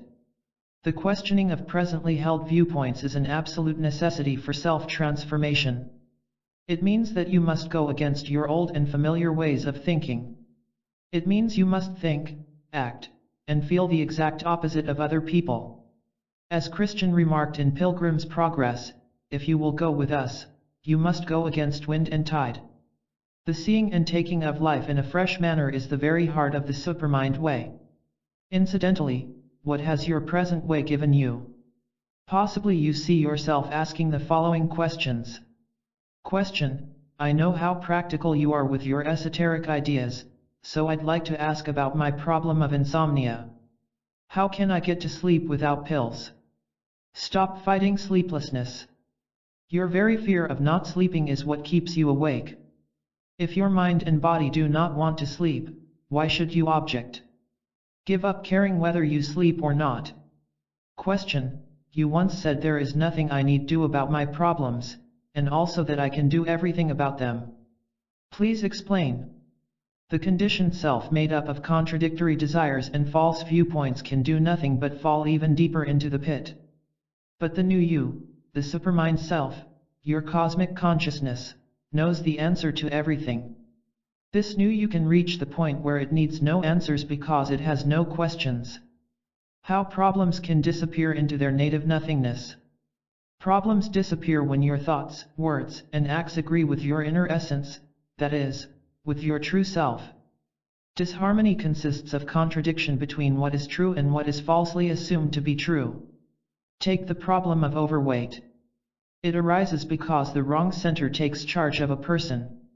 Overweight cannot occur when we let the body, not the mind, tell us when to eat. Do you see the importance of self-acquaintance? Take problems connected with money. The self-unified man has an entirely different relation to money than the self-divided man. For one thing, he is far more practical. He spends for what he really needs, not for artificial needs aroused by possessiveness. Having no compulsive need for the sense of power provided by the spending of money, he spends less and needs less. He cannot be attracted, tempted, or bribed by wealth. That is one of his peaceful liberties. We can learn something by recalling the classic tale of the Gordian knot. Hundreds of years ago there existed the tiny Asian kingdom of Phrygia. Its sole claim to fame rested on a special wagon in one of the courtyards. The wagon was fastened to a yoke by an astonishing knot, called the Gordian knot. It was prophesied that whoever untied the knot would conquer the world. But for more than 100 years, the Gordian knot defied all efforts of clever kings and warriors. Alexander, the young king of Macedonia, journeyed to Phrygia to try his hand. Upon the appointed day, the courtyard swarmed with curious spectators. All others had failed, they reasoned, so what new method could succeed for Alexander? Drawing his sword, Alexander cleanly sliced the knot in two. I tell this story to emphasize a point made at the start of this chapter. We must learn an entirely new method of severing our difficulties. The best part of it is, that a new method exists. It is something entirely different from what you may imagine it is. If the answer can be imagined, it is not authentic. The solution to every human problem is not a matter of imagination, but a matter of fact. Only facts can give us greatness. All men can do great things, if they know what great things are. Samuel Butler. People blithely assume they have a choice between being happy with the spiritual life or happy without it. There is no such choice. We are either happy with the truth or unhappy without it. There is no compromise. Sooner or later, you must rise up and refuse to be victimized any longer by the tyrannies within yourself. You might as well do it now. Make the motto of your life, no compromise with mental integrity. How Supermind transformed a warlord. Peace on earth? What about worldwide problems which affect every individual? Individual inner transformation is the only way to social peace. That means you and me. But since the majority of men refuse to see social sickness as a projection of their own maladjustments, the problem persists. Man prefers to evade his personal responsibility by pretending that the cause is somewhere outside himself. He does not change for the good, he merely rearranges the bad. That is like transferring a hospital patient from one bed to another in the hope it will cure him. Finally, the mind of man is so fashioned that it is subject much more to disguises than with realities. Erasmus. Emperor Asoka, of ancient India, provides a perfect example of social peace through individual inner transformation. Trained in warfare as a young prince, Asoka later conquered neighboring lands, with all the usual casualties and griefs. Coming under the influence of esoteric teachings, including those of Buddha, Asoka changed into an entirely new man. Renouncing war and cruelty, he became a model monarch by his example of strength through spiritual insight. Let me answer the questions I anticipate you would ask as follows. Question: you say that we must clearly see the madness of the world. But won't this be frightening? That is an enormously important question. No, it is frightening only when you don't see, when you fail to grasp the true cause. When clearly seen, fright is impossible. The free man sees social madness unemotionally, impersonally, like he would observe caged tigers clawing at each other. Question: what is the supermind solution to the social problem of crime, for example, theft? All crimes are caused by psychic hypnosis. A group of men are walking in the countryside. One of them thinks he sees a cobra. In his fright he steals another man's stick to fight it. But in his clarified vision he realizes that it was not a cobra after all, only a rope. He no longer steals because he doesn't need the stick. False seeing produces false need, which produces false behavior. Question: I would like to study all this, but there are so many conflicting teachers and systems. To which one should I listen? If you are surrounded by a dozen people, all speaking at once, attention is impossible. Cut them off. Listen to yourself only. One of the speakers may tell you the truth, but you can neither recognize nor value his wisdom until you have at least a bit of it in yourself. It is useless to depend upon another. Once you recognize true wisdom when you hear it, you can safely listen to a true teacher for further guidance. How to give true meaning to life. You anxiously and endlessly plan to take either this or that course of action. You want to make sure you don't make a mistake. After painfully switching back and forth between this and that, you finally decide to do this. If it turns out pleasurably, you congratulate yourself on your wise decision. If you get hurt, you dislike yourself. What you don't realize is that there is no difference between this and that. There is only a difference in the way you reacted. You reacted with pleasure toward the first outcome because it gave you a protective sense of being right, of not being wrong. You felt safe for the moment, but worried about the next action. It is this desperate need to be right that must be tossed aside. It is achieved by doing whatever you do without caring whether you are right or wrong, by being indifferent to results. When living from the supermind, you don't care whether you are right or wrong and thus, have no anxiety. It is total involvement with life, without preconceived notions of what is best for us, that turns the tide. In that involvement there is neither ego excitement nor ego hurt, only reality, which is supremacy. But if men who do not see life would only approach nearer to the phantoms which alarm them, and would examine them, they would perceive that for them also they are only phantoms, and not realities. Leo Tolstoy. No condition in the outer world can bother you when living from your inner world. There are no unanswered questions, whether concerned with voting for a candidate, your career, whether to marry or not, alcohol, tipping the waiter, dressing correctly, whether dealing with policemen or calories or unbalanced people. Heraclitus, the ancient mystic, provides an example for any modern man who wishes to live in the world but wants no part of its confusion. Born of noble rank, Heraclitus found himself deeply involved in the social and political wranglings of his native Ephesus. He saw all the professed ideals of ambitious men as clever masks for their selfish strivings. Unable to compromise his inner integrity, he abandoned the city to find quietude in the countryside. From there he sent his inspiring messages back to those who also wanted something better. Heraclitus declared that both personal peace and social stability is achieved only when mankind lives and thinks from cosmic intelligence.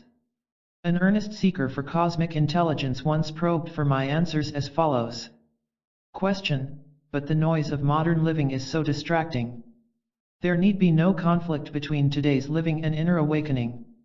Electronic computers and television sets are not enemies in themselves. They hamper us only when we make them false gods. A self-discovered businessman can stand before a clicking computer and be perfectly at ease. Question: what is the meaning of life? One day I feel I have found it, but next day am downcast again. Is there meaning to life? Please understand. This question is asked out of anxiety, which prevents your understanding. But let's see. As long as you desire life to have a meaning based on conditioned ideas, meaning eludes you. All attempts based on untrue ideas must produce false meanings, which fall apart. You can answer your own question with earnest exploration. Willingly drop all frantic efforts to give meaning to life. Let the emptiness which is there be there, and you will understand. How to be a psychic detective. People do not really solve their problems. They merely exchange one trial for another. Everything remains the same, they only pretend anything is different. The glimpse that this is so can start the ending of this kind of dreariness. A man attracts the kind of problems he has because of the kind of person he is. His negative nature duplicates itself outwardly, wherever he goes. A quarrelsome person inevitably finds himself quarreling with others. A person feeling that others will take advantage of him will actually find himself being taken. Those who reject the psychic facts of life have no choice but to encounter one rejection after another. You do what you are. To change what you do, change who you are. There is no use trying to do anything with exterior conditions of a negative nature. They are mere shadows, cast by the wolf nature within a man. It is futile to fight or cover up a shadow. The wolf itself must be destroyed. That is the task of the supermind. The places you visit indicate your psychic level. You are where you are because of who you are. Your attendance at a dinner, lecture, picnic, business conference, etc., connects with your level of consciousness. As you rise in self-awareness, your visits change their character and become healthier. This is a good example of how a man's life in his inner world determines his activities in the outer world. As Chuang Tse remarks, given this truth within, it exercises a spiritual efficacy without, and this is why we count it so valuable. With all this in mind, how can an earnest seeker go to work for himself? He can be a psychic detective by noticing the connection between the way he thinks and what happens to him. He can see the origin of problems as within himself. He can know the impossibility of obtaining newness through changing outer conditions. He can get new television programs by changing his television set. He can understand the existence of repetitive forces within him that repeat negative circumstances. When a man actually sees the dreadful price he pays for his unconscious negativities, he stops them. No man consciously harms himself. If he does not stop, he does not see.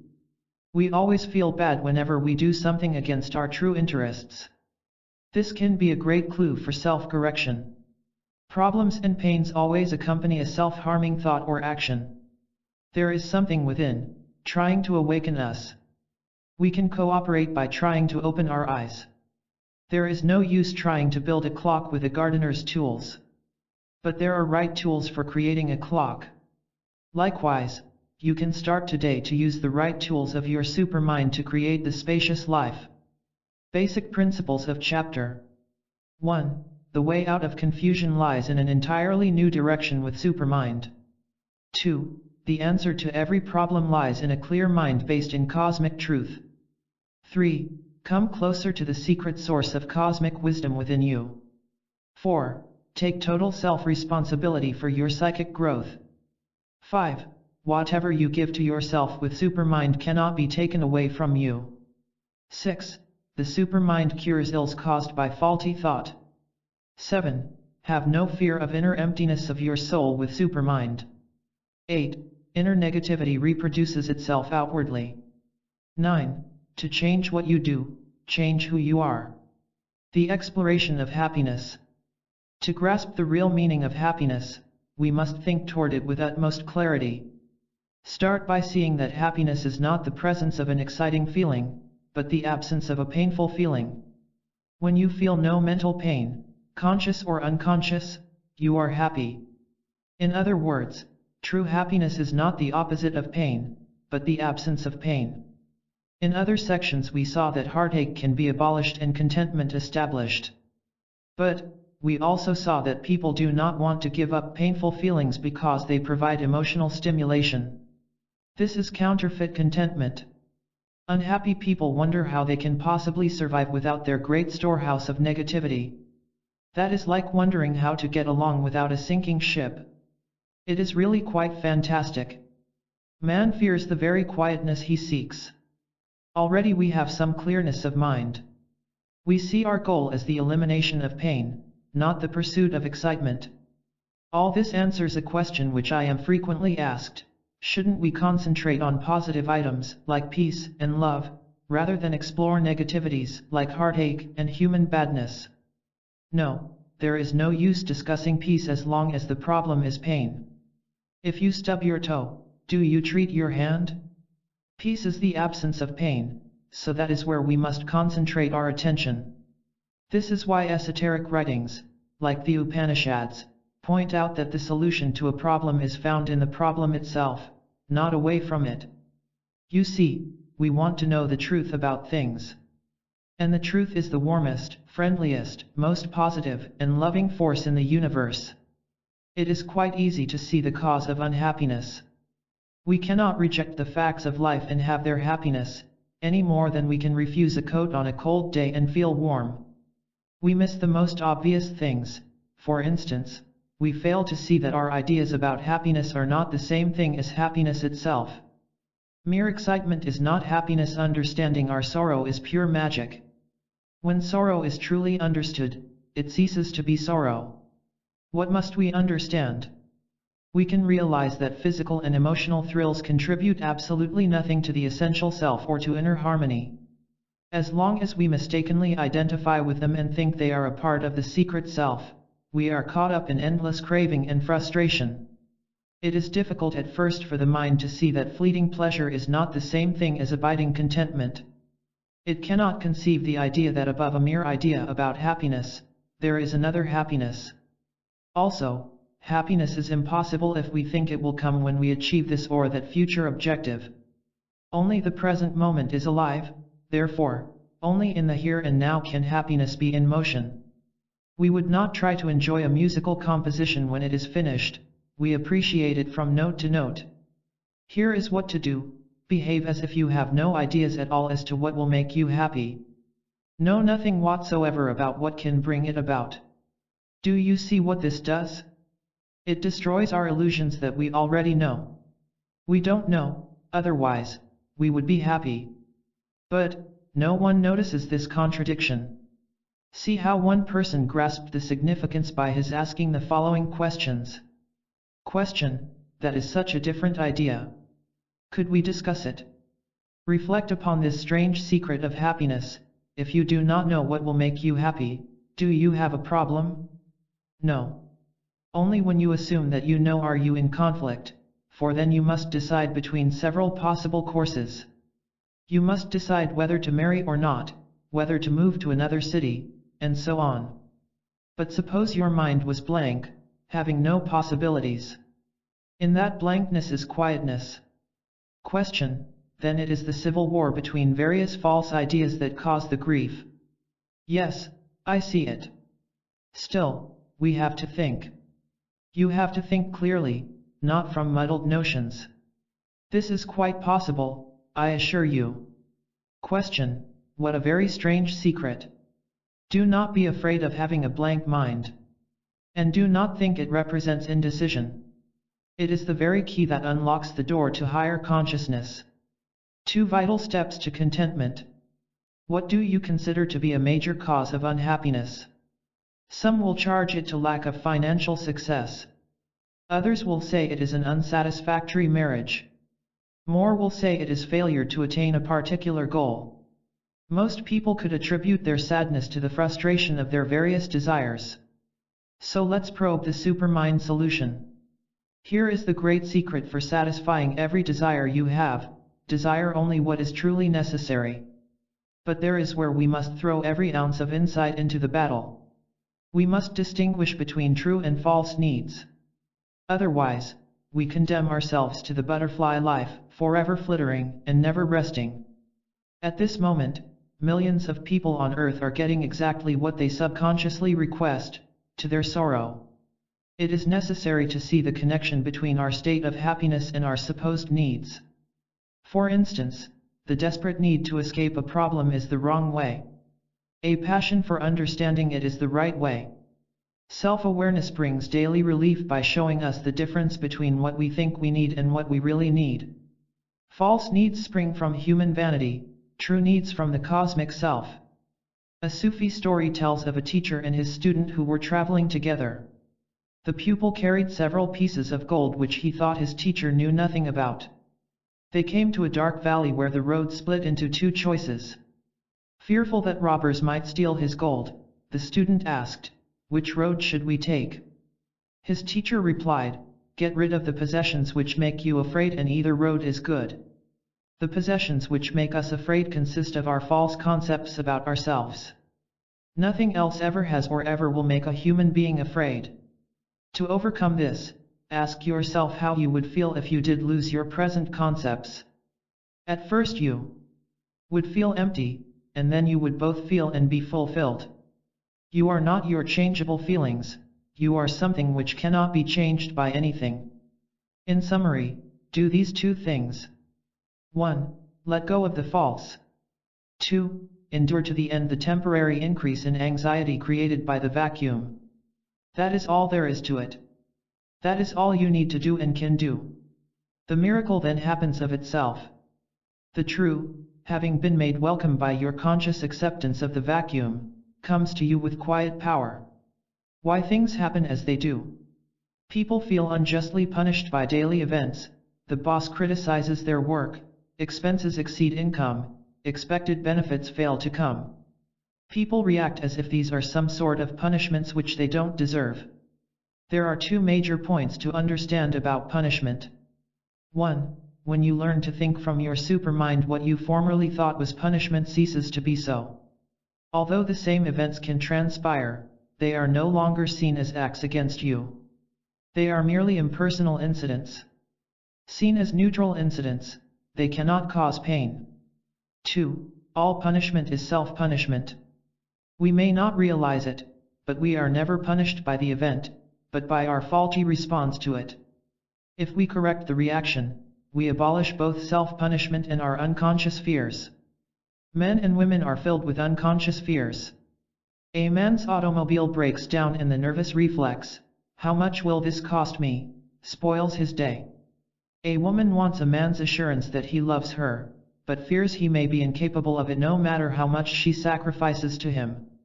You must refuse to live like this, and your refusal is the first step. One of the despairs of men and women is the false belief in their inability to do something for themselves. The aim of Supermind is to prove that something can be done, something more magnificent than can be imagined. Without effort, he rules all things by the power of his mind. Xenophanes. Try to see that a thought about a person or event is merely a thought about that person or event. It is the thought about them that makes you feel the way you do. To change the way you feel, change the way you think. This can be done by anyone. I have no doubt for you. I know what you can do, as I told another person in answer to his questions in the following exchange. Question: why do things happen as they do? Does chance govern everything that happens to us? There is no such thing as chance. Everything happens as it must happen. It appears to be chance because we did not expect certain things to happen. We expect events to turn out according to our desires or fears, and then are surprised when they turn out differently. Question: can you give an example? You hope to drive to the beach in a half hour, but find it takes an hour. All sorts of causes came together and crossed over to make it an hour. They included the weather, a detour, your state of mind which determined your driving speed, and so on. 1,000 definite but unseen factors added up to make the result what it was. Mere chance had no place in it. Question: what about inner events, like happiness and misery? They are also determined by definite factors, like attitudes, emotions, flexibility, mental maturity. Once the inner causes are right, your reactions to outer events are right. Arriving at the beach a half hour later than desired cannot make you unhappy. Being unhappy is what makes you unhappy. Try to see unexpected events as merely different, not as unpleasant. The superior way to serenity with Supermind. How many people do you know who are really happy? I don't mean active, successful, or smiling. I mean truly happy. How many behave with the same pleasant calmness in private that they act out in public? A good place to notice this wide gap is in our family and close friends. But the perfect place to notice it is in ourselves. This is self-science at its best. A ruthless honesty about our present state of happiness is essential if we are to change things. It is very necessary that a man should be appraised early in life that it is a masquerade in which he finds himself. For otherwise there are many things which he will fail to understand. Arthur Schopenhauer. There is false happiness and there is true happiness. Our interesting task is to distinguish between the two. We must learn to recognize whatever is harmful to us, for in that instant of recognition, it forever loses its power to harm. Because he lives in a state of psychic sleep, a man thinks the question is, well, do I want my happiness in the form of money, power, or fame? In reality, the question is, do I want genuine happiness or do I want the pretense of it? Have you ever noticed the many ideas you have as to what can make you happy? Everyone has dozens of such ideas, including the gaining of more money, the winning of new romance and love, a change in social life. Now, the Supermind approach is entirely different. It has nothing to do with changing externals. External events are, after all, merely the result of inner causes. So the Supermind has an approach all its own, which is, we change our ideas about what it means to be happy. That is the sure method by which true happiness is attained. It can be used by anyone for success. Your inner self is free from contaminated impressions. Whoever is contented with himself is superior to a wealthy king, for the king cannot give him anything. The contented man is free of the snare of gifts. True happiness is independent of everything. It knows nothing whatsoever of financial loss, poor health, or advancing years. Like a towering mountain, it cannot be shaken by earthly winds. Meister Eckhart describes this strength as follows: the exterior man may be undergoing trials, although the interior man is quite free. How much happiness have you when things do not happen as you wish? If you do not get upset, you are doing fine. But be careful. Do not think that suppression of unhappiness means peace. No. Covering the kettle does not cool the boiling soup. Happiness is not the suppression of upset feelings, but their absence. Do not deny yourself the normally nice pleasantries of the world in the belief that they are anti-spiritual people who do this merely repress themselves, which results in secret bitterness and neurosis. Participate freely in your business and social activities, but do not form attachments to them in an effort to find security. Also, never try to be more spiritually advanced than you are. That is a painful trap. Be exactly who you are at this present moment. When you do this, change occurs. However, you don't change anything, it just changes. Buddha found this secret to true happiness. In the early years of his search he practiced severe self-denial, including fasting. On one occasion he so weakened himself that his friends could hardly pull him out of a raging river. Seeing the folly of exterior exercise, he turned in the right direction, inner insight. Do not run mental movies through your mind in the way you want a future event to happen. It will happen the way it must happen, regardless of your imagined wish. If you simply let it happen, whether or not it coincides with your desires, you will not be disappointed. But if you insist that the outcome must match your mental movie, frustration is certain. Whatever happens is the right thing to happen. Does this challenge your present ideas? Well, good. Drop all mental movies. Leave the screen blank. Reality can then project its own love scene. How to change your ways of conditioned thinking. The dissatisfaction of most people is not a sharp stab, but a dull ache. It doesn't bite, it gnaws. One kind of lingering discontent, shared by millions, is the notion that others are happier than they are. I assure you, they are not. If you could only see the secret sorrows of those whose smiles and activities seem to indicate happiness. If you could only see how fervently they wish to be somewhere else, doing something different, being someone other than who they are.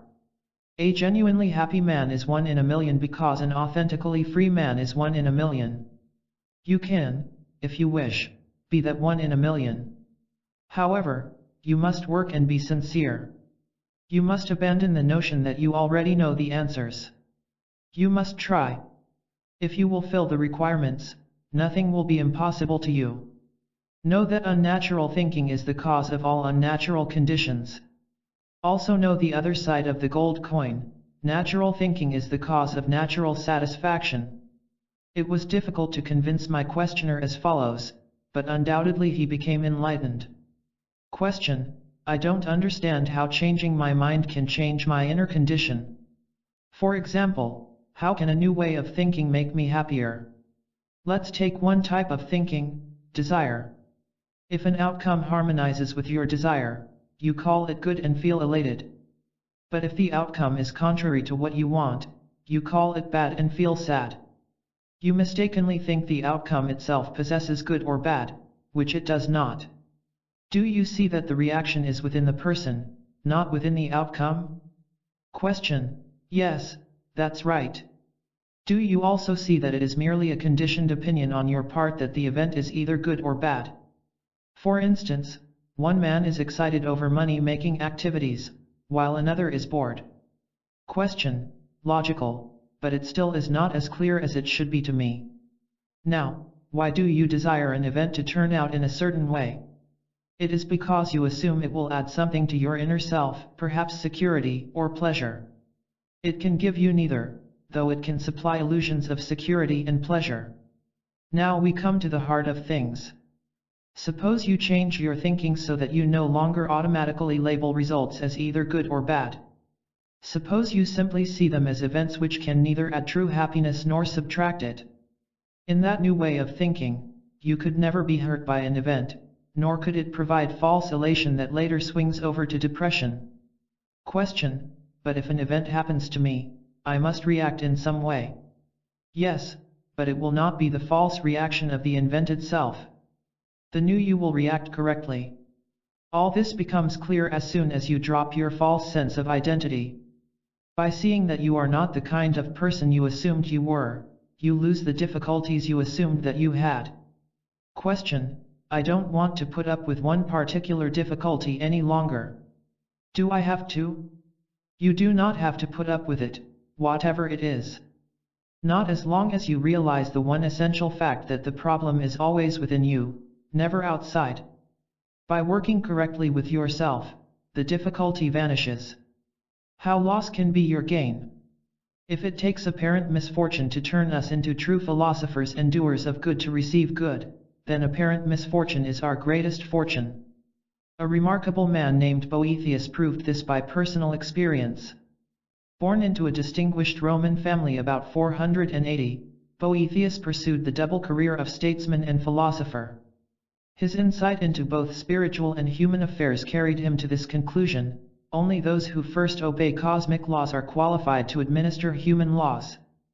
But how few there are! As is usual with men of authentic integrity, Boethius aroused the hostility of entrenched authorities. At the height of his success and fortune, he was falsely accused by the very people he tried to advise. Sentenced to prison, Boethius turned his mind toward the deeper meaning of life on earth. Out of his reflections came a simple, but powerful, book, The Consolation of Philosophy. Very popular in Europe for several hundred years, it is still appreciated around the world. We can summarize some of the more important findings of Boethius as follows. 1. The perfect and abiding source of happiness is possession of the true self. 2. Genuine love truly binds men and women together, artificial love only appears to do so. 3. Misfortune in earthly affairs can be surmounted in every case, and replaced with true wisdom and tranquility.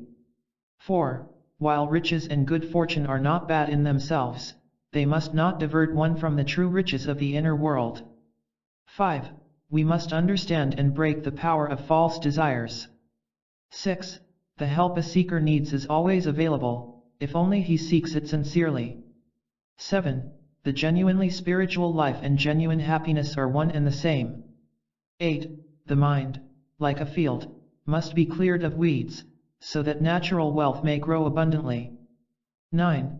When personal troubles are used properly, they lead to higher realms of understanding. 10. We must realize that absolutely nothing has real power to oppose our genuine good. What to do when unhappy? Here is what to do the next time you feel unhappy. Don't label yourself as unhappy, instead, see yourself as confused about things. This sets in motion an entirely different process, a healthy one. By calling yourself unhappy, you make yourself unhappy, for the naming produces the feeling. But if you will be unemotionally aware of your confusion, the thinking process of supermind changes in your favor. Your thinking might proceed like this: well, here I am in confusion. All right. But confusion need not mean unhappiness. I am not unhappy when baffled by a crossword puzzle, I go on to solve it. I can do likewise with this situation. I can study the principles of the supermind to clear the air. Earnestly try this. You will experience a wonder. It will be just as impossible for grief to occur as it was previously impossible for happiness to exist. How to let happiness reveal itself. Henry David Thoreau once wrote, "We are surrounded by a rich and fertile mystery. May we not probe it, pry into it, employ ourselves about it, a little?" Here I will supply some clues for solving a mystery surrounding millions of unhappy people. You cannot know happiness in advance. Happiness must reveal itself from moment to moment. Only in the outer world can you know things in advance. You know how the moon will affect the tides, or you know that sugar will sweeten tea. They can be accurately forecast, because they follow natural laws. But happiness cannot be known in advance. Please follow this. Notice how you believe that you know what will bring happiness. Think of a few items. What are they? Success in an enterprise? Win back a loss? New surroundings? Next, notice what happened when you actually attained them on previous occasions. Were you any different or any happier? No, their attraction faded, leaving you as empty as you were before. So it was not knowing at all, but only an assumption. But we always forget, that what we found was not the happiness we actually sought. When you truly understand, you see that happiness must be permanently in you, regardless of the passing exterior show. True happiness then is in whatever happens to you, not in what you prophesy should happen to you. It is being unwanted, as well as in getting a dozen invitations. It is in being plain looking, as well as being handsome. It is in having nothing to depend upon, as well as having the supports of money and position. Happiness is in everything and it is in nothing. It is only when we fail to see this that we fall out of harmony with the happiness already existing within. Marcus Aurelius supplies a final clue: you can remove out of the way many useless things which disturb you, for they lie entirely in your opinion toward them. When the new view comes to you, words take on their esoteric meanings and will work to change your experience for the better in any situation. Let the following supermind word associations guide your eternal progress. Love, what is left when counterfeit love fades away. Enlightenment, to feel as well as know the truth. Emotions, powerful aids to self-awakening. Conditioning, outer influences affecting the mind. Intelligence, to admit the need for profound self-change. Beauty, to be a clear and sensible person. Anger, a defense against what we are unwilling to face. Awakening, the feeling of something entirely different. Courage, the determination to detect self-deception. Happiness, to come home to yourself. Happiness comes with self-unity. From a classic book entitled The Walled Garden of Truth, comes this revealing idea: as long as you have no self-unity, what difference does it make what you decide to do? I wonder whether you see the jewel hidden within these few words? There is something vital for your exploration. Here is what it means: as long as our choices are based on fleeting desires or on egotistical ambitions, no good can occur. Such desires and ambitions are like skyrockets which flash brilliantly for a moment, only to disappear into the darkness. We can phrase this in another way: Whatever is done in a state of disunity will be wrong, that is, it contributes an empty thrill but never true satisfaction. But whatever is decided from our center of consciousness will be right, we make authentic gains.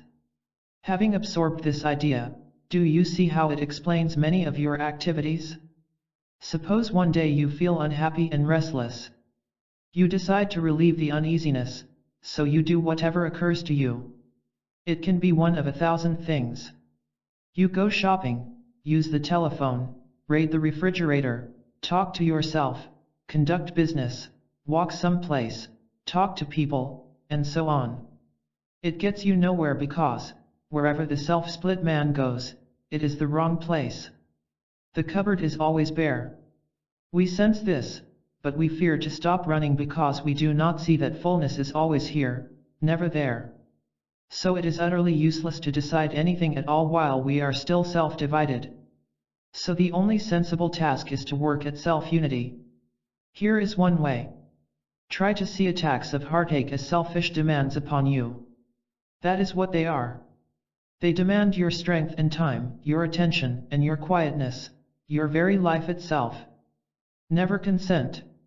Tell the attacks of grief and despondency that you have much better things to do with your time. Then refuse them the egotistical attention they crave. See all such onslaughts as big bluffs to be ignored, just as you would turn away from a yapping dog. Let me give you a deeper insight through a question and answer period after one of my lectures. Question: I know that my question involves many avenues, but please supply a single answer. How can I be truly happy?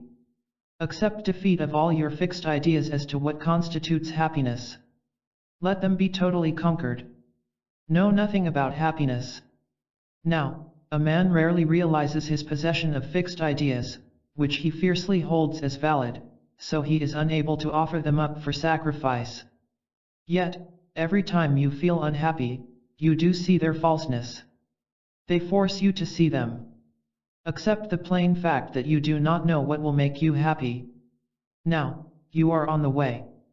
Question: you are right, of course, but I also see the great problem. I don't want defeat for my pet notions. I know. But cheer up. The time will come when you see your defeat as the very victory you wish. Remember the prodigal son. By acknowledging defeat, he found his way home. Esoteric truths about happiness. 1. The Supermind way delivers true happiness under all circumstances. 2. Mere excitement is not authentic happiness. 3. Abandon all preconceived ideas about the happy, worldly life. 4. Refuse to live in fear and desperation. 5. Your interior cosmic self is free and happy already. 6. You need not painfully endure anything. 7. Apparent misfortune can be turned into psychic gold. 8. A sincere call for authentic aid attracts it. 9. It is cosmic intelligence to see through our pretenses. 10. Use supermind principles to achieve self-unity with cosmic force.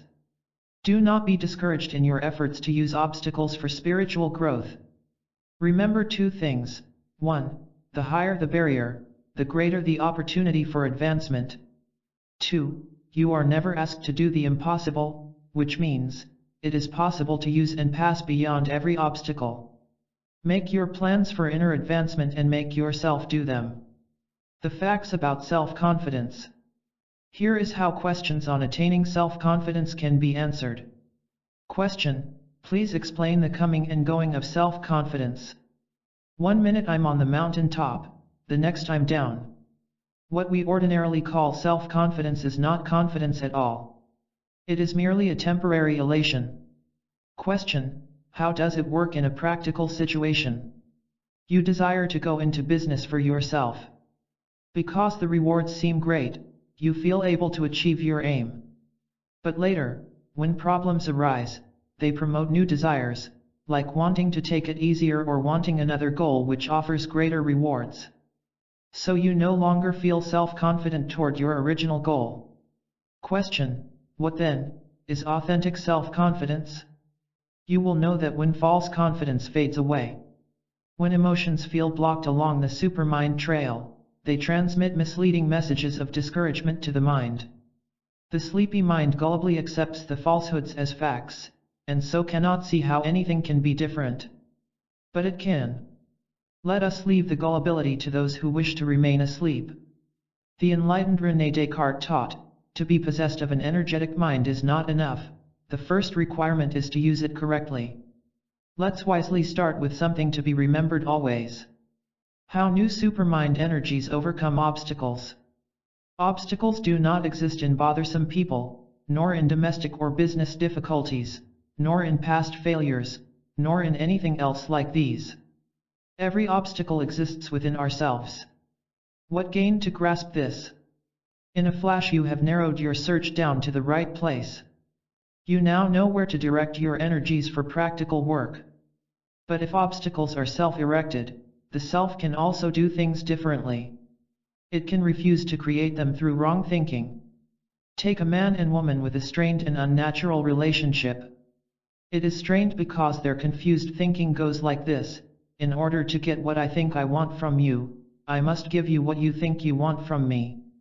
Both end up miserable, for neither wants what they think they want. But if they lived in the supermind, naturalness would enter the relationship. We fall victim to self-defeating thoughts and actions only because we do not see them as self-defeating.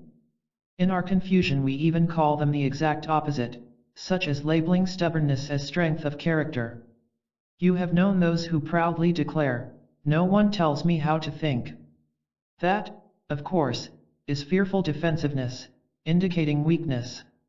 The fact is, everyone tells such people how to think, though they are unaware of it. Someday, they must see that veracity is the only cure for whatever ails them. Cheerfully realize that barriers and negativities are self-destroying. What a different man or woman you will be when you see this. When you quietly observe negativities, they flee from you, like foxes from an alert farmer. You might be in the company of people when something is done or said that irritates you. You alertly watch the irritation as it rises and churns within. By appearing before the power of your awareness, its pseudo-power is weakened. Make room for new discoveries with Supermind. The road to the Supermind is a clearing process, much like ridding a stretch of desert of its rocks and bushes to make room for a highway. As the rocks of misinformation go from the mind, room is made for new discoveries which tell us what we want to know. What are these discoveries? 1.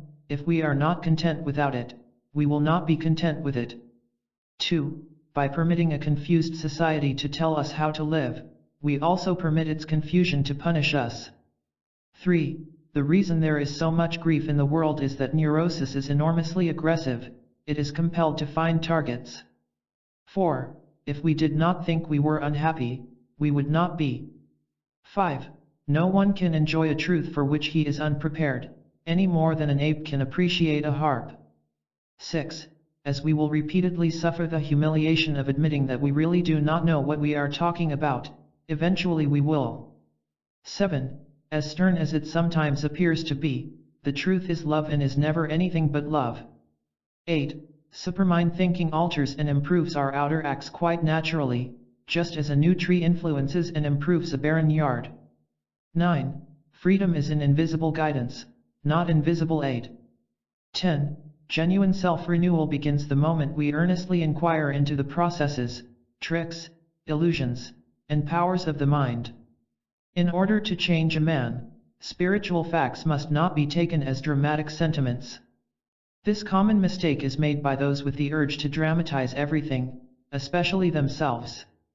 By taking spiritual facts as practical pointers, there is no need for an exhausting stage performance. Deep down, every actor yearns to leave the stage and be himself. We discover what is truly important by courageously separating ourselves from everything providing a mere feeling of importance. The craving for new and exciting experiences prevents discovery of what is real within a man.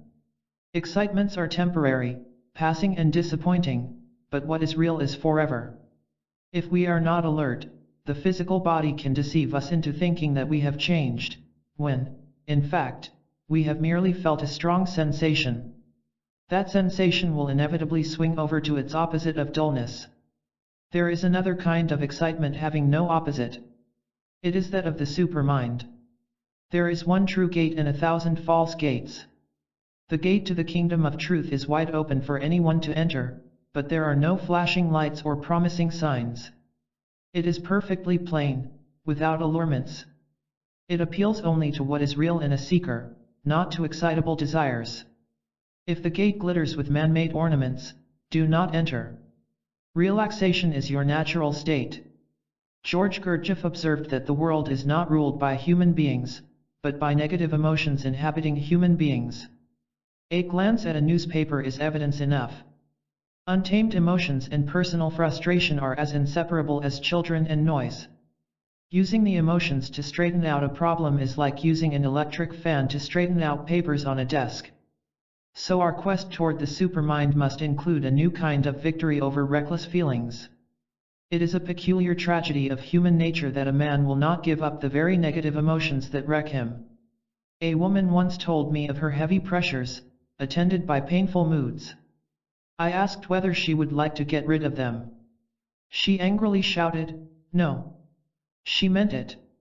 We must investigate this strange situation. A person refuses to give up his painful moods because he fears he would be empty without them.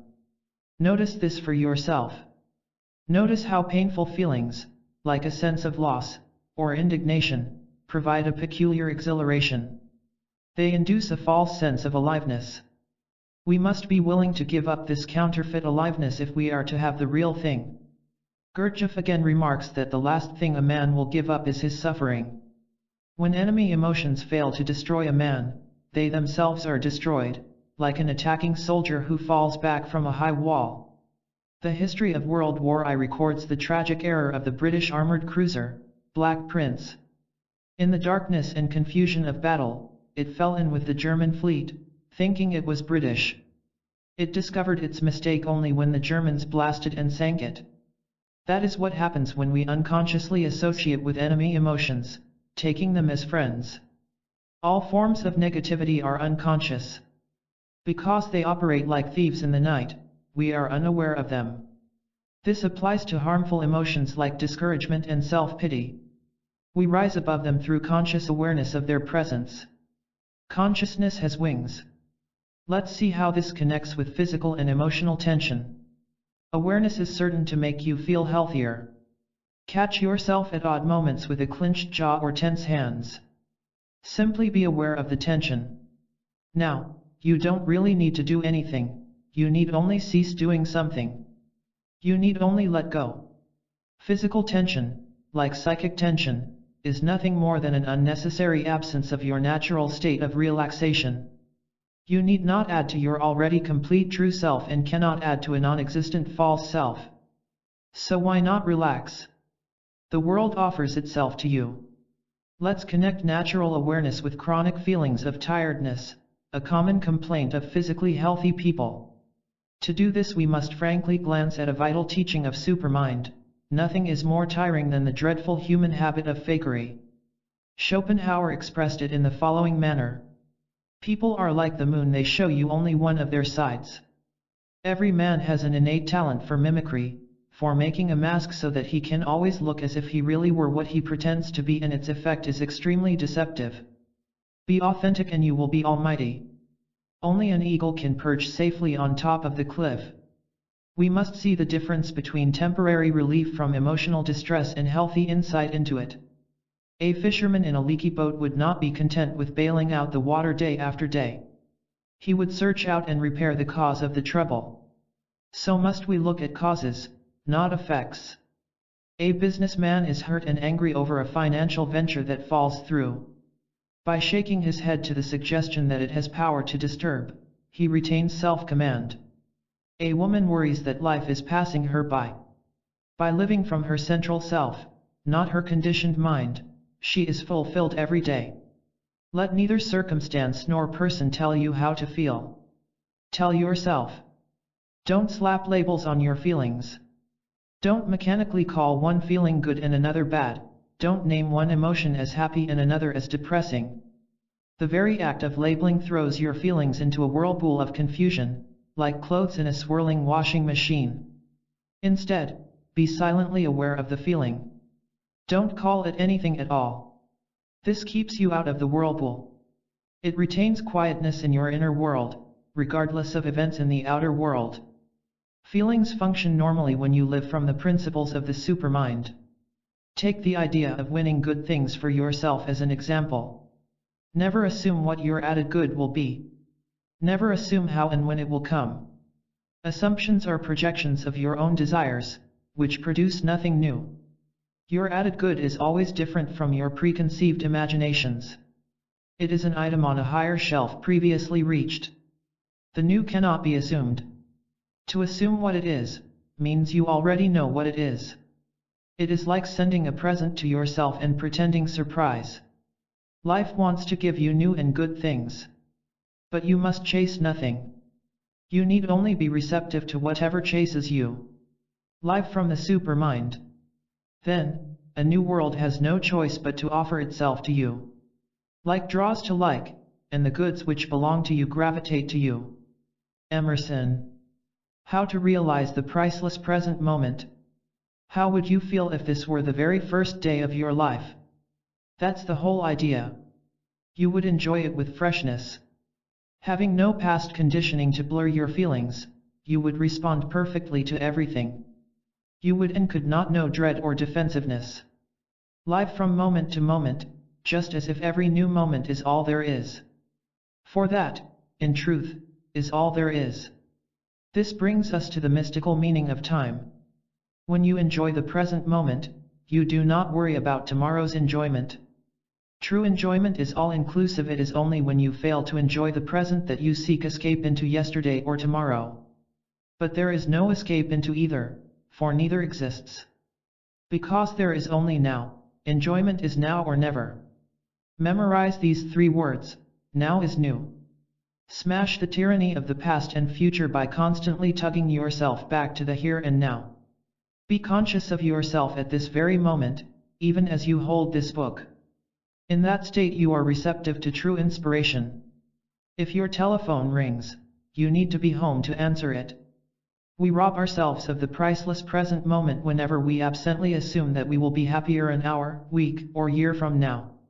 Time as measured by the calendar has nothing whatsoever to give you. Happiness through the mere passage of days is a dreadful delusion, which unthinking man rarely unmasks. You, your psychological self, must be different in February than you were in January. You can change February all right, but February cannot change you. To attribute magic to calendar time is like believing that the rising sun can of itself transform a shack into a palace.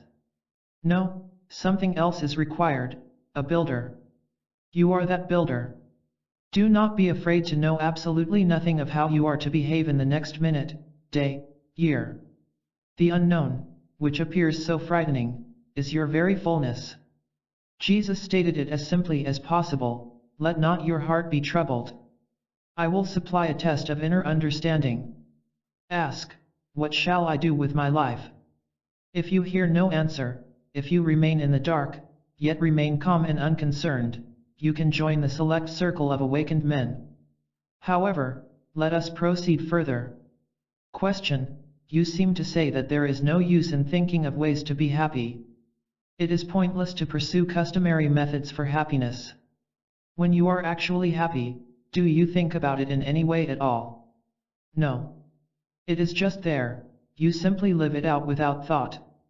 Only when you are unhappy do you think about happiness. This proves that contentment exists only when we don't try to bring it about.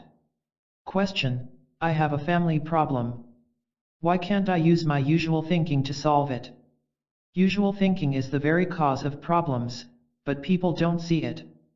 Using your conditioned mind to clear the problem is like trying to clean a cup with a muddy rag. Nothing works but supermind thinking. Question: in one of your talks, you stressed the value of thinking clearly toward ourselves. I want to do this. Start by realizing that all thoughts about yourself consist of memories only. You are not these memories. Therefore, you are not bad because you once broke the law, and you are not good because you showed up one day at church. You, at this very moment, are totally pure. By seeing this, you think clearly and live freely. How cosmic and psychic energies are awakened. Here is an obstacle to avoid: do not mistake hearing for understanding. After hearing lectures or reading books on esotericism, people assume they understand.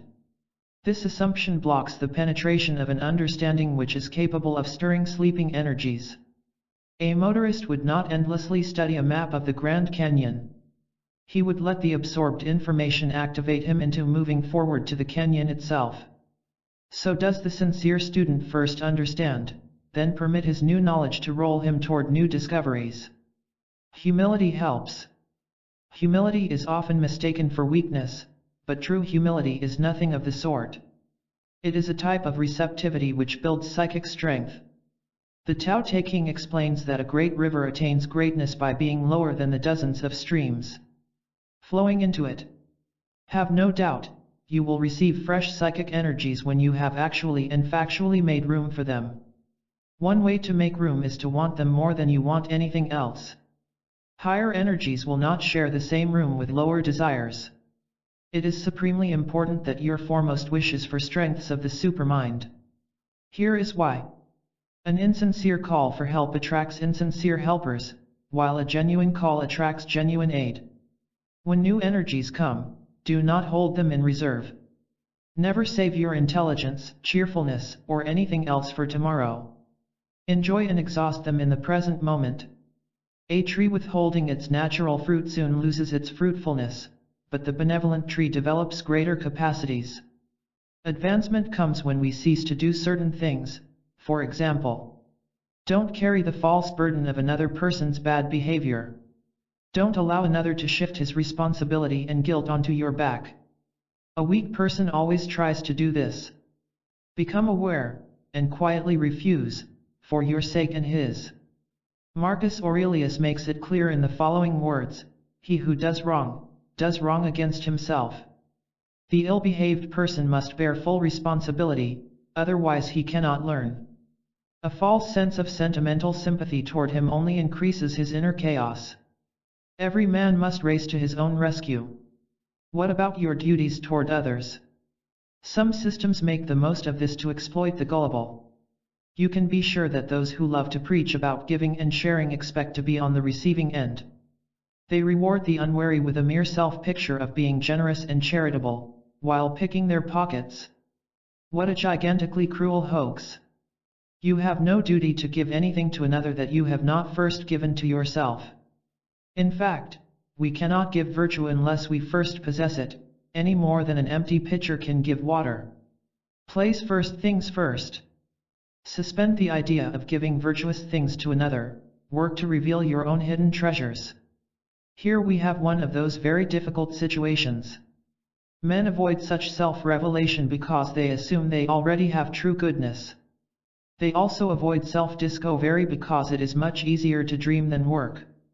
But the sincere seeker is tired of nightmares, he wants to wake up. Come back to yourself the cosmic way. When it comes to agriculture, man is wise.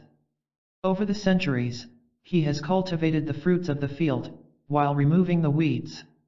Consequently, we have finer fruits. Psychologically, it is another story. He waters the weeds, neglects the fruits, and wonders at his poverty. Over the years I have found the same kind of psychic weeds growing in the mental gardens of those who fail. Psychic weeds such as fear of the new and unknown, mental laziness, refusal to use pain for gain, dishonesty, lack of persistence, ignorance of spiritual facts, shallow values, hardened attitudes, pride, imitation of hypocritical society, insincerity, influence of negative people, and unawareness of psychic hypnosis. All of these can be rooted out, once and for all. Take the fear of the new and unknown. A fisherman seeking refuge from a storm, steered his boat into a nearby bay. A friendly villager put him up for the night in a room next to a fragrant rose garden. He could not sleep. By placing a sack of fish near the pillow, he slept soundly. We are like that. Our familiarity with the lesser makes us uncomfortable with the greater. The fragrant life for which we yearn is wrongly seen as a threat.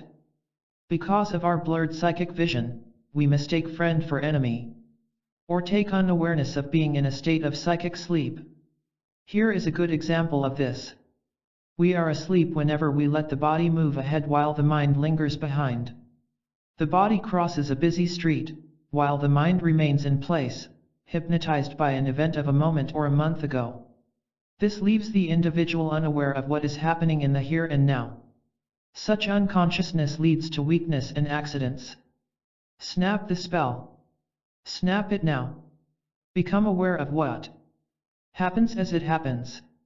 Notice the expression on that man's face, the tone of your voice, the color of that teacup, the position of your left arm, that flashing thought. Bring yourself back to yourself. There is good reason for it. Follow the guidance contained in the conversation below. Question: do physical changes result from absorbing supermind ideas? Profound physical changes, for they are promoted by new inner causes. You walk, talk, tilt your head differently, and so on. Your body is more comfortable, attractive, healthy, energetic. But remember, they must happen spontaneously, as you welcome newness. If the false self tries to create them, it will only be the switching of one artificiality for another. Question: how do terms like faith and belief connect with Supermind teachings? The only valid belief is one which you prove personally by a loftier life. But when this happens, the words no longer have meaning. Words are labels, and you cannot describe an inner certainty, you just taste it. How would you describe to someone the taste of a peach? Question: why am I so worried that a future event may not turn out as I want? You are concerned because your false sense of self connects it with a false need, like the need to impress others. You fear losing the artificial aliveness you get from impressing others. For instance, you hope your talk before the club will make you seem important. When the false need to be important melts away, so does worry. Dare to ask questions. Never hesitate to voice your doubts about anything along the Supermind trail. Get your bewilderments out in front of your psychic sight. Look them over, just as if they are as solid as rocks. I know many people who hesitate to ask certain questions, fearing they may sound shocking or foolish. And sometimes they worry that no answer exists. You need not hide your doubts. Nothing is being hidden from you. The answer to every question is ready for the asking. There is only one requirement: you must not resist the answer merely because it goes against your present beliefs. You wonder at the existence of so many weird human doctrines? The world is a huge hospital where every patient thinks he's a doctor. You worry over your fate if you should ever run out of the strength to push and plan your way along? It is amazing how easily the earth spins in the universe without human thought. You cannot see how there can be anything else but your present-day circumstances. You cannot see the distant ocean while still standing in the desert. You helplessly feel yourself at the mercy of chance. The feeling exists only in your acquired beliefs, not at all in actuality. You want to love and be loved? Of course you do, but you wrongly connect love with a person or object, when in truth it is an inner energy. It is a sign of growing psychic maturity to ask questions you never dared to ask before, as a certain person asked me in the following conversation. Question: I am very much interested in your approach to the problem of suffering, but don't understand it. You say we must use sorrow to end sorrow. How? Suffer voluntarily and consciously. Don't resist it. Face the pain in your unconscious parts in order to bring it up to consciousness. Question: can you illustrate this? You feel like escaping nervousness, so you run a mental movie of a past pleasure. Don't. Face the anxiety with an adventurous spirit. Do this, even if you don't grasp its value as yet. It awakens you. Question: but why shouldn't I indulge in mental movies of a past or anticipated pleasure? What is wrong with this kind of stimulation? It prevents awareness of genuine happiness found in the here and now. Tell me, do you prefer to temporarily dream about happiness or to permanently experience it? How to get satisfying flavor from life? Imagine yourself seated at the dinner table about to select a dessert. Before you are the choices of chocolate cake, apple pie, or tapioca pudding. You select the cake, but are dismayed to find it tasteless. Sampling the pie and the pudding, you find them, also, to be without flavor. As appealing as they look, they are flat, dull, disappointing. To eat them would not be pleasure, but monotony. Such is the condition of life without the flavor of accurate truth. Flavor. That is the perfect word to describe the difference between mechanical movement and spontaneous flowing. I will tell you a great secret. There is a flavor of life which you do not know as yet, but which awaits your receptivity. Do not think these are mere words. Their esoteric meaning is what you have been searching for all your life. There is an ancient saying, "He who tastes, knows." The trouble is, we are not bold enough. With the right kind of boldness, former things pass away, and all things become new. Now we must grasp something extremely important. The facts that change us are not flavorful the first time we taste them. Don't forget this. It will help you break down your resistance to beneficial principles. We have already seen why esoteric truths are untasty at first. The false self suspects its own destruction and, therefore, dislikes the truth. Wanting to keep a man in psychic shipwreck, the artificial self throws all its deceit and anger and scorn against the invading facts. If you eat a sour pickle, then eat a sweet orange, the orange will, at first, taste sour. But as you continue to eat the orange, its natural sweetness comes through. This is why persistence is essential to the spiritual seeker. It takes time to get rid of the sour which distorts the sweet.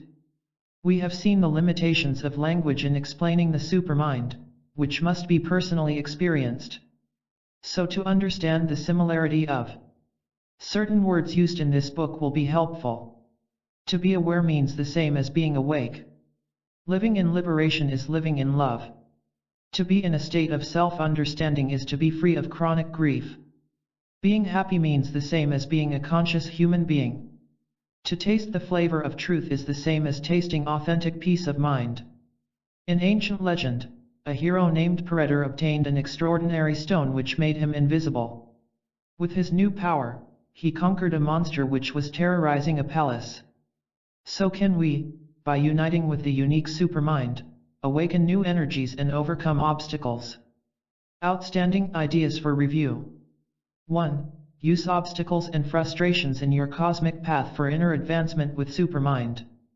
2. Nothing is more loving than the truth itself. 3. Self-renewal begins as we study our own minds and free them from conditioned thinking. 4. Worldly excitements are temporary, but truth is forever. 5. Relaxation in Supermind is an exalted state you can attain. 6. Your true self can be made to reflect calmness, contentment, and completeness at all times. 7. Life wants to give you new and good things.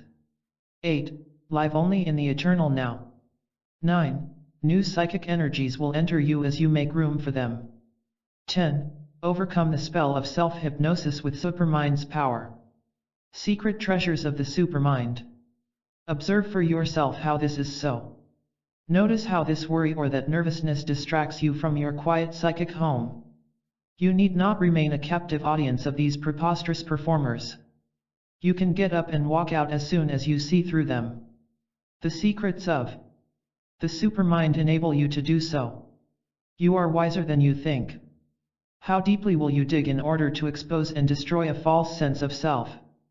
At that same depth will you know genuineness. It is like digging away sandy soil in order to build on solid rock. Yes, there will be dry seasons when you feel that it is just too much, that you have worked too long and too hard without reward.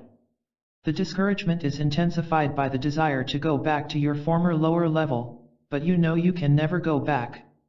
You feel utterly trapped, like a passenger who has left the sinking ship but who has not as yet sighted land. Never mind. You are doing just fine. Even if you don't understand, there is something that does.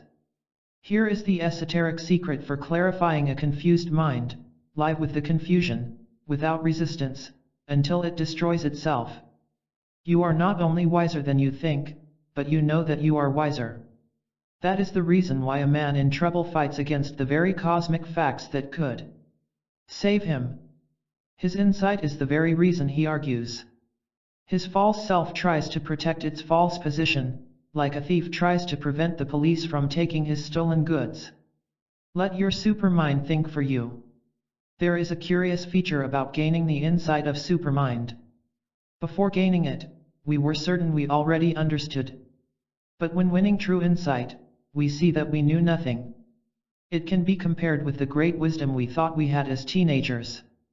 There is a Sufi saying, until copper becomes gold, it does not know that it was copper. In other words, we do not realize that we were asleep until we begin to awaken. Let me pass on to you a seldom realized feature about human nature. Your understanding will explain many mysteries and supply new solutions. A man thinks he is a single, unified individual, but he is not. He has dozens of different selves within him, many of them contradictory to others. Self A takes over, is replaced a moment later by Self B, which in turn is replaced by Self C. We usually refer to this as a change in mood or attitude, but it is helpful to see it as the temporary domination of oneself over the others. A man says something he thinks is clever, but later regrets it. Two selves were involved. A woman is highly enthusiastic over a project today, but abandons it tomorrow. This is because two contradictory selves were in charge on different days. Man fails to see these contradictory selves, consequently, he is torn left and right in confusion and error. It is as if a dozen seamen claimed in turn to be the captain of a ship. One grabs the wheel and turns the ship south, but he is knocked aside by another claimant who switches to north. Each grabs the wheel only long enough to be shoved away. No wonder the ship gets nowhere. But self-union is possible. Everything in this book works for self-captaincy through self-unity. Start by being aware of disunity. See it clearly in yourself. Your awareness of the confusion will restore your clear command. A new look at morality with Supermind. The Supermind leads us into an entirely different sense of goodness. We do not ascend to it by following man-made doctrines, much less by mechanically practicing exterior virtues commonly applauded by society. Such public preachings have no more power for psychic elevation than a traffic law has power to make a motorist a good driver. Jesus warned repeatedly against a surface morality, with hidden hypocrisy. Unawakened people are victims of their public virtues. I don't know anything more painful than trying to be good. And I don't know anything more to be avoided than good people, they are so bad. And be on guard against the good and just. They would crucify those who devise their own virtue. Nietzsche.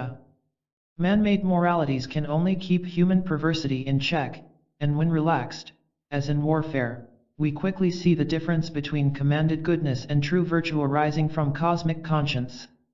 The unawakened individual maintains a surface goodness only because certain vices have no appeal for him anyway, or because he fears the consequences of disobeying public tastes in morality. A morality based in fear is deeply immoral. But the self-unified man has no such thing as suspended goodness. He is good simply because it cannot occur to him to be anything else. Only an awakened man is truly moral. It is a wicked world, far worse than realized. As Erasmus points out in his classic book, The Praise of Folly, it is a world where fools are honored by other fools. And as John Acton remarks, all great men are bad. We must clearly see human badness as it is, unhampered by sentimentality or by subtle projections of our own false sense of goodness. Once seen, we are free from the harm of badness.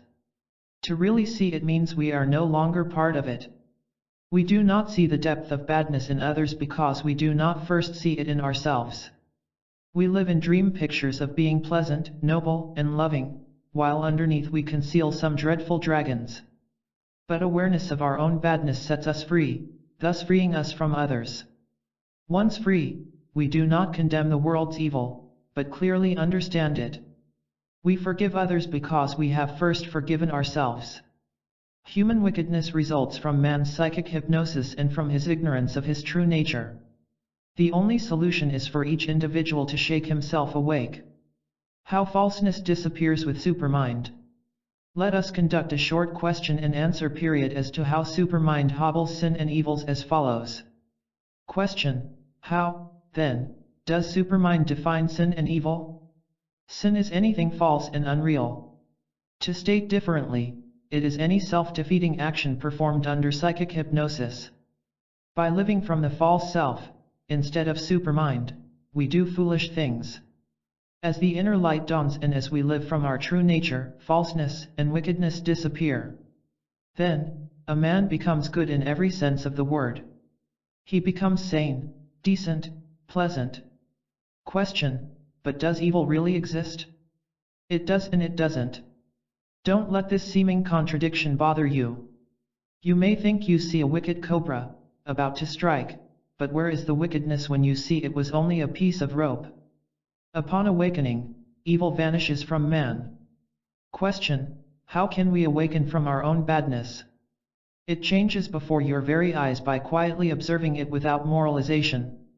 That is one thing you must never do, never indulge in shallow moralizations. If you see your badness and imagine you must be good, you are painfully torn between the two. Quiet awareness, without condemnation, destroys human ideas of both bad and good. Then, you are free of conflict. Do not be afraid of the difficulties along the way. And do not fight anything, such as your depressions, blunders, despairs, or your badness. Resist not evil. The one thing evil cannot stand is for you to quietly observe it in yourself, without self-condemnation, without panic and without fight. A man can be activated by negative forces, yet not be them in essence. He must work to understand that they have no power in themselves, only that which is carelessly allowed. He pays the penalty of self-division only because he fails to take proper care of himself. What a man, when the inner and the outer are one. Freedom from negativity is attained through a strange but certain process. We must first be aware of the negative item, perhaps hostility, before we can see its non-connection with the real self. As a first step, therefore, the hostility must be quietly observed, not suppressed, denied, rationalized, or even condemned. After that, we must cease identification with it, we must not call it our own. In unawareness, we call it our own, and so fall under its power. But awareness without personalization carries us into the clear, like a ship breaking through fog. As I said, the process is strange. We must see how terrible we are in order to see how terrible we are not. Awareness of any negativity within us is first unseen, then perceived, then shocking, and then liberating. How to discover your secret kingdom of Supermind. What a situation! Here is a man possessing the priceless privileges of the Supermind, yet failing to use them for his own advantage. He lives with a haunted mind that could, with right effort, be transformed into a brilliant guiding light. If only he would pause in his wonderment at the universe of starry skies, and wonder at the vast universe within his own mind. If only he would discover his secret kingdom. Does this secret kingdom, where all is well, really exist? Yes. You may not be aware of it, but it does exist. Let's hear about it from four men who were widely separated from each other by time and space, but who came to the same enlightenment. Count Leo Tolstoy admits the skepticism of his early years, and then testifies to his great discovery of the kingdom as follows. I knew not the light, and I thought there was no sure truth in life. But when I perceived that only light enables men to live, I sought to find the sources of the light. And when I reached this source of light I was dazzled with its splendor. And I found there full answers to my questions as to the purpose of the lives of myself and others. The Eastern wisdom of Shankara reminds us of how the kingdom is attained with the following words. The realization of truth is brought about by perception, and not in the least by 10 millions of acts. Chuang Tse, the teacher of Taoism, happily observes in the following that dwellers in the secret kingdom always know what to do. He who knows the Tao is sure to be well acquainted with the principles that appear in the procedures of things. Acquainted with those principles, he is sure to understand how to regulate his conduct in all varying circumstances. Having that understanding, he will not allow things to injure him. Ralph Waldo Emerson offers a gentle invitation to come and live in the secret kingdom with these words. We are very near to greatness, one step and we are safe. Can we not take the leap? What kind of man leaps to true greatness? The one with the intense intention to take the leap regardless of everything. The person who has caught his first glimpse of that strange something else is like a man in a dark passageway. Just ahead is a tiny glimpse of light, so faint that he often doubts his own eyes, yet he stumbles ahead. He will be attacked by loneliness and despondency, he will run out of breath, he will wonder whether it is all worthwhile, but he cannot stop. He is urged on by the inner whispering that he is heading in the right direction at last. He realizes that his only responsibility is to keep his eyes toward the light, for the light itself never wavers. And so he finds his way to that light. And so it is with anyone. Whoever is eager enough to find the secret kingdom, will never fail in his quest. 12 words that can work magic for you. If you become confused at times in working out human relations, the following points brought out might aid you. Question: I am suddenly aware of how disappointed we all are in each other. Why don't we simply choose to be nice, instead of disappointing? Your confusion stems from assuming that a man could behave differently if only he chose to do so. He cannot. An unawakened man has no more choice of behavior than a cat can help acting like a cat. He is compelled to act out his present nature. To behave differently, he must wake up. Question: you say he has no power of choice, but doesn't he choose to behave badly? No, not even that. He does everything mechanically and unconsciously. Question: but what motivates his actions? The dominating desire of the moment. Whatever desire arises, he is compelled to follow it. There is no choice in desire. A man thinks he makes a choice and then takes charge of it, when, in fact, a desire springs up which takes charge of him. An unfree mind cannot behave differently. Observe all this in yourself. It makes you different.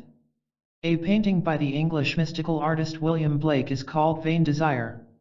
It shows a man attempting to reach the stars with a ladder. Here is a reminder of the futility of trying to reach celestial regions with wrong desires. One such wrong desire, as we have seen, is the wish to have others tell us what to do. No one can tell you what is right for you except yourself. So start telling yourself what to do. If you blunder for 10 years while thinking for yourself, that is rich treasure when compared with living these 10 years under the mental domination of another. The only true, honest, and enriching authority is the internal authority of your own supermind. Be ye lamps unto yourselves, be ye a refuge to yourselves.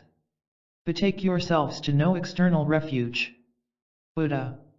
Another vain desire is the seeking of strange psychical experiences, such as mind reading and foretelling the future. Do not desire them, as they are not your goal. Your aim is much higher than that. Many true teachers, including William Law, an Englishman, were strangers to such things. Your aim, so utterly pure, is to be a happy, healthy, balanced man or woman. Simplify the whole business by saying with Emerson, I wish to be a true and free man. How can we tell a false desire from a true one? Well, just about the best way is to actually obtain what you want. If it is false, and if you watch closely, you will see that you are no different or happier than you were before. In just 12 words I can tell you how to turn the next hour into pure magic. Place the truth that you know before the desire that you feel. The sure cure for loneliness. Of all sad words uttered by men and women, there are no sadder ones than, it is the utter loneliness I cannot bear, the nagging, desolating loneliness. And not just a few add, no one seems to care whether I come or go. Lonely people are usually advised to head off in the direction of new friends and activities. But this advice is supplied by those who have never really come face to face with their own sense of isolation. It is easy for a rich man to tell the poor that money isn't everything. Certainly, friends and activities have their place in maintaining a balanced life. We are simply saying they are no good for solving the problem of loneliness, for they have no power to do so. All they can do is distract you from the gnawing for a while. And when you come back to your own mind, which you always must, there it is again. It is always there again, isn't it? So this is a clue: loneliness exists in the mind and nowhere else. This is our starting point for the Supermind solution. You are alone. Nothing happens. The telephone doesn't ring and the mailman passes you by. You have only yourself for company. Now, this aloneness cannot translate itself into loneliness unless the mind carelessly does so. If, when alone, you do not permit the unconscious mind to mechanically label the state as loneliness, the feeling of isolation cannot arise.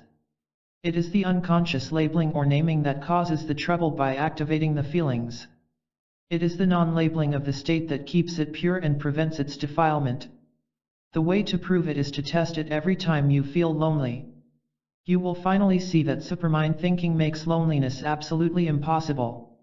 If you see a figure in a white sheet and do not call it a ghost, but see it only as a figure in a white sheet, you will not be scared. The non-naming prevents all the associative thoughts of fear about the word ghost from arising. Loneliness persists, even when surrounded by others, because we call it frightening and, then, try to escape from the fright. But loneliness cannot be escaped because there is no such thing as loneliness, there is only an illusion created by false reactions. You can no more escape an illusion than you can escape from being chased by a non-existent tiger. You can, however, turn around and see there is really nothing there. Then, of course, you cease pointless attempts to escape. Knowing this, Spinoza wrote, "I saw that all things which occasioned me any anxiety or fear had in themselves nothing of good or evil, except in so far as the mind was moved by them." How to profit from solitude? Seeing that aloneness need not mean loneliness, we can go on to discover rich rewards from solitude. The first is introduced by Arthur Schopenhauer as follows: really good society is everywhere of necessity very small. In brilliant festivals and noisy entertainments, there is always, at bottom, a sense of emptiness prevalent. A false tone is there. Aloneness stops the drainage of our vital forces by human influences. It permits the mind to concentrate on what is essential to itself. Society in general and negative persons in particular, always try to drain strength from those seeking higher ground. Be aware of this psychological process. A lower and weaker level always seeks a free ride from a higher and stronger level. It is against the law to permit weak people to steal your strength. Never permit it. Use those times when you are all by yourself to reflect upon the principles of the supermind. You have a fine opportunity to turn ideas into experience. Take the matter of health. It is only in recent years that the general public has understood the strong influence of the mind upon the body. Yet, thousands of years ago, the connection between ill health and psychic disorder was clearly revealed by Epicurus. He became famed as a healer when patients at his sanatoriums at Athens and Mytilene were restored to good health and cheery spirits. So use your reflective periods to connect yourself with universal principles. To have only yourself for company is a great revelation. It is the perfect opportunity to see yourself as you are. You can then turn that self-knowledge into practical aims. I once spoke with a woman who admitted how easily her feelings were hurt by others. I asked her, "Do you see that you permit others to tell you how to feel? Why do you abandon your emotions to the influence of others?" The expression crossing her face indicated insight into her problem. Had she used her reflective periods for greater self-education, she could have saved herself years of distress. Aloneness is a wise teacher. It reveals old weaknesses, but delivers new strengths. It puts us at ease with ourselves in all circumstances. Danish philosopher Søren Kierkegaard remarked that one sign of spiritual maturity was the ability to be comfortable when alone. Finally, aloneness proves that we are never really alone after all. We are one with the whole of life, in Supermind. The Supermind way to genuine power. There is true power and there is false. While false power cleverly resembles the true, fooling millions, it is entirely destructive. It is like the difference between a real loaf of bread and a picture of a loaf. Because men and women do not understand this, they try to feed on false power, resulting in spiritual malnutrition. False power originates in the false self, from the unnatural and unenlightened nature of man. It is power for harm.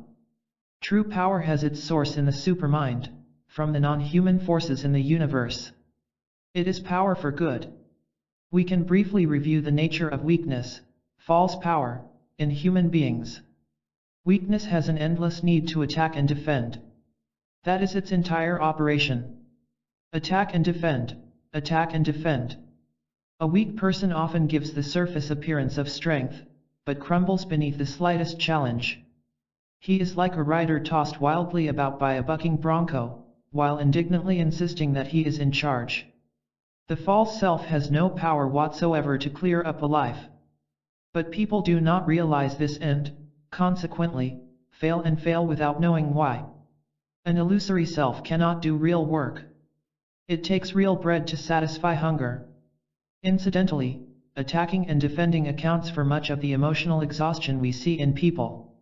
When you are genuinely strong, you neither attack nor defend and so retain your energy. When you see that the cosmic force of the entire universe is on the side of the liberated man, you can defy the world's falseness and get away with it in perfect safety. Begin by realizing the existence of the universal cosmic force within yourself. Until this is understood, life must remain powerless and frustrating. To state it positively, when this is grasped, life becomes purposeful and satisfying for the first time. Consider these thoughts about new power the supermind way. 1. Place yourself on your own side. 2. You attract or repel according to your psychic radiations. 3. It is a brave thing to know your need for new guidance and come right out with a request for it. 4. Stop wasting your powers by imaginatively defending yourself against accusations not actually made. 5. Whatever is natural is powerful. 6.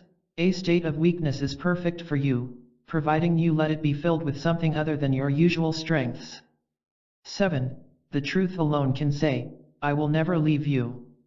8. One sure sign of a breakthrough is that you would not go back to the old ways for anything on earth. 9. You have it made when you don't care whether you have it made or not. 10. Persistence prevails, like a stream that is temporarily blocked by boulders and then collects force enough to overflow onward. How to rise above the confusion of opposing compulsions. In my classes and lectures I often answer my listeners' questions in the following manner. Question: I don't want to sound complaining, but why do I have so many bad breaks?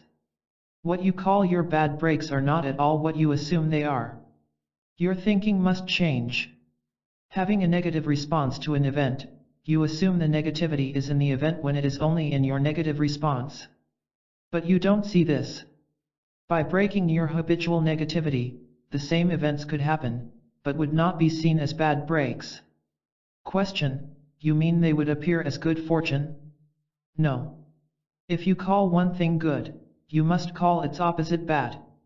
If you think it wonderful to make a big profit in your business, you will also think it terrible if you incur a large loss. The idea is to live above the opposites. Question: I don't understand. It is important that you do. To illustrate, suppose you are caught between two battling armies. You think Army A is friendly, but as you approach, it fires on you. You try Army B, but it also attacks. Army A then appears friendly for a while, but suddenly turns on you again. So you confusedly stagger back and forth between the two, not knowing which is on your side. You finally realize that neither army is for you, and this creates panic, for you have no allies at all. At that critical moment, you catch hold of a passing helicopter, which carries you far above both battling armies. Question: But what is this state above the battle? When you rise above it, you will see. The reader can refer to the section in Chapter 2 entitled Why We Must Go Beyond Human Thought for a review of this useful secret of esotericism. We must learn to look in the right direction. A miner searching for gold does not look toward the clouds for what is at his boots. Neither should we. The gold of life is here, not there. So let your mind inquire into itself. We acquire knowledge from others, wisdom from ourselves. Supermind gives you knowledge which you can, by the magic power of receptivity, transform into guiding wisdom. Be an independent investigator. To be by yourself, separate from others, provides one of the richest opportunities possible. It is the opportunity to be yourself. How true are you to yourself? That is the degree of your contentment. A happy life is one which is in accordance with its own nature.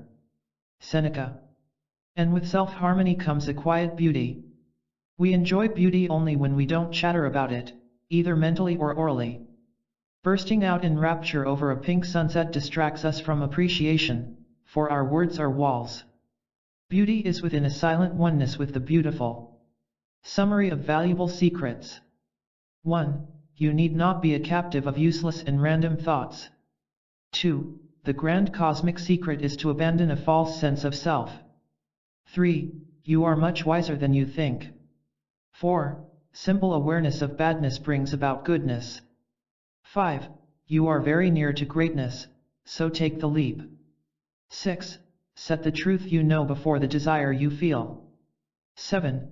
Permit no one to drain your psychic strength. 8. Let solitude be your wise teacher. 9. True power has its source in the supermind. 10. Let your mind inquire into itself and power its flight into cosmic truth with supermind. How to be free of pressures in life serenely. How cosmic understanding cures pressures of living. Here is a man with a headache. When I ask him how he is curing himself, he replies, I'm repairing the leak in my roof. I reply, but how can that cure your headache? You must work on yourself. So it is with anxiety. Nothing is more pointless than trying to cure our restlessness by involving ourselves in exterior projects. The cure is found in the same place as the problem, and that is within the man. Anxiety exists because we have strayed far from our psychic homeland. Man is like a victim of amnesia who has wandered to a foreign land where everything conflicts with his original position. The strange customs confuse him, his money is worthless, unfamiliar laws keep him tense. Henry David Thoreau describes him as the slave and prisoner of his own opinion of himself.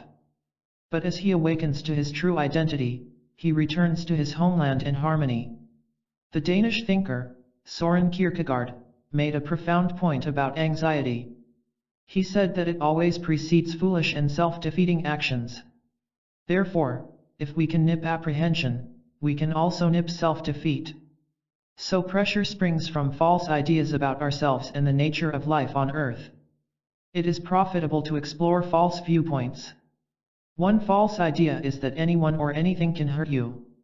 Events can ruin your reputation, take your money, mistreat you, revenge itself upon you, deceive, betray, and abandon you, but cannot hurt you. Try to see that you are more valuable than events happening to you, good or bad, just as a peach tree is more valuable than its separate fruits. We originally picked up our life-damaging attitudes from talkative, but mixed up, people who did not know they were mixed up. But you and I sense the folly of clinging to mere words from others. We realize that a borrowed feather cannot grow.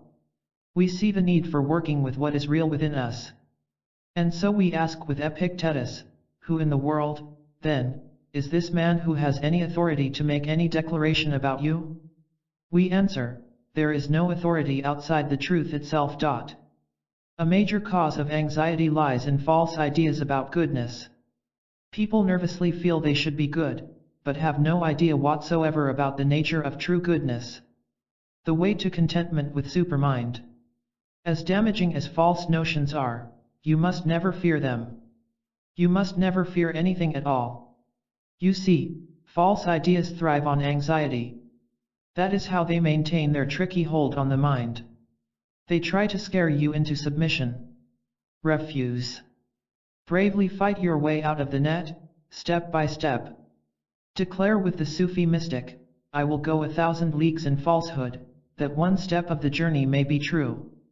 We are not at the mercy of anything that happens to us. We are only at the mercy of our own negative reactions, if we permit it. You need not. No matter how badly other people may treat you, never give your attention to them. Instead, study your own responses to what they said or did, for that is your only problem. Realize that mistreatment exists because the false self labels it as such, thus, you react with all the pains the false self can cause. You recall in chapter 12 we discovered that a man consists of hundreds of different selves. Some are beneficial, others destructive. Well, among them, there exists a special self which takes every event as if it were the very thing you wanted to happen. That self is the supermind, which is never upset by anything. Your goal is to nourish it into greater strength. Then, every step is sunlit. Remember, you cannot judge your freedom from apprehension when things go smoothly. Anyone can feel at ease in a calm sea. It is the stormy crisis that tells the story. How do you react when you lose someone, when defeated or hurt? The purpose of Supermind is to make and keep you strong in both calm and stormy seas. One way to find contentment is to persistently pass by everything that is not contentment. With close observation we may discover that genuine satisfaction is not what we formerly thought it was. We may see that it is not ego gratification, power, excitement, physical activity, nor worldly success. By discarding the counterfeits, we come to the real. It is as if you were searching your garden for a lost diamond ring. You might run across a ring-shaped twig, but you would not accept that as the real thing. You might see a glittering piece of glass, but would know it was not what you wanted. So you keep going until you find the only thing that satisfies, the actual diamond ring. Too many people are fooled by substitutes. You can easily tell whether you are accepting substitutes or not. Just ask yourself how happy you really are. Look for the genuine article within the garden of the original self. Somewhere among the mental weeds of false ideas is the diamond we seek. Seek until you find. Your understanding cures every variety of anxiety, whether over finances, friendships, or health. The experimental voyage of Columbus destroyed false theories about a flat earth. Your voyage with the supermind can leave the false behind and reveal a new world. Use what might be called the connecting technique. Take a single item you wish to conquer. It can be anxiety, a hot temper, shyness, anything at all. Now, connect it with various ideas found in Supermind. See, for instance, that shyness is totally unnecessary, that it is part of the false self, that a new kind of boldness can be won, and so on. The cause of daily pressures. Here is one of the strangest of all anxieties confronting the sincere seeker. He fears that he will succeed in experiencing this or that truth. Yes, success is frightening. To succeed in attaining the true means we must abandon the false which we cherish because it is familiar, comfortable, and because it seems to provide a purpose to life. We resist what could set us free because we are afraid it will bind us. It is like a prisoner who cringes before an opening door. This peculiar anxiety explains why humanity ignores or persecutes the true teachers. Mankind mistakes their gifts as weapons. A story from Sufism illustrates this strange situation. A hawk, who was owned by a great king, lived in the splendor of the palace. One day, while on a flight, he paused to rest in some ruins inhabited by owls. The owls were not wise, they assumed the hawk intended to take over their dreary ruins. The hawk explained his disinterest in their inferior place, mentioning his royal home in the palace. But the owls, knowing nothing of palace life, accused the hawk of using deceitful words in an attempt to rob them. The cause of daily pressures can be summarized very simply. We meet new challenges with old, unnatural, acquired responses. The solution is obvious. We must abandon habitual responses in favor of simple awareness of the challenge. When met with mental clearness, without the glue of conditioning, there is the challenge, but no sticky pressure. This is Supermind thinking. Replace doing with seeing. Never mind if you don't succeed the first 1,000 times you try.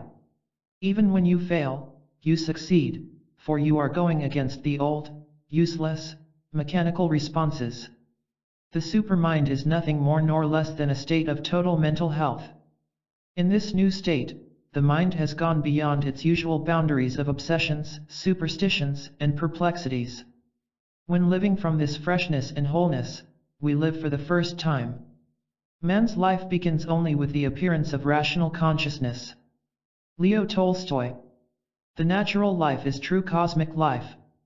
I was once in a public building where an official was working hard at acting out his role of public official.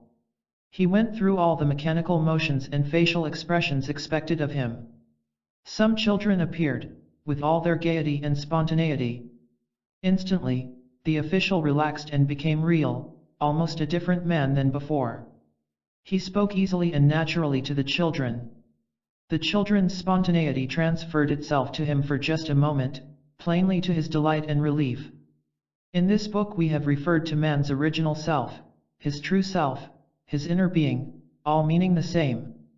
We can explore in a new way by terming it his natural self. A cheery relaxation is man's natural state, just as nature herself is relaxed.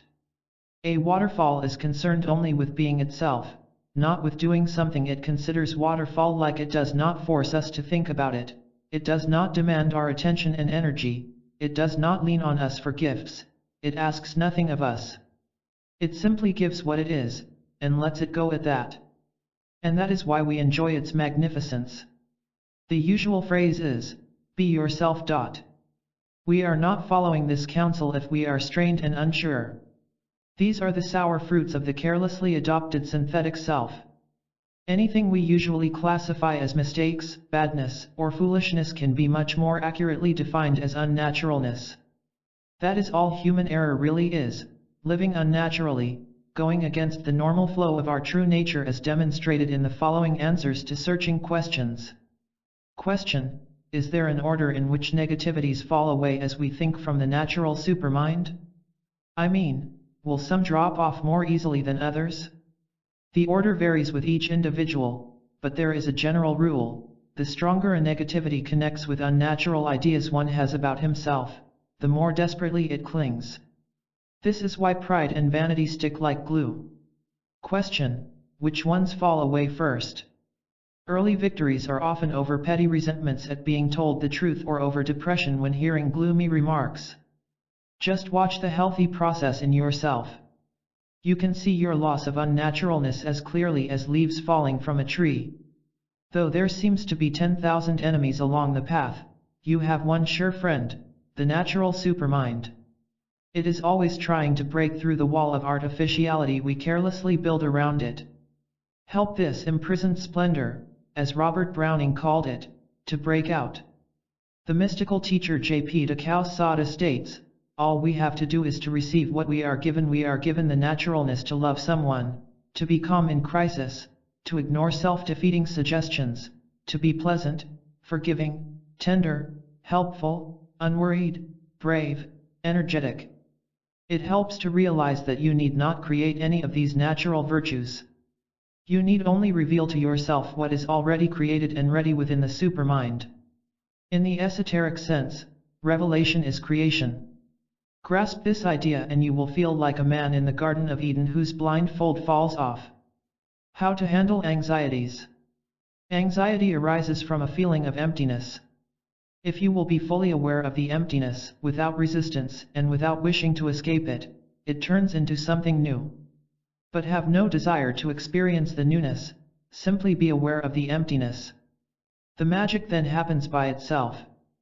The individual who desperately manufactures artificial activities in order to hide his emptiness from himself is secretly terrified by the question, but what can I find to do next?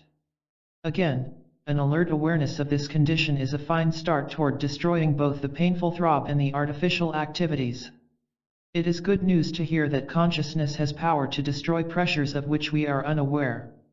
They are able to bother us only because we are unconscious of their existence. The vast majority of pressures are like sea mines below the surface of the water, which blow up unwary ships.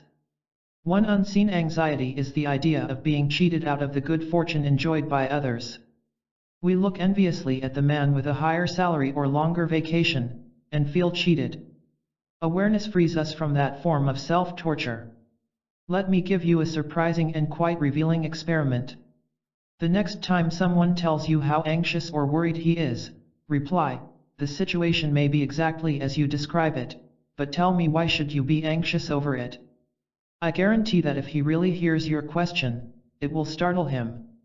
He may answer you, but in no case will it be a calm, accurate, or realistic answer. His reply will be emotional, and he may sputter, frown, or sigh. His answer will not be realistic because, in reality, there is no reason why he should be anxious. There just isn't, even if he doesn't see it. That is why he must give you a non-realistic reply, based on his confused emotions and false ideas about life.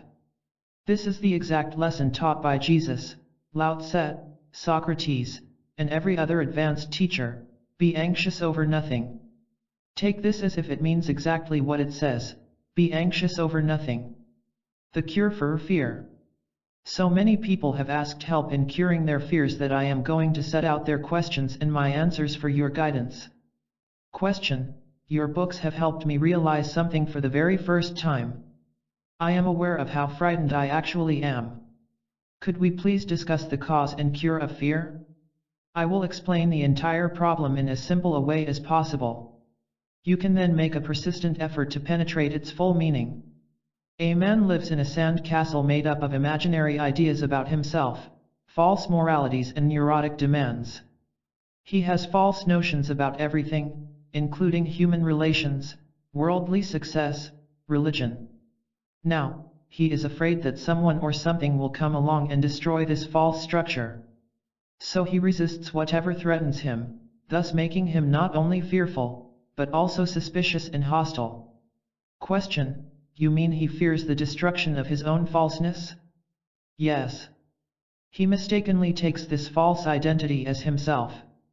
He assumes that his identity is made up of this bundle of imaginary ideas, which it is not. But since he thinks so, he will fight fiercely anything threatening to destroy it. He actually believes he is saving himself, when, in fact, he is perpetuating his own misery. His false sense of self must go before his true identity can come. Question: and how can he surrender his falseness? This can be done by permitting the sand castle to collapse and by not resisting the waves of reality. Then, having no false structure to protect, he is no longer afraid. We are afraid only when defending artificiality, when hiding something. Question: please supply an example. You want a certain event to occur. It fails to come, which makes you anxious. Perhaps your usual reaction is to feel resentful or to blame someone. But you now wish to understand, so you look inward. You discover that you wanted the event because you assumed it would provide excitement or security. You realize the falseness of this, because no external event can do anything for you. So you surrender your need for this false sense of security. The moment you do, fear cases. Question: as you suggest, I will work at understanding all this. Good. You will then see that there is no need to be scared about anything whatsoever. There is an attitude you can adopt which ensures steady advancement toward newness. Before presenting it, I want to assure you of its deep significance, far deeper than words can convey. We have seen that the inner state of most people can be described in one word: frozen. But you no longer want the pain arising from a frozen mind, you want the flowing freedom of the river. Cease to blame anyone for anything and you will find release and relief. No matter what happens to you, do not look for someone or something to blame. Blaming others cuts off healing insight. Not blaming increases self-responsibility and self-success. Most accusations toward others are subconscious, we do not see them. But as mystic Meister Eckhart pointed out, a stone beneath the surface of the ground is just as heavy as a visible one. To be rid of the load, blame nothing, but seek to understand why things happen as they do. How to live to please yourself. A man would be shocked to see how little he lives to please himself. This is the great problem. He fails to see that his day is spent in unconscious slavery to pain, in serving false desires which he takes as necessities, in doubts and unwanted habits. So close are these negativities to him that he cannot conceive of any other state. So he submits to his chains with a combination of despair and secret rebellion.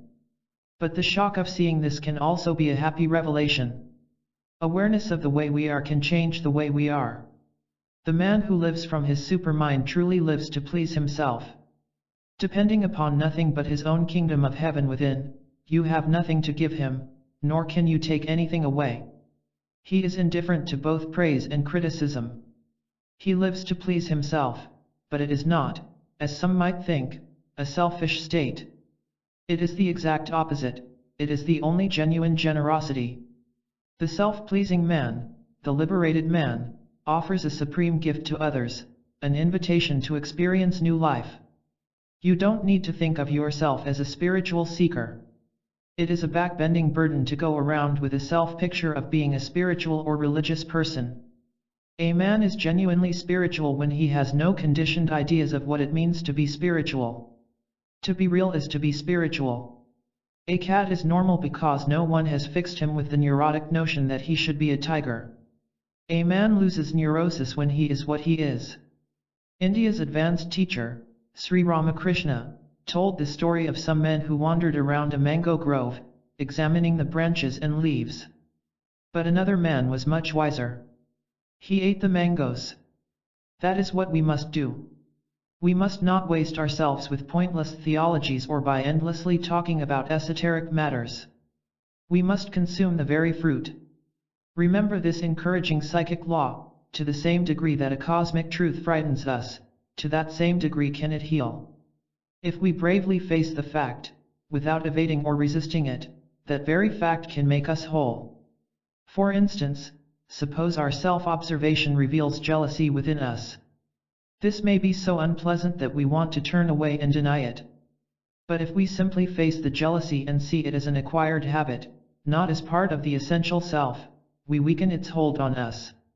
Self-awareness is the magic light which banishes darkness. To make progress does not mean that you necessarily take a jolt from life with surface calmness.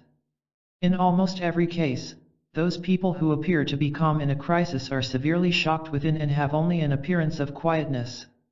We make progress by seeing how distressed we really are and by letting life jolt us in any way it likes, but without putting the feeling of tea into the jolt.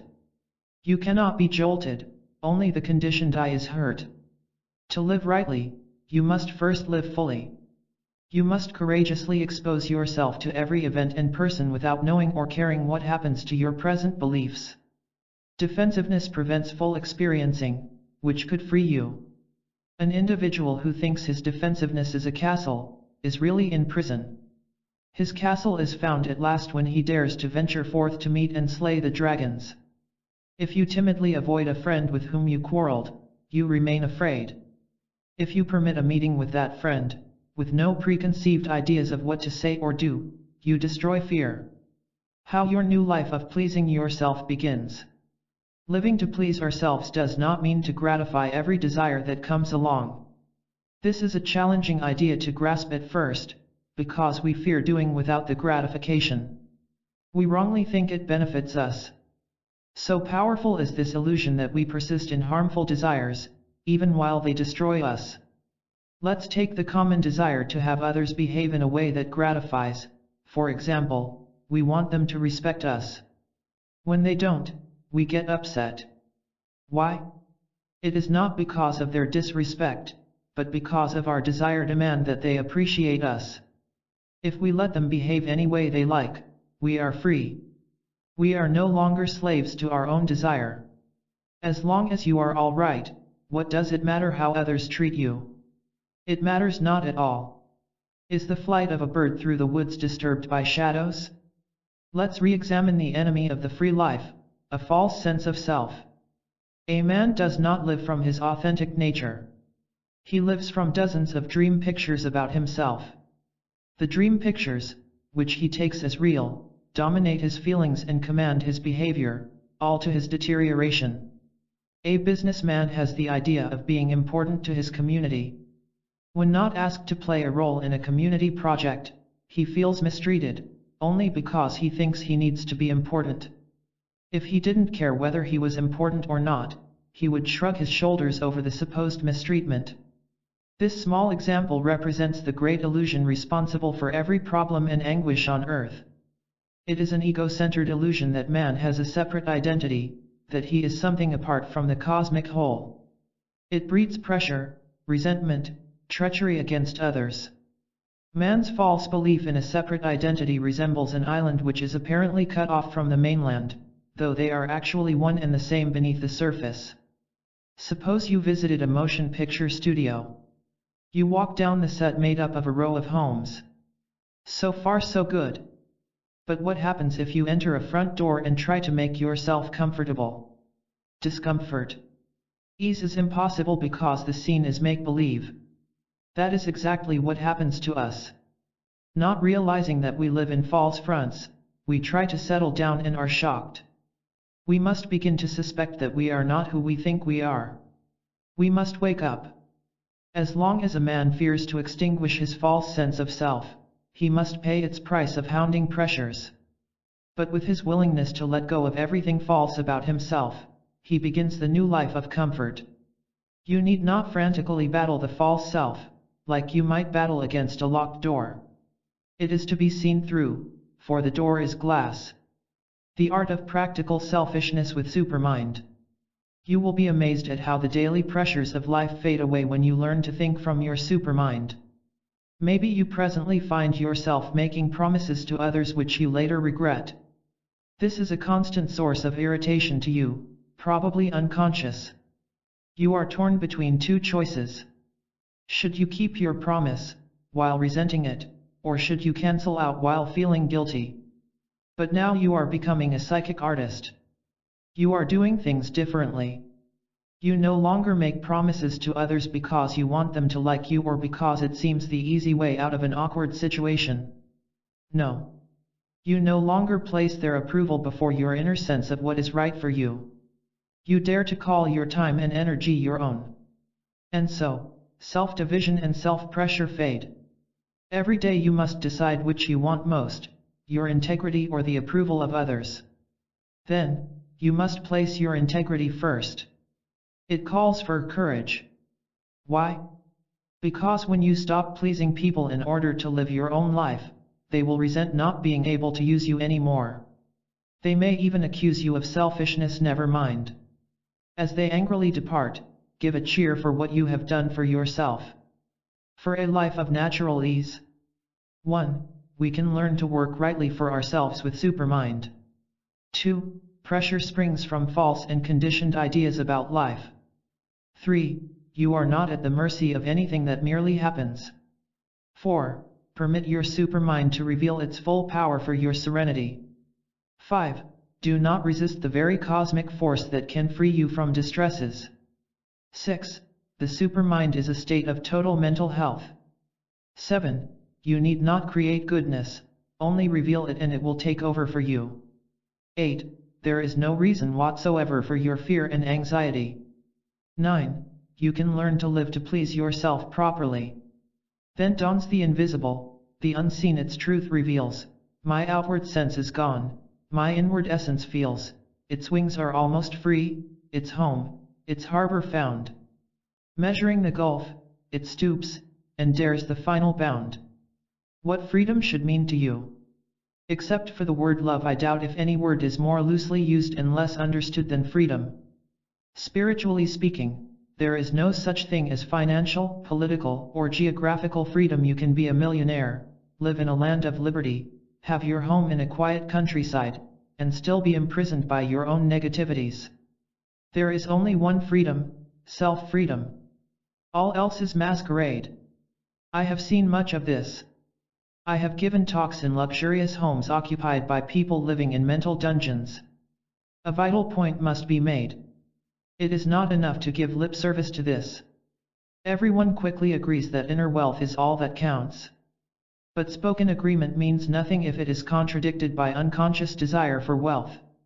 It is like saying yes, while shaking the head no. We must be in conscious agreement, based on inner understanding of true value, for that is what changes us. That is what makes our daily behavior entirely different.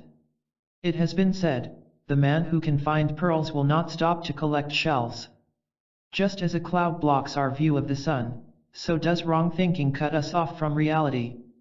By working at the removal of thought clouds, we view the brightness beyond. Mental clarity is freedom itself. That is why you need never do anything, in the usual sense of doing, to free yourself. To try to find freedom in mere activity won't work. We must try to understand non-freedom, that is what works. You really don't want to do. You want to be. Therefore, what do we mean by not being free? We mean it in very practical ways in both the inner world and the outer world. Non-freedom is the inability to break off a painful mental movie, to be nervous while at the end of a long line at the market, to have a critical spirit, to resentfully feel that one gives more than one gets, to chase after people in frantic hope they can do one some good. Can a person living like this think he is free? Non-freedom is when a man is split in many contradictory parts. One part of him wants to buy a new car, but another part refuses to cooperate. One desire drives him to a place of amusement, but another desire is unamused. Freedom is internal harmony, where thoughts, emotions, and physical movements all cheerfully do the same thing. They are in agreement, having no argument with each other. It is like the harmony produced by the separate strings of a guitar when plucked by a skilled musician.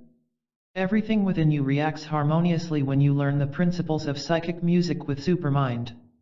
A startling revelation of self-knowledge in Supermind. Note how one of my students found the light of Supermind in the following exchange of thoughts. Question: I would like freedom from painful thoughts. You may feel that you are compelled to submit to painful thoughts, but you are not. They are without genuine power. With psychic awakening, you can stand aside and watch them pass by, just as you stand on a riverbank and watch a raging river, while being personally untouched. Question: I am willing to follow inner guidance, but don't know what it is. How can I recognize authentic intuition? You can recognize such by first detecting its counterfeit, which appears as fanciful imaginations or hounding desires. Be watchful. Counterfeits bring grief. The true inner voice leaves you with a sense of health and sanity. Question: now that I am working on myself with the principles of the Supermind, I seem to have more conflicts than before. No, you are merely aware of internal conflicts that you have unconsciously endured for years. This in itself is progress. To tame the lion you must enter his cage. One thing is certain, we cannot find our freedom until we first see our imprisonment. What really bothers us is what we hide from ourselves. We refuse to look down into our cluttered cellars. To complicate it even more, we will not even admit the concealment of anything. There is a way to break this self-defeating habit. Come to sudden stops throughout your day to become aware of heavy, grinding feelings within yourself. Be strict with yourself. You will observe that you are not as at ease as you imagined. Remember, it is not negative to see negativity within yourself. It is refreshingly positive self-knowledge. A strange revelation comes when you look within. At the same time that you see negative features, you also observe positive powers. Both are within, so your awareness of old weakness is followed by consciousness of new strength.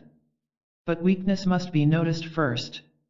If it does not occur in this order, the strength will be counterfeit and will desert you. I want to show you another way to make self-watchfulness work for your benefit. Someday, while anxiously doing something you consider vital and necessary, catch yourself long enough to inquire, why am I doing this? You may discover that the seemingly important task is really trivial and wasteful. You now know something valuable you never knew before. Words and their meaning for self-liberty. Humans orate about love without being loving, chatter about charity while lacking it themselves, discuss heavenly topics while thinking about earthly profits. This wilderness of words is explained by George Fox, founder of the Society of Friends, as follows: they did not possess what they professed. This introduces word worshipping, a trap which the freedom seeker must avoid. The use of high-sounding and idealistic words is a subtle trick of the false self, presenting counterfeits for realities. The word worshipper is enslaved by his own contradictions because of unawareness, like the man who declared, "I may not always be right, but I am never wrong." We are going far beyond word juggling to basic mental wholeness, to truthfulness, to cosmic consciousness. We want and need nothing else. All beside love is but words. Abbas Effendi.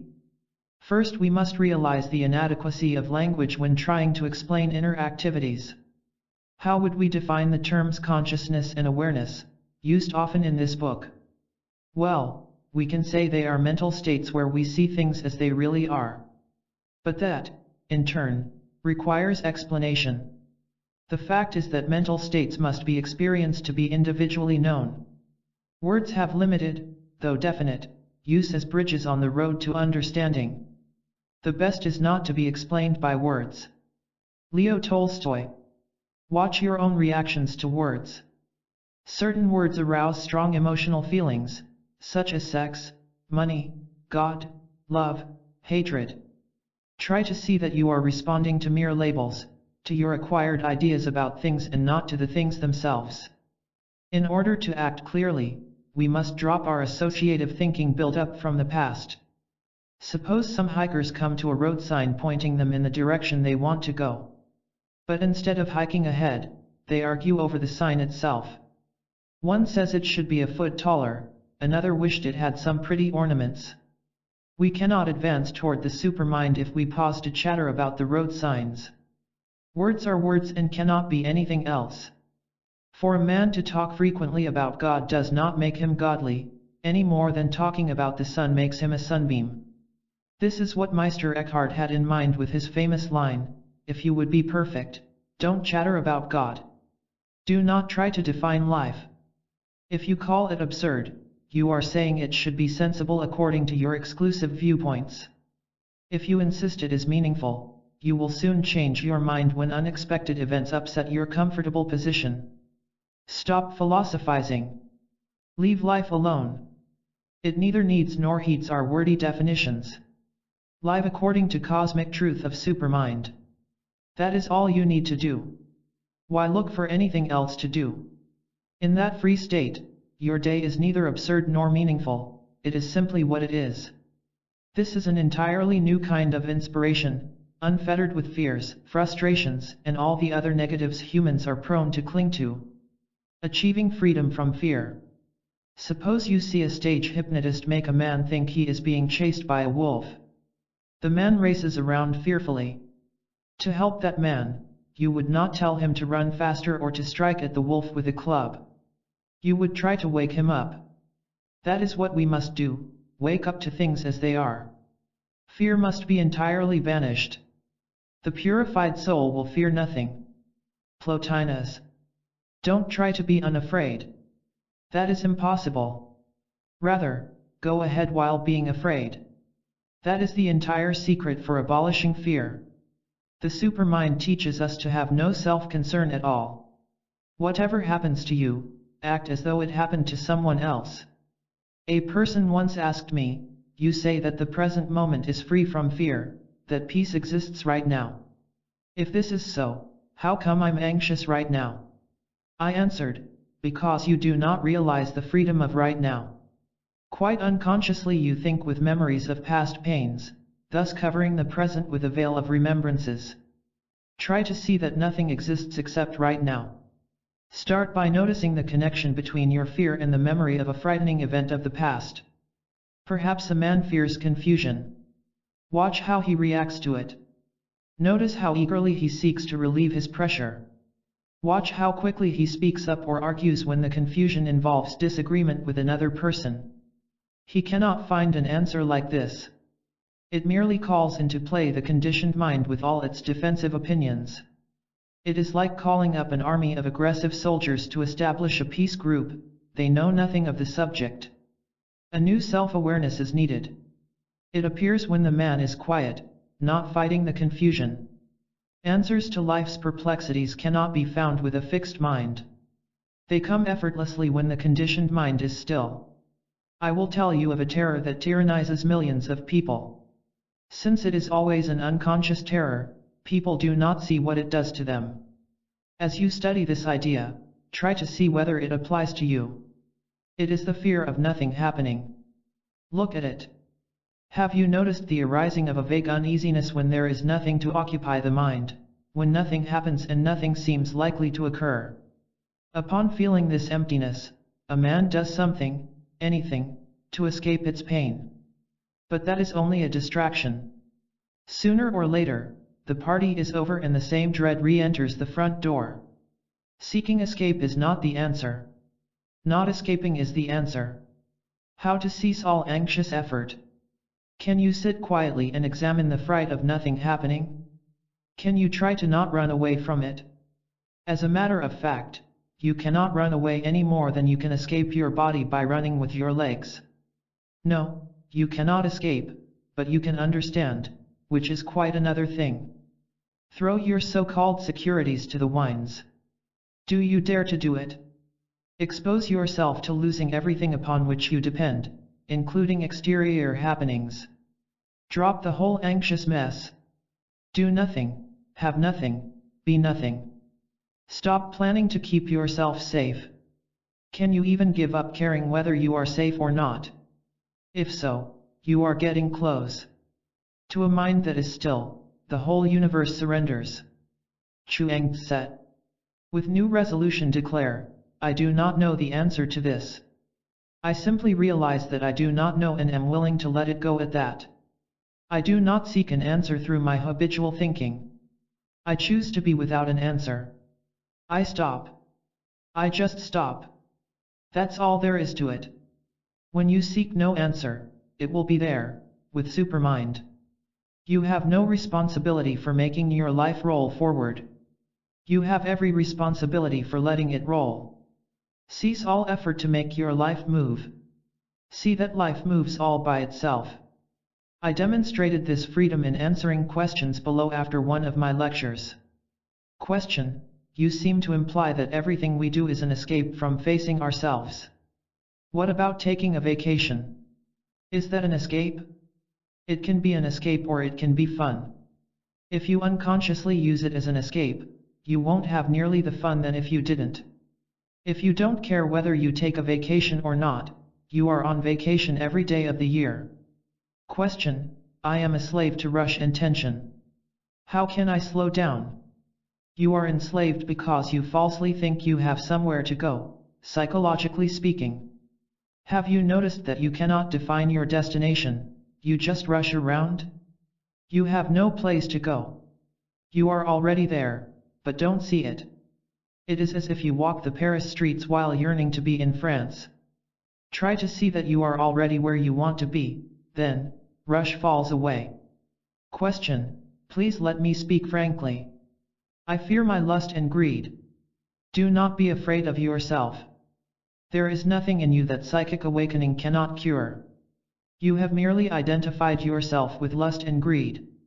You are afraid because you mistakenly take them as part of yourself. Work at seeing them as entirely apart from your true nature. Self-fright then vanishes. How to find lasting delight? The march toward inner freedom is like a man who must cross a series of rivers in order to reach home. The rivers have various names, such as stubbornness, imitation, unnaturalness, timidity. If he refuses to enter the water and wade through, he remains fixed where he is, cut off from the comforts of home. But by daring the conflict, he passes beyond himself, getting closer and closer to his heart's desire. When we have passed beyond the painful cravings connected with food and sex, we have come a long way. The liberated man does not and need not tell himself what he needs. He leaves his needs to life itself, which always knows what it is doing. He does not interfere by reaching out to grab. He waits until life offers and then receives. He is hounded by neither food nor sex, they are below him as servants, not above him as dictators. Plotinus explains it with the following words. What desire there may be can never be for the vile, even the food and drink necessary for restoration will lie outside the soul's attention, and not less the sexual appetite, it will turn upon the actual needs of the nature and be entirely under control. We have seen the need for rising above human definitions of success. Therefore, what is the supermind meaning of success? A relaxed and friendly effort to understand esoteric facts is success. Forget the results of your efforts, for they arrive all by themselves. The effort alone is all that counts. Genuine effort is success. The techniques leading to celestial success are not complicated. The only complication is man's reluctance to patiently practice. For instance, will we recognize self-defeating behavior in ourselves and then refuse to defend it? That technique alone works wonders, for nothing on earth is more healthy or refreshing than honesty. Man lives heavily because he refuses to release his acquired negativity, like a seagull, unable to fly because it insistently clings to a heavy fish. But Meister Eckhart encourages, a free mind has power to achieve all things. How does it work in practical situations? Here is a superb system for making unpleasant work easy and carefree. Do it with your mind, not with your emotions. Any kind of work, whether housework, office duties, business affairs, should be done with the mind, never with the feelings. By refusing to let your emotions take over, you cannot possibly resent or dislike what you are doing. Try it. Use your reasoning mind only. Work ceases to be work. It is a genuine and lasting delight to understand and experience a truth that sets you free. How to be free of domination from others. The following excerpt from one of my question and answer periods after a lecture illustrates how to be free of negative domination. Question: please explain what you mean by freedom from others. It is quite simple. You are chained to anyone from whom you want something, whom you depend upon for self-satisfaction. You are free from anyone from whom you want nothing. A supermind principle is that no other person can give you authentic enrichment, it must come from within yourself. When this is clearly understood, your human relations are right. Question: I weakly submit myself to people who seem stronger than I, which I don't like. I'm especially afraid of angry people. An angry man is not strong, he is weak. Never give an unawakened man an opportunity to explode his anger or sarcasm onto you. You fall into his trap whenever you appear weak or whenever he senses that you want something from him. The animal nature in human beings is always on the lookout for someone to attack. Refuse to be a target. Question: a certain person never stops bad behavior toward me. If someone continually behaves badly toward you, it is because you are, in some unconscious way, rewarding his bad action. You reward it because of a false need within yourself. Try to see this false need.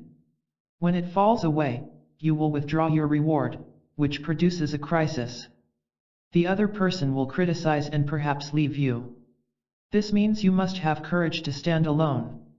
Eventually, you will see the necessity of the crisis to your freedom. If someone rejects you, your inner understanding of the situation can keep you free. But if you reject another, you are psychologically chained to him. We reject another whenever we feel him to be a threat to our imaginary sense of self. But when this spurious self is extinguished, no one is a threat. In this state you can come and go among people as you please, immune from hurt, no matter how they treat you. One freedom enjoyed by the enlightened person is that of living by his own rules. His conduct arises from his supermind, which is truly moral, authentically decent, genuinely compassionate. He does what he pleases, which cannot be said of anyone enslaved by the compulsions of unnatural desires. The captive mind pleases imaginary ideas about its own greatness, receiving imaginary rewards. Also, when living from the natural laws of your own being, you are free from the pressures of any foolish man-made laws, of which there are plenty. The free man is his own law. But, it is not the fake independence characterized by public rebellion and arrogance. It is quiet, unseen, truly humble. When a man knows spiritual secrets without needing to talk about them, he really knows how to have no concern for yourself. You are free when you have no anxious thoughts about what happens to you. You are quietly carried along by daily events with no personal concern as to their effect upon you. Nothing bothers you. It is a state of neither liking nor disliking, resisting nor accepting, but only of flowing along. Do not think this idea fantastic. Do not think it will make life dull. It is nothing like that at all. It is the more abundant life. Explore with me. A man possessing the secrets of supermind, perhaps someone like the Dutch mystic Baruch Spinoza, would point out, the more you struggle to live, the less you live. Give up the notion that you must be sure of what you are doing. Instead, surrender to what is real within you, for that alone is sure. As stars are high above earth, you are above everything distressing. But you must awaken to it. Wake up. The final decision as to what is good or bad for you, as to what is right or wrong, cannot be made by a conditioned mind. The habitual mind cannot find anything but its own confusion. It always decides on the basis of excitement, of ego gratification, which means that all its choices are wrong. If unawake, we cannot and we need not decide what is good because we do not really know. Therefore, we need only get out of our own way, leaving final decisions to the supermind, which is always right. Try to see that you don't decide anything. What makes a decision is the dominant desire of the moment, which is not the total you. This explains the frequent confession, 1 minute I want this, and the next minute that. What a happy life when you do not need to know what to do with yourself. Reflect on this. When confronted by life's challenges, there are two ways of saying, I don't know what to do. One way is useless, the other is peaceful. The useless way is when you say, I don't know what to do, because you are caught between two or more opposing desires. What you really mean is, I can't decide between several choices. But when the free man says, I don't know what to do, there is no pain or conflict because there are no opposing desires. He need not know what to do because there is nothing to know. He is already at peace. Not knowing is no problem to him because he sees that whatever happens, all is well. We clear our minds of confusion not by settling upon this or that drifting raft of desire, but by swimming beyond all acquired desires. We then reach that wonderful shore hinted at by esoteric teachers, when you know nothing, you know everything. So press on, from one victory to the next. If, in your quest, you dare the discomfort, you will find on that new shore a kind of comfort unknown by those who do not dare. So, whenever you meet a spiritual or psychological truth, do not try to interpret it. Just observe it without comment, just as you would silently observe a new kind of flower. Do not inform a truth what it should be according to your judgment, let it inform you what it is, all by itself. Truth is found in the silent self. Awareness can be developed to where confusion can be snapped off like a light bulb. Since confusion is merely an offspring of psychic sleep, freedom comes by snapping out of it. How your deliverance dawns. We must see liberation as a return. We must return to the unlimited self, the non-mechanical self. Non-free behavior is always done in mechanical unawareness. And mechanical unawareness indicates unhappiness. At one time I stopped into a shop to ask for a certain article. While I was still telling the saleswoman what I wanted, her head began to shake to indicate the product was not in stock. She said no even before she knew what I wanted. When she finally heard me out, she gestured toward the desired article. Let's study this incident. Why would she shake her head before hearing the facts? Perhaps because her deeply ingrained negative nature mechanically extended itself to an exterior situation, producing a mistake. That incident reveals 1,000 things about her inner situation. She is unhappy, for mechanical negativity is always unhappy. She does not think, she merely responds according to acquired habits. And so on. Deliverance dawns when you prefer the true to the exciting pause before you react.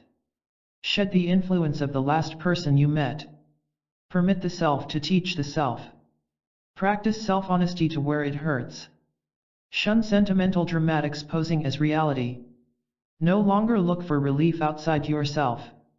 See that the penalty for falseness is immediate. See through public pretensions of piety. Make a truth your very own truth. It is wise procedure to specify a particular area where you wish to be free. Select an area where you are obviously unfree. Could it be a hounding need for approval, feelings of guilt, or an obsession? Perhaps it is your inability to cease pursuit of fulfillments that never fulfill. Select a single area and pore over it for every ounce of knowledge and wisdom obtainable. You will find that release from one area provides freedom from others, just as the lopping of a large branch destroys those connected to it. Here is how to strike a blow for personal liberty. Whenever in a crisis of any kind, recall an appropriate principle of the supermind. It helps 10 times more than reflections made when things are smooth. Psychic hypnosis is snapped when you deliberately tear your mind away from the crisis to the principle. If a crisis makes you feel angry or guilty toward yourself, remember that you are neither your own goodness nor badness. When this is actually perceived, you live on the mountaintop. Step out of your cave, the world waits for you as a garden. Nietzsche. You have a secret self, a free and a whole self, which lives in the garden. It grieves over nothing and asks favors of no one. It knows what it is doing. It rests in its own serenity. That secret self is your supermind. Special truths about freedom. 1. Freedom is a state of mental clarity as to your supermind powers. 2. It is a positive act to control our negativities. 3. Go beyond mere words to the experience of cosmic freedom. 4. When the conditioned mind is still, true liberty appears. 5. Abandon all nervous concern for yourself, take no thought for the evils of tomorrow. 6. Cosmic awakening is the sure cure for all ills, mental and physical. 7. All your sincere effort toward freedom with supermind is a success. 8. Happiness is found in freedom from the false and conditioned self. 9. Work consistently with the principles of the supermind and you will always succeed. This is why that first glimpse of something entirely different is necessary. A man can follow it all the way to newness, just as Columbus, nearing the New World, followed a flight of birds to the island of San Salvador. Our first responsibility in life is toward our own inner awakening. Unless this is done, we are working in the wrong order. Half the world's grief is caused by irresponsible egotists who think they have a divine mission to be responsible for others. Only self-responsibility can develop that center from which genuine aid can radiate. Besides, there cannot be personal peace without personal responsibility. How to live the effortless life? It cannot be emphasized enough that insight into things as they really are in supermind brings an enormous relief from pressures. One such relief comes when you see that you are not your own badness any more than you are your own goodness. Guilt goes forever. It is a painful and egotistical mistake to think of ourselves as being wicked or abnormal. We are neither our own goodness nor badness. This relieving insight comes after a certain point in self-development for supermind.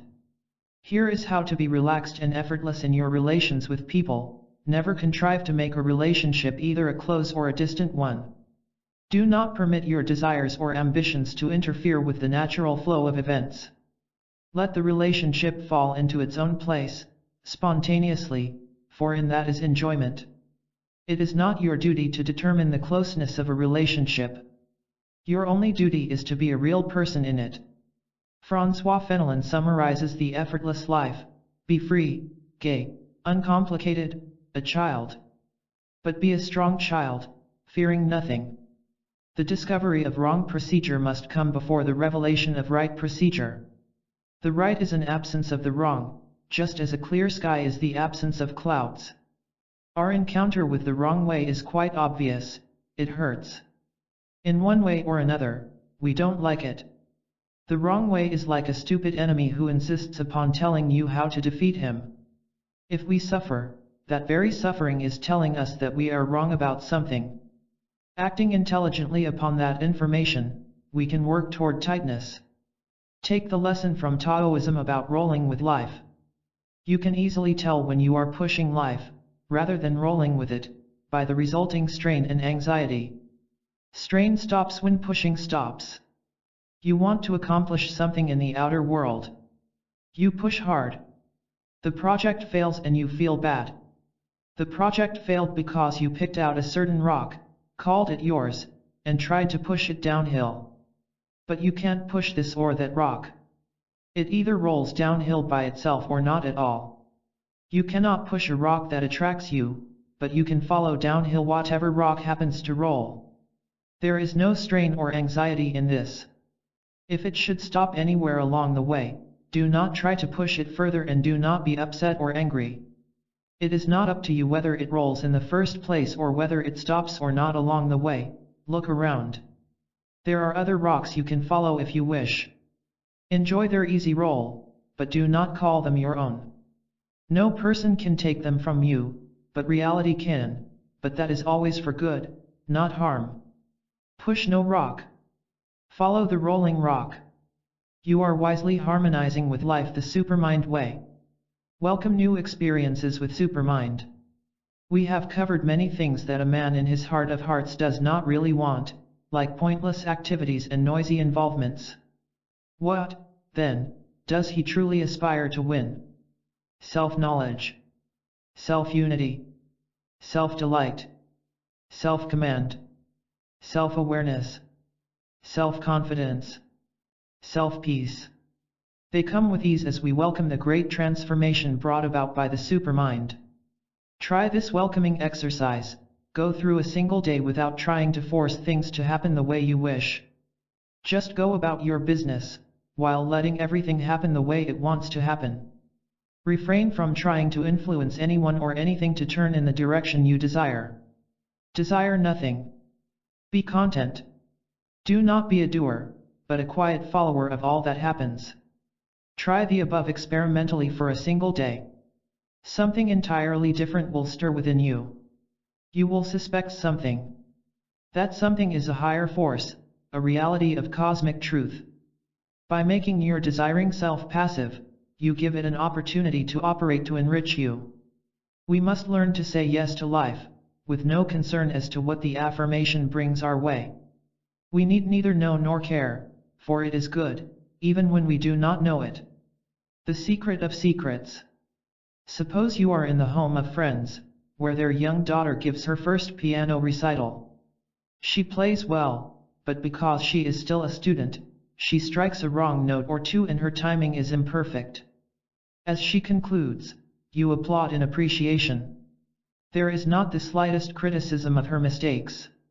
Do you know what you really applaud? It is her honest effort. She did what she could do. It arouses genuine tenderness to see this sincere young lady who did her best to play well. Now, this is the same attitude we must have toward our own faltering steps toward wholeness. We must not condemn or criticize when we strike a wrong note, as will happen frequently. Our sincere intention to do the best we can for the present is all that matters. I don't know anything more delightfully refreshing than to observe an honest effort toward self-betterment. So have no worry if you do not know what it means to be receptive or to work earnestly toward the Supermind. If you have no idea whatsoever as to what you are doing, be at ease. Your first task is not to know, but to see clearly that you do not know. This is something you can do at this very moment. Surrender to the fact that you do not know and leave it right there, for that is an act of healthy receptivity. This kind of surrender is victory. You constantly ask yourself, what am I going to do about this? The reason this bewilderment repeats itself month after month, year after year, is because you do the wrong thing with it. You answer it with a prison-conditioned mind, which always has an answer and always the wrong one. Now, there is a totally new way of responding to your question, what am I going to do about this? It is the way of the Supermind. Just go ahead with your usual affairs with the realization that, for the present, you do not know what to do. You see, it is not what you do that counts anyway. It is what you deeply understand. Try to grasp this. Here we have a fine opportunity for setting aside any prides and pretenses we observe within us, for they are obstacles to the new answer. Whoever prefers his pride to truth, will not be able to crash through. But you and I want to pass beyond the painful pressure of pride, so we cheerfully set it aside. The secret of secrets? Here it is. Surrender to the fact that you do not know, and leave it right there, for that is an act of healthy receptivity.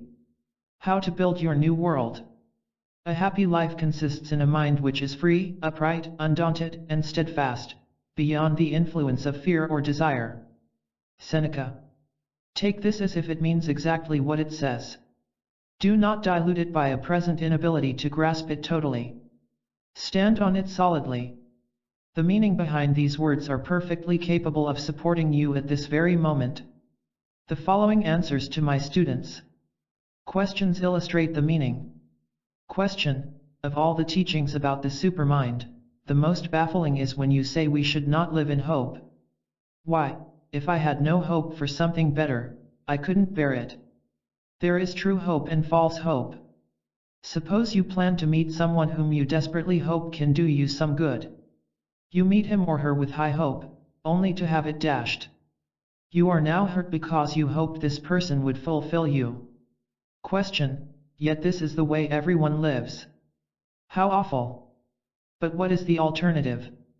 Meet every person and circumstance with no preconceived hopes whatsoever.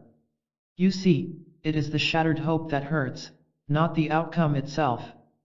Live without false hope and you will know the victory of true hope.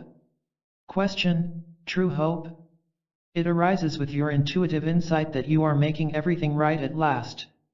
If your world falls apart under conditioned thinking, good for you. It wasn't much of a world anyway, was it?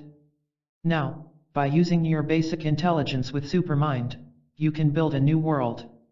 But you must be sure you do not merely prop up the ruins of your old world, while mistaking it for newness. Newness is not a rebuilding of the old, it is starting with absolutely nothing, and permitting the new to build itself with its own materials.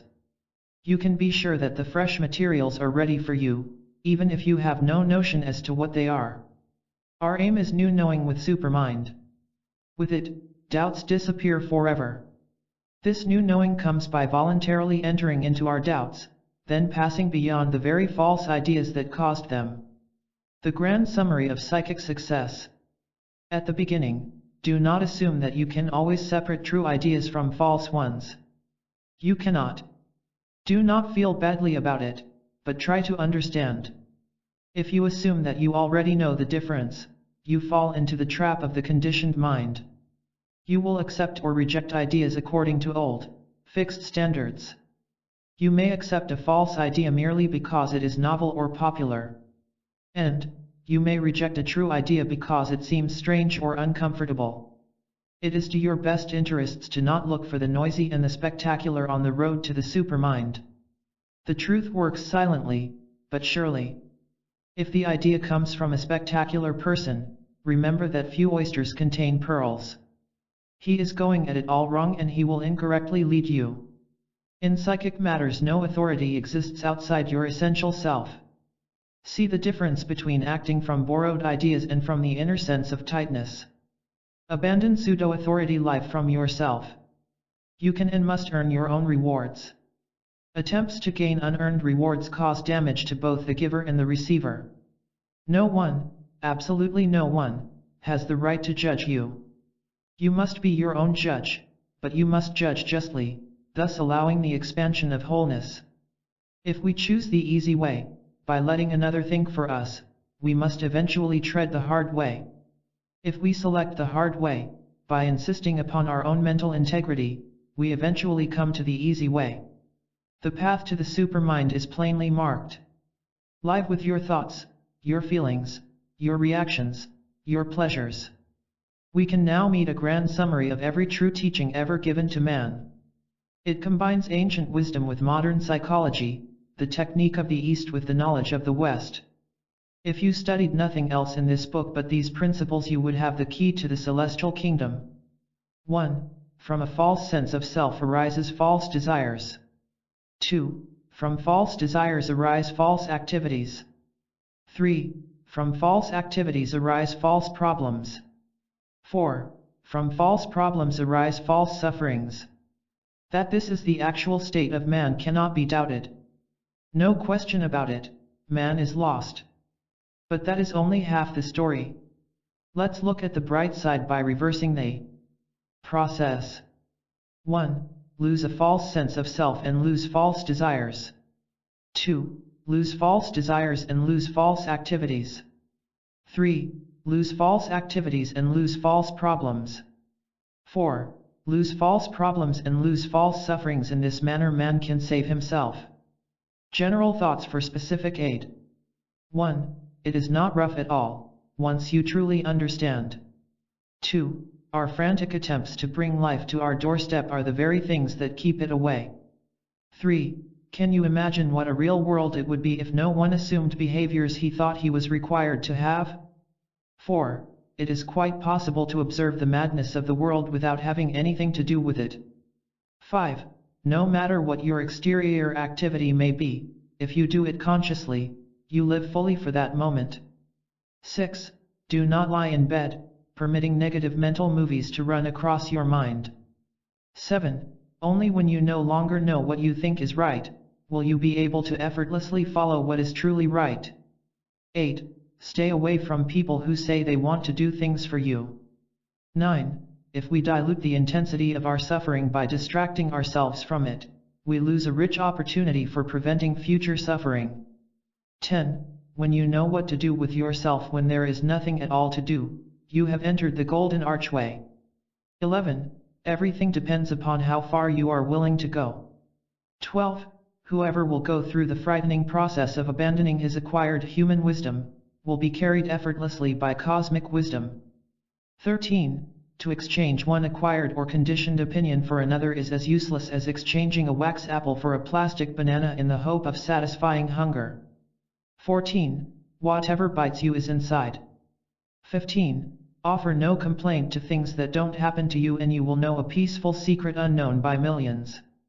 16. Receptivity is an openness toward truth, while its counterfeit of shallow curiosity is openness toward negativity. 17. Trying to beautify a life based on false ideas is like placing a bouquet on a steel trap. 18. Cosmic love does not give us what we think we want, but what we truly need. 19. Be simple and you will be supreme. 20. If only you will listen, you can hear good news from yourself at this very moment. 21. A true gift, without strings attached, must come to you unasked. It cannot be pursued. 22. Nobody owes you anything at all, for the good reason that no human being has anything of true value for you. 23.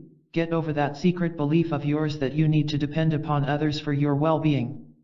24. You grow healthier as you less and less hide things about yourself from yourself.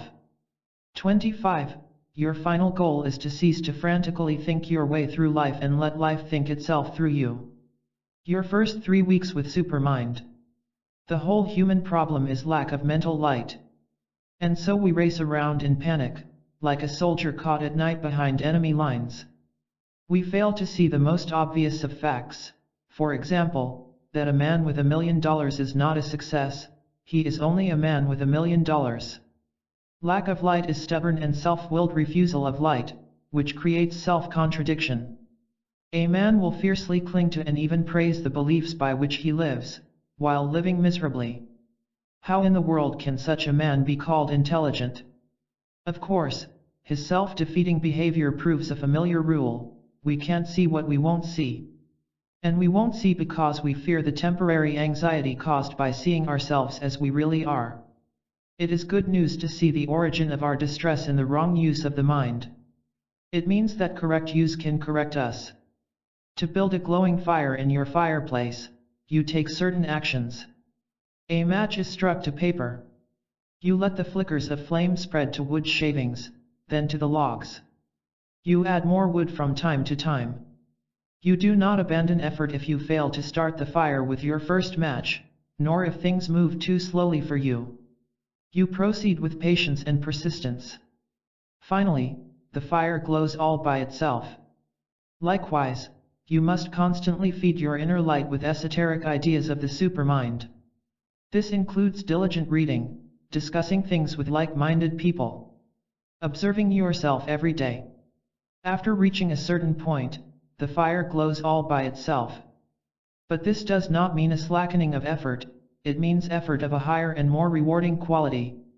I encourage you to make an extra effort with Supermind for the first 3 weeks. Let these weeks mark a definite turning point in your life. If we would put some slight stress on ourselves at the beginning, then afterwards we should be able to do all things with ease and joy. Thomas A. Kempis.